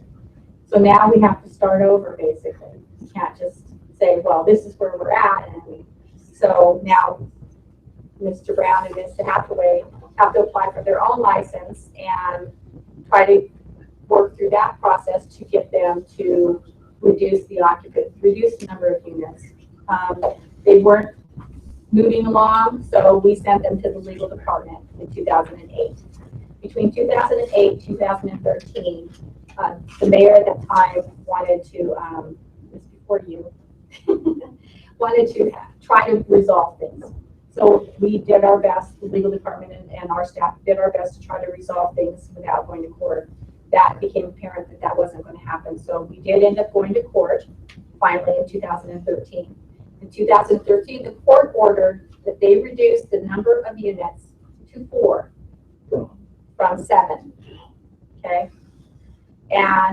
But they had a certain time period where they had to accomplish this, get their plans reviewed, get their building permit, and complete the work. Or they would have to then reduce it to 3 units from 7 if they didn't make that time period. Well, surprise, surprise, they didn't make the time period. They had to resubmit their plans, go back through that process, and finally did get a building permit and completed the work. And as of last month, they got a certificate of occupancy for 3 legal units, and they are in compliance. So that is worst case scenario. Okay. How many years? From 2004 until 2015. I don't know if you could guess the number of hours you put into it, wherever people put, but I'll tell you this, my office will probably put 100 hours into it. It just sits happy you're not there willing to go. Right. And who knows how long before that is, what's going on then. But a typical case for us, and this is the frustrating part for me, typical case, we'll go out, we'll do our investigation, find that it's a valid complaint. We will send somebody a notice of violation that clearly says, you have this amount of time. If you have any questions or you want to appeal it, call this officer. Very clear. They will ignore it. We will go out, we will reinspect, it's still not in compliance. We process it to the legal department. Legal department sends them a letter, and they, in a panic, are calling up wanting to know what they have to do. And they will take care of it within that 30-day compliance. And actually, I'm not even scared. yeah. And that's frustrating to me because I am far more scared than him. Okay? It's very frustrating to me that people don't take the zoning department seriously. And anyway, so I don't want to get off on a tangent with that. But what I do want to talk about. So I'll have her lay down on my couch for therapy later. Would a badge or uniform help? Well, I have a badge.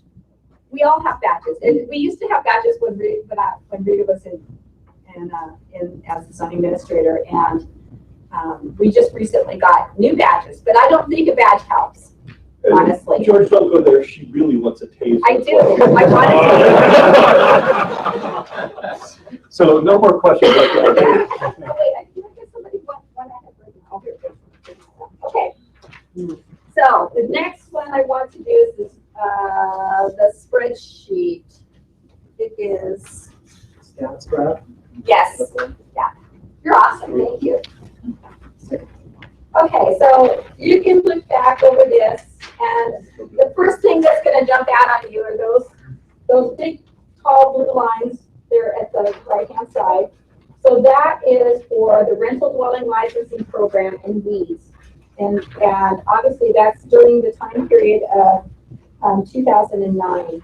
So in 2002, 2003, we started doing rental licensing. And at that time, we had a huge influx of the number of rental licensing that we were doing. So that's kind of a residual of that. Weeds, I think at that time, we also had a part-time person who came in during the growing season that was solely doing weeds and signs. Okay. The rest of the years you can kind of see it's fairly kind of even as far as there's a lot of junk cases. There's a lot of but they're all pretty even, except you see like license and permit. And if you refer back to that definition, licensing and permitting has to do with business license issues or somebody building something without a permit. So in those times, we didn't really get a whole lot. We're seeing that seems to be like we're getting more and more of those. And just so it kind of gives you a perspective, in 2009, the staffing level was the zoning administrator and 8 zoning officers. In 2010 and 2011, there was a zoning administrator and 5 zoning officers. And then since 2012 until now, it's been the zoning administrator and 4 zoning officers. And right now, I had one leave in early December, and I'm in the process of hiring someone to replace them. But I actually have 3 working zoning officers right now. So the thing that I found was interesting when I was going back over this data and the numbers, you can see the numbers at the bottom, they pretty well, regardless of how many staff members we have, the numbers still remain pretty close. And one of the reasons I think that is because the majority of our work is complaint-based. Now, that's not to say that staff doesn't go out somewhere to do an investigation and see 5 other properties with the same issues. And that's what they're instructed to do. You need to look around because we don't want to be punitive and just enforce on this person because that person has a complaint. We want to enforce on other people in similar circumstances with the similar problems or whatever other violations. And that can be, that's one of the reasons why we have a job. Carrie? Yes. Obviously, the only one that has more in 2015 than 2009 is occupancy, right? Yes. So that's the area that's continuing to be a problem, or how would you attribute that? Well, occupancy is very tough to prove. When we go out to a property that has an occupancy issue, let's say it's overcrowding, because overcrowding is one of the hardest things to prove. We go and knock on the door, and we talk to whoever answers the door. Sometimes they'll say, I'm not talking to you. Sometimes they'll say, yeah, there's 3 people, but we know that there's more because of what the complainant has said. And so a lot of it has to do with, there's many times we take a police officer out with us. The COP officers have been very gracious and very helpful.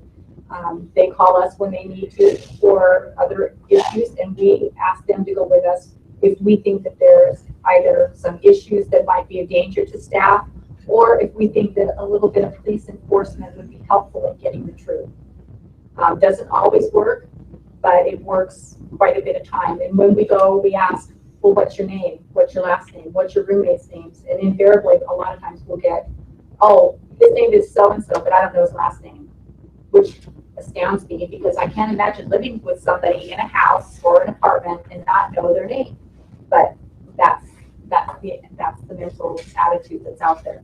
George, anecdotally, I would say one issue with occupancy, when the economy kind of turned down, we saw, my impression was we saw kind of a drop in complaints about occupancy.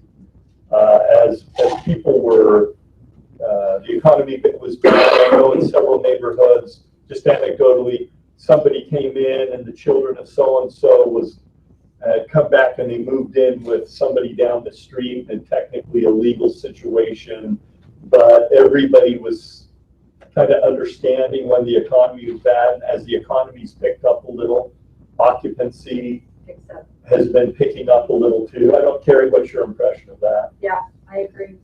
People were a little more tolerant when people were out of jobs or suffering through that downturn. So, so one thing I want you to be aware of. Oh, sorry, Dave. It's all right. Great information. I'm curious if we could see it. Maybe the number of complaints received, and also the number of cases closed or resolved. Or, you know, I'm just curious how those numbers compare to. That would be great, and if you could come back and ask that question in 2 years when we get to ERP, that would be possible. I don't know, I don't think it is possible right now, but I can certainly check that out. Okay. And I made a pitch for that earlier. One of the management tools that we have is computer system. Honestly, case file. You got to understand, our case file is a homegrown computer system that we use. It's merely just a database. Now, one time, the city had an employee, and it's written, I forget which language, but he was really the only one in the city who understood it and programmed in that. And so he hasn't worked for the city nor done contract work for us for a while. And so any kind of deficiencies or problems with case file, we don't get fixed. And case file is almost like just a big shoebox for us.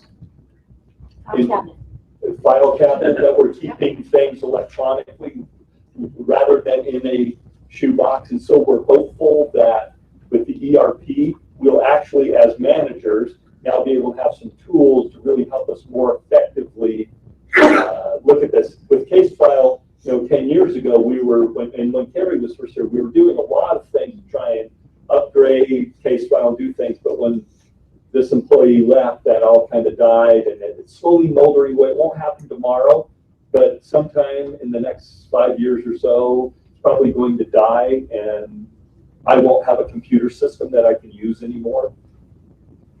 Can I interrupt for just a minute? We got a MAG meeting tonight at 5:30, and I have 2 Provo City items on us, so I'm going to slip that on in a minute. So if you don't mind, Carrie, if I just go out of order for just a second and drop one idea on you. As I've thought about this, I view this a lot like our towing situation. A very, very complex problem, one that the cities wrestle with all over the place, and without an easy answer. I believe firmly that if you throw more zoning officers at it, you'll find a temporary bump. But the next mayor is still going to get letters like this, but it's far deeper than that. And I'd like to see, based on priorities tomorrow, the go asterisks, some type of a committee put together involving community development and legal counsel and the different people that answer the survey questions with a definitive answer and find out which questions are most important. And then look for solutions and recommend a myriad of solutions that likely will be personnel, but not necessarily community development, maybe in other areas as well, legislative answers, and a much broader thing that 2 years or 4 years or 10 years from now, we've actually felt like we've made a difference versus just throwing law enforcement at it. So here again, based on, I think you need a priorities discussion tomorrow, but that would be my recommendation, moving forward with this.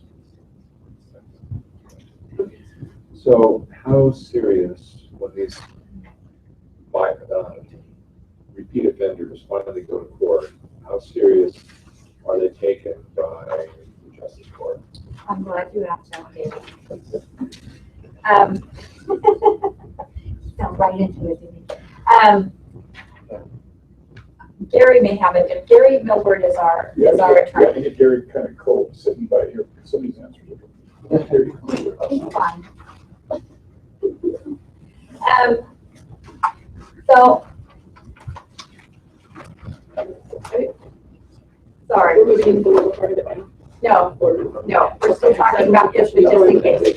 So, in answer to your question, Dave, I personally don't feel like it's taken very seriously, because what has happened in the past is that we get them into court, and Judge Romney gives them several continuances, sometimes months and months and months. Sometimes it's before we even get any type of a plea or anything like that, because, oh, well, they don't live here in Utah. They work out of state, and they're not available until after the hunting season, or, gosh, I haven't gotten it done yet. Could you give me some more time? It's time and time and more time. And the neighbors in the meantime are living next to this issue and coming unglued.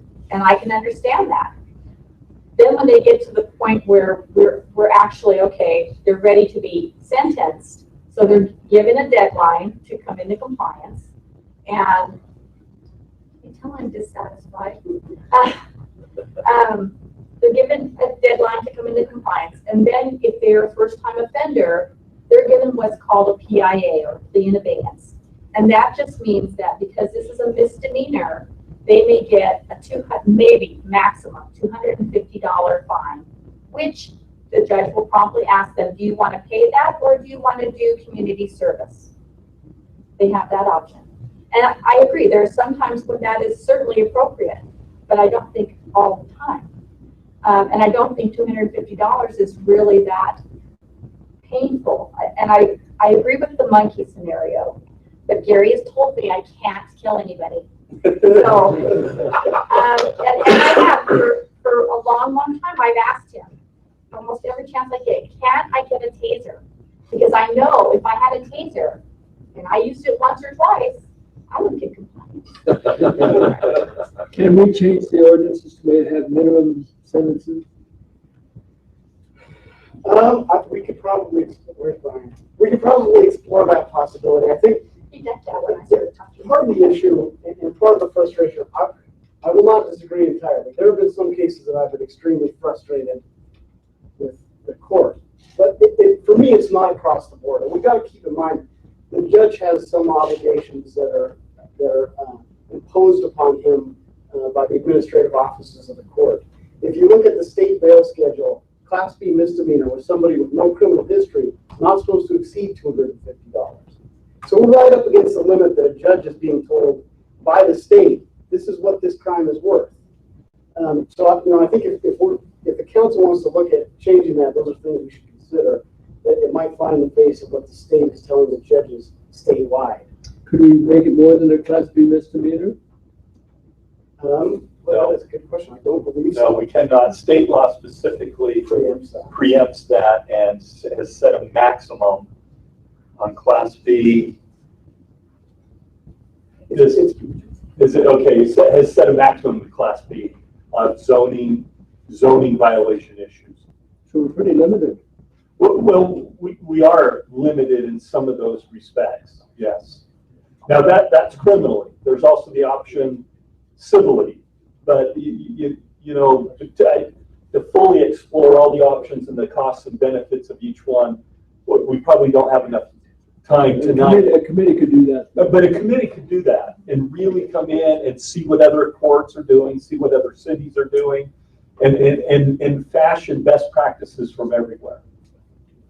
So, Mr. Miller, were you going to explain the process when it gets to your Very briefly, Yes? yes. Okay, so then I just wanted to ask one more question. What's the mechanism for responding to the complainant? So if the person complains about an issue, what's the mechanism for responding to them, letting them know if it was taken care of, or, and then if it's a frequent flyer, do you then tell them again that you're working on it, or do they have to tell you that it's a problem again and then you how does that get relayed? Because that's one of the frustrations from the neighborhood chair and another citizen is we don't feel like we're getting communication. We've submitted these concerns, but we don't know where they're at in the process. And it would be nice to just get updates every so often where it's at, if it were possible. What is supposed to happen is, the best case scenario is that the zoning officer is to contact the complainant if the complainant has provided their name and their phone number or their email or something like that. On frequent flyer people, if we're out there again on a complaint, then yes, it's the same thing. We will notify whoever complained. We're supposed to notify whoever complained that this is what's happening with it. And I just want to say that yes, this is not a job that anybody aspires to, except maybe me. And so the people that I get, and I've heard a lot of talk about getting more people and all of that, and paying them more, whatever, to try to keep them. But this type of a job is not a job that someone goes to college and says, I want to be a zoning officer. No, most of the time, the people that we get that apply, we get all types of people and all different backgrounds. I have one guy right now that has his JD. He's an attorney. He's passed the bar. He could practice, but he chooses to be here because he likes land use type of thing, and he has aspirations to be a planner. And that's what happens a lot. A lot of these people come in and they want to be a planner. So they come here, they get some experience, and then they move on. And that's what happened with the gentleman that Hannah was referring to in her letter. He had been working here a long time in meter reading. We hired him as a zoning officer. He was great. I was very sad to see him go too, but he's loving being a planner. And so in the old days, when I first came, there were staff members that were either retired police or construction workers that wanted something a little less strenuous, that type of thing. One of the problems I have with that is they may not understand the fine points of the code, and if you've ever read our code, it takes a lot of study. And we also end up having to write. You may have to write letters, you may have to write staff reports, you have to be able to put a sentence together, a paragraph together, and be able to explain the code to people. And I just wanted to point out one other thing. So in 2015, we had 838 zoning enforcement, okay, and 453 rental dwelling license applications. And that was for the staff of 4 and myself. Right now, with the 3 people I have and myself, each of us are carrying at least 100 cases of just zoning enforcement. How many areas do you have? Because you said they were assigned by areas. Yes, because I generally have 4 staff members. The city is divided into 4s. And we try to probably make mapping a little crazy because I kind of tweak them a little bit because, there's not a lot of enforcement needed in some areas. So, and there are other areas that have more needs. Provost is one of them. Tree Streets is another one of them. So how many officers would you let us give you? That would depend on what you decide, what type of enforcement you want. Let's say we want pretty strict enforcement. Maybe another way to say that is what's a caseload, or would be an adequate caseload, or when do you feel like would be feasible when you have that many people and you have 100 each?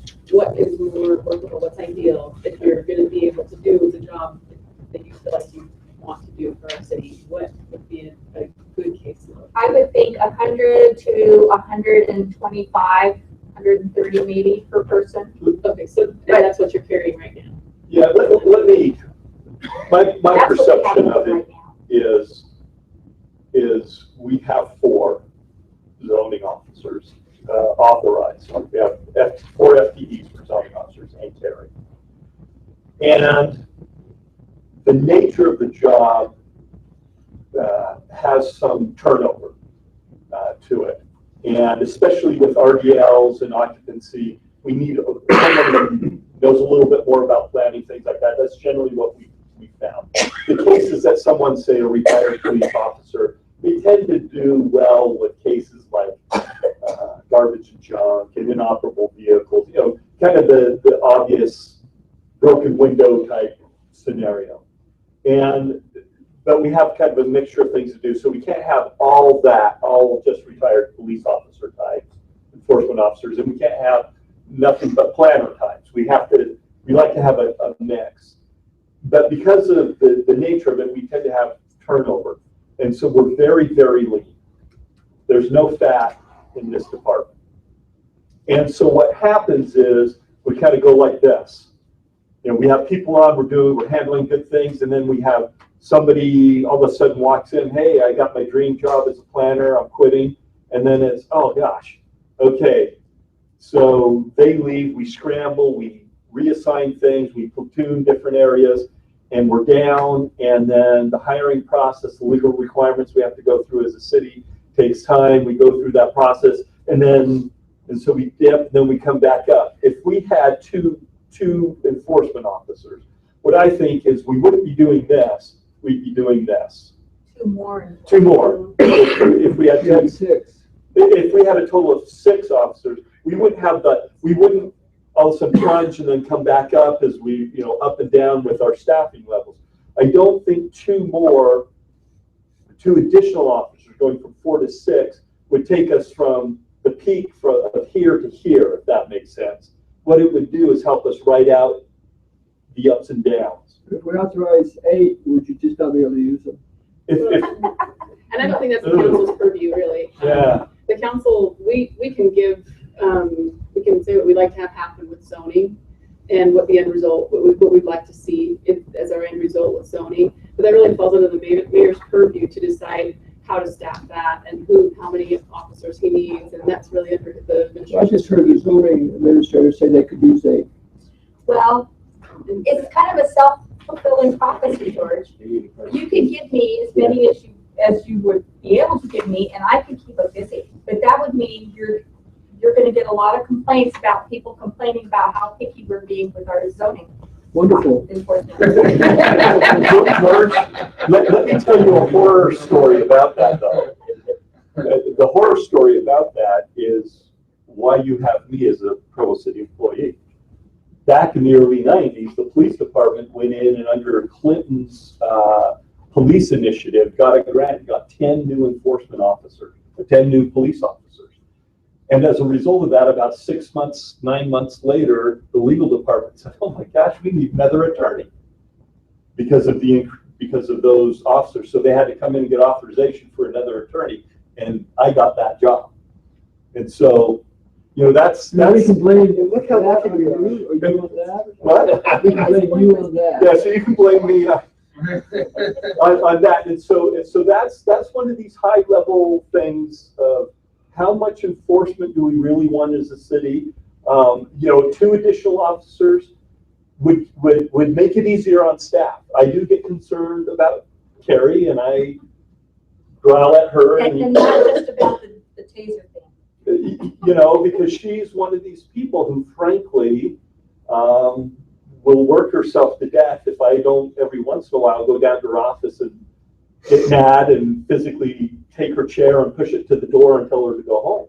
Okay, so I'm gonna stop this part of the discussion because Mr. Millward came here today to give us a little presentation too, and I would like to hear what he has to say. If you could take, I'm sorry, the time is very short. I will take a few minutes, and that's okay. And just share what you can share with us a little bit of the process so that we understand that once it gets to legal, this is kind of what happens. I know that's a tall order because. No, you bet. I'm happy to do that. If you would, that'd be great. Carrie mentioned already, I was planning on being brief anyway. She mentioned the letter process. That's what's going around. This is not okay. I see a lot. So these are the letters we send out. There have been a couple of tweaks. This is the original version that I created. We now bold the date that they have to come in compliance. We bold the call for an inspection language at the end of the letter. That's what we've been doing just for the past year. It's a relatively new thing. From our point of view, it has been wildly successful. During that span, this is up to about the beginning of November, mid-November of 2015, I had 73 cases referred to my office for prosecution. 64% of them came into compliance as a result of that letter, which has reduced my caseload pretty dramatically. And I sorely needed that because it was getting a little bit out of hand. So I think it's been a really good thing. We're hoping that it will continue to be a good thing. We have 1 month of 83% compliance rate with that letter. It's also helpful to me because it really helps me in determining the cases moving forward. Bottom line, if they don't come into compliance as a result of that letter, they're going to have to pay something. They will have to do community service. They will pay the $250 fine. Prior to the letter, we had a lot of different cases were very different. Some people would say, I never got the notice of violation. I didn't know about this. What's a proper resolution of this case? If they receive that letter from me, it's very easy to make that decision. Brian.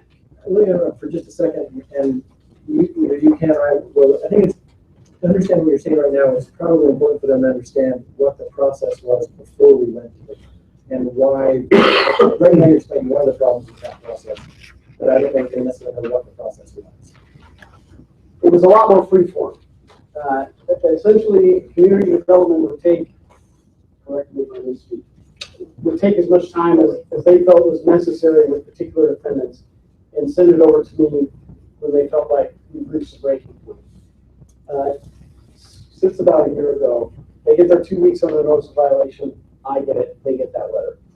And there was a period of time before, as legal staff, we came up with a letter where community development was sending it to our office, and then our office was filing a criminal summons for every single case that was referred to our office. The problem with that is, it skips the 30 days that this letter grants them, so that's a pro maybe for the people that aren't coming into compliance.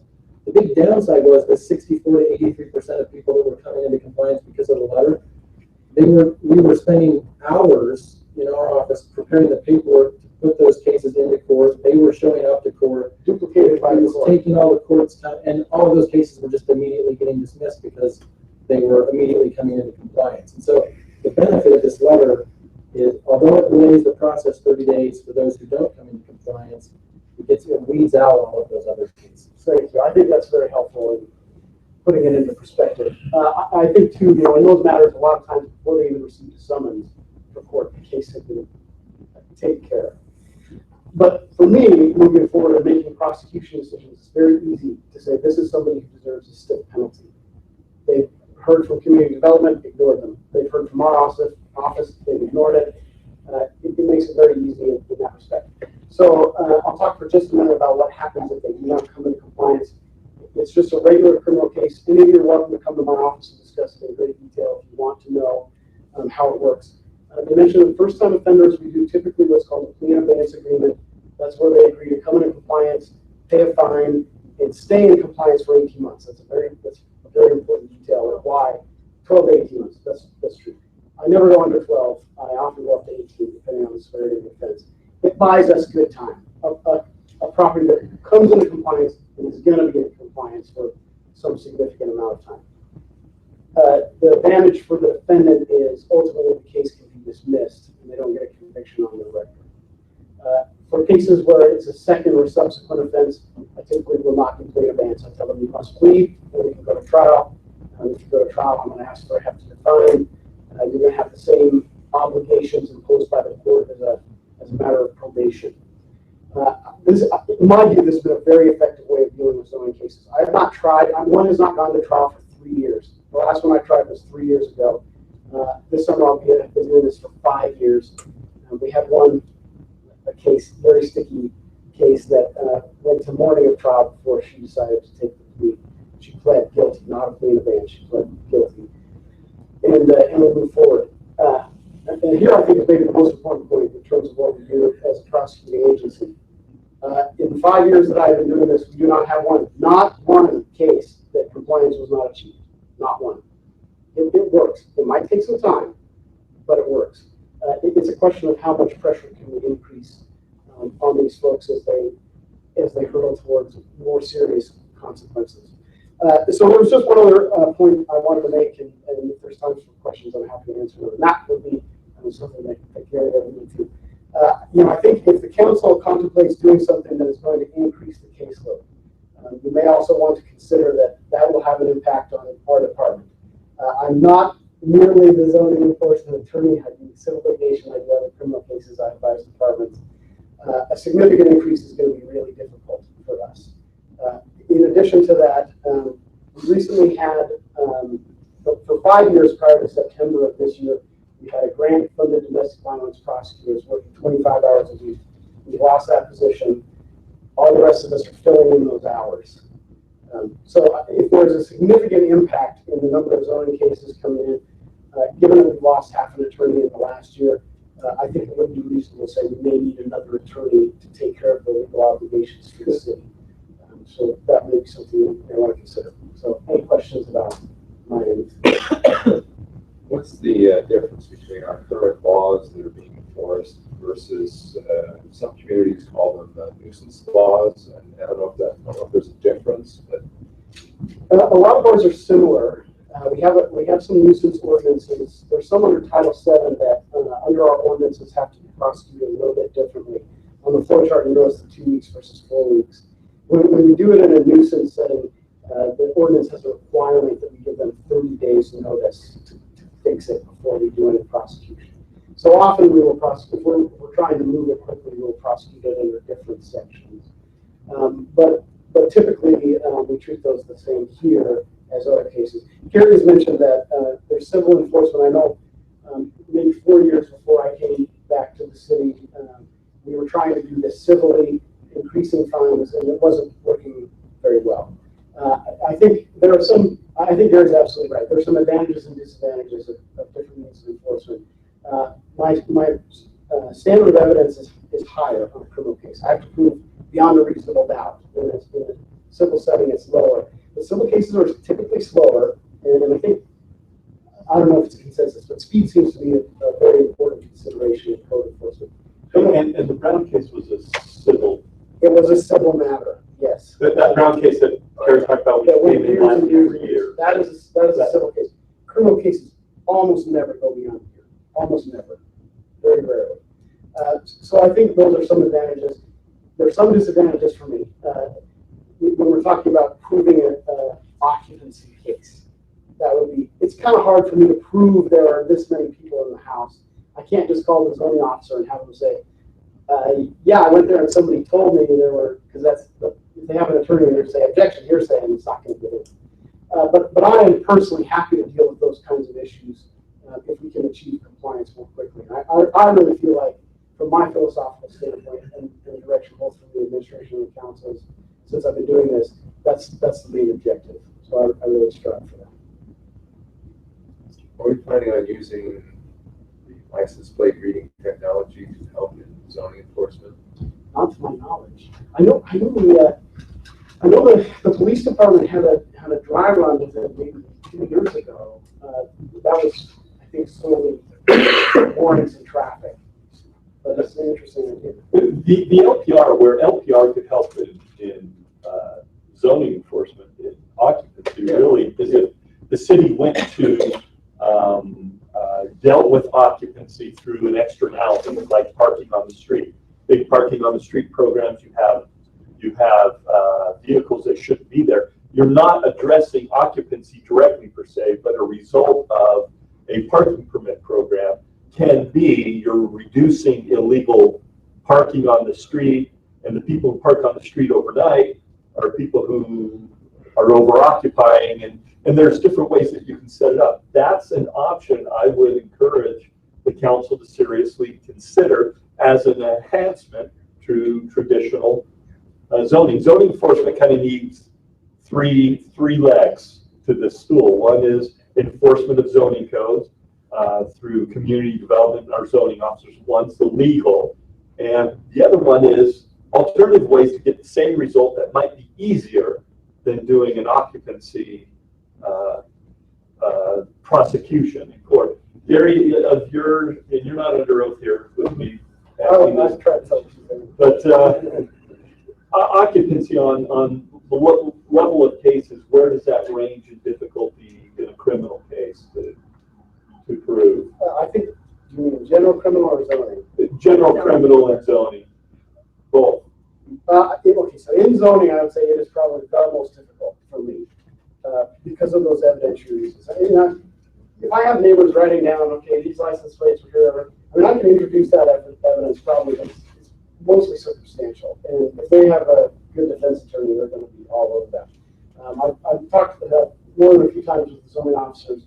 What I really need is talk to the tenants, get their names, addresses. Then we run into the problem we talked about earlier, which is, do we want to subpoena these tenants for court? I've done that. I've done that when it's necessary. Then the problem is by the time we get them to court, all the tenants have changed, and all we have is a name. We don't have. Yeah, it's tricky. Semester's It can over. be very tricky. And so I would say for that reason, in general criminal cases, it's harder than most. Harder than most. If you get, a lewdness case where somebody says, I saw him do this, and the defendant says, I didn't do that, what do you do with that? You put on your evidence and try it. But outside of those type of cases, I'd say it's pretty difficult. It's a lot more difficult than a Leeds case where I have photos and I can bring my enforcement officer to come on the stand and say, yeah, I took that picture. I was there that day. I got him there. It's a lot more tricky when they're going to take the stand and say, I only have 2 tenants, not 6. When we know they had 6, but I'm not sure I should demonstrate that. Mr. Woodfield, I appreciate you being here and explaining the process. That was very helpful. I don't know for council members, I know last year, and so we appreciate you coming and sharing some of our new and refreshing our memory on how the process works. I'm grateful to hear that it's even more improved and it's making your life a little bit easier. You bet. And feel free to come anytime to talk to me if you have questions. Okay.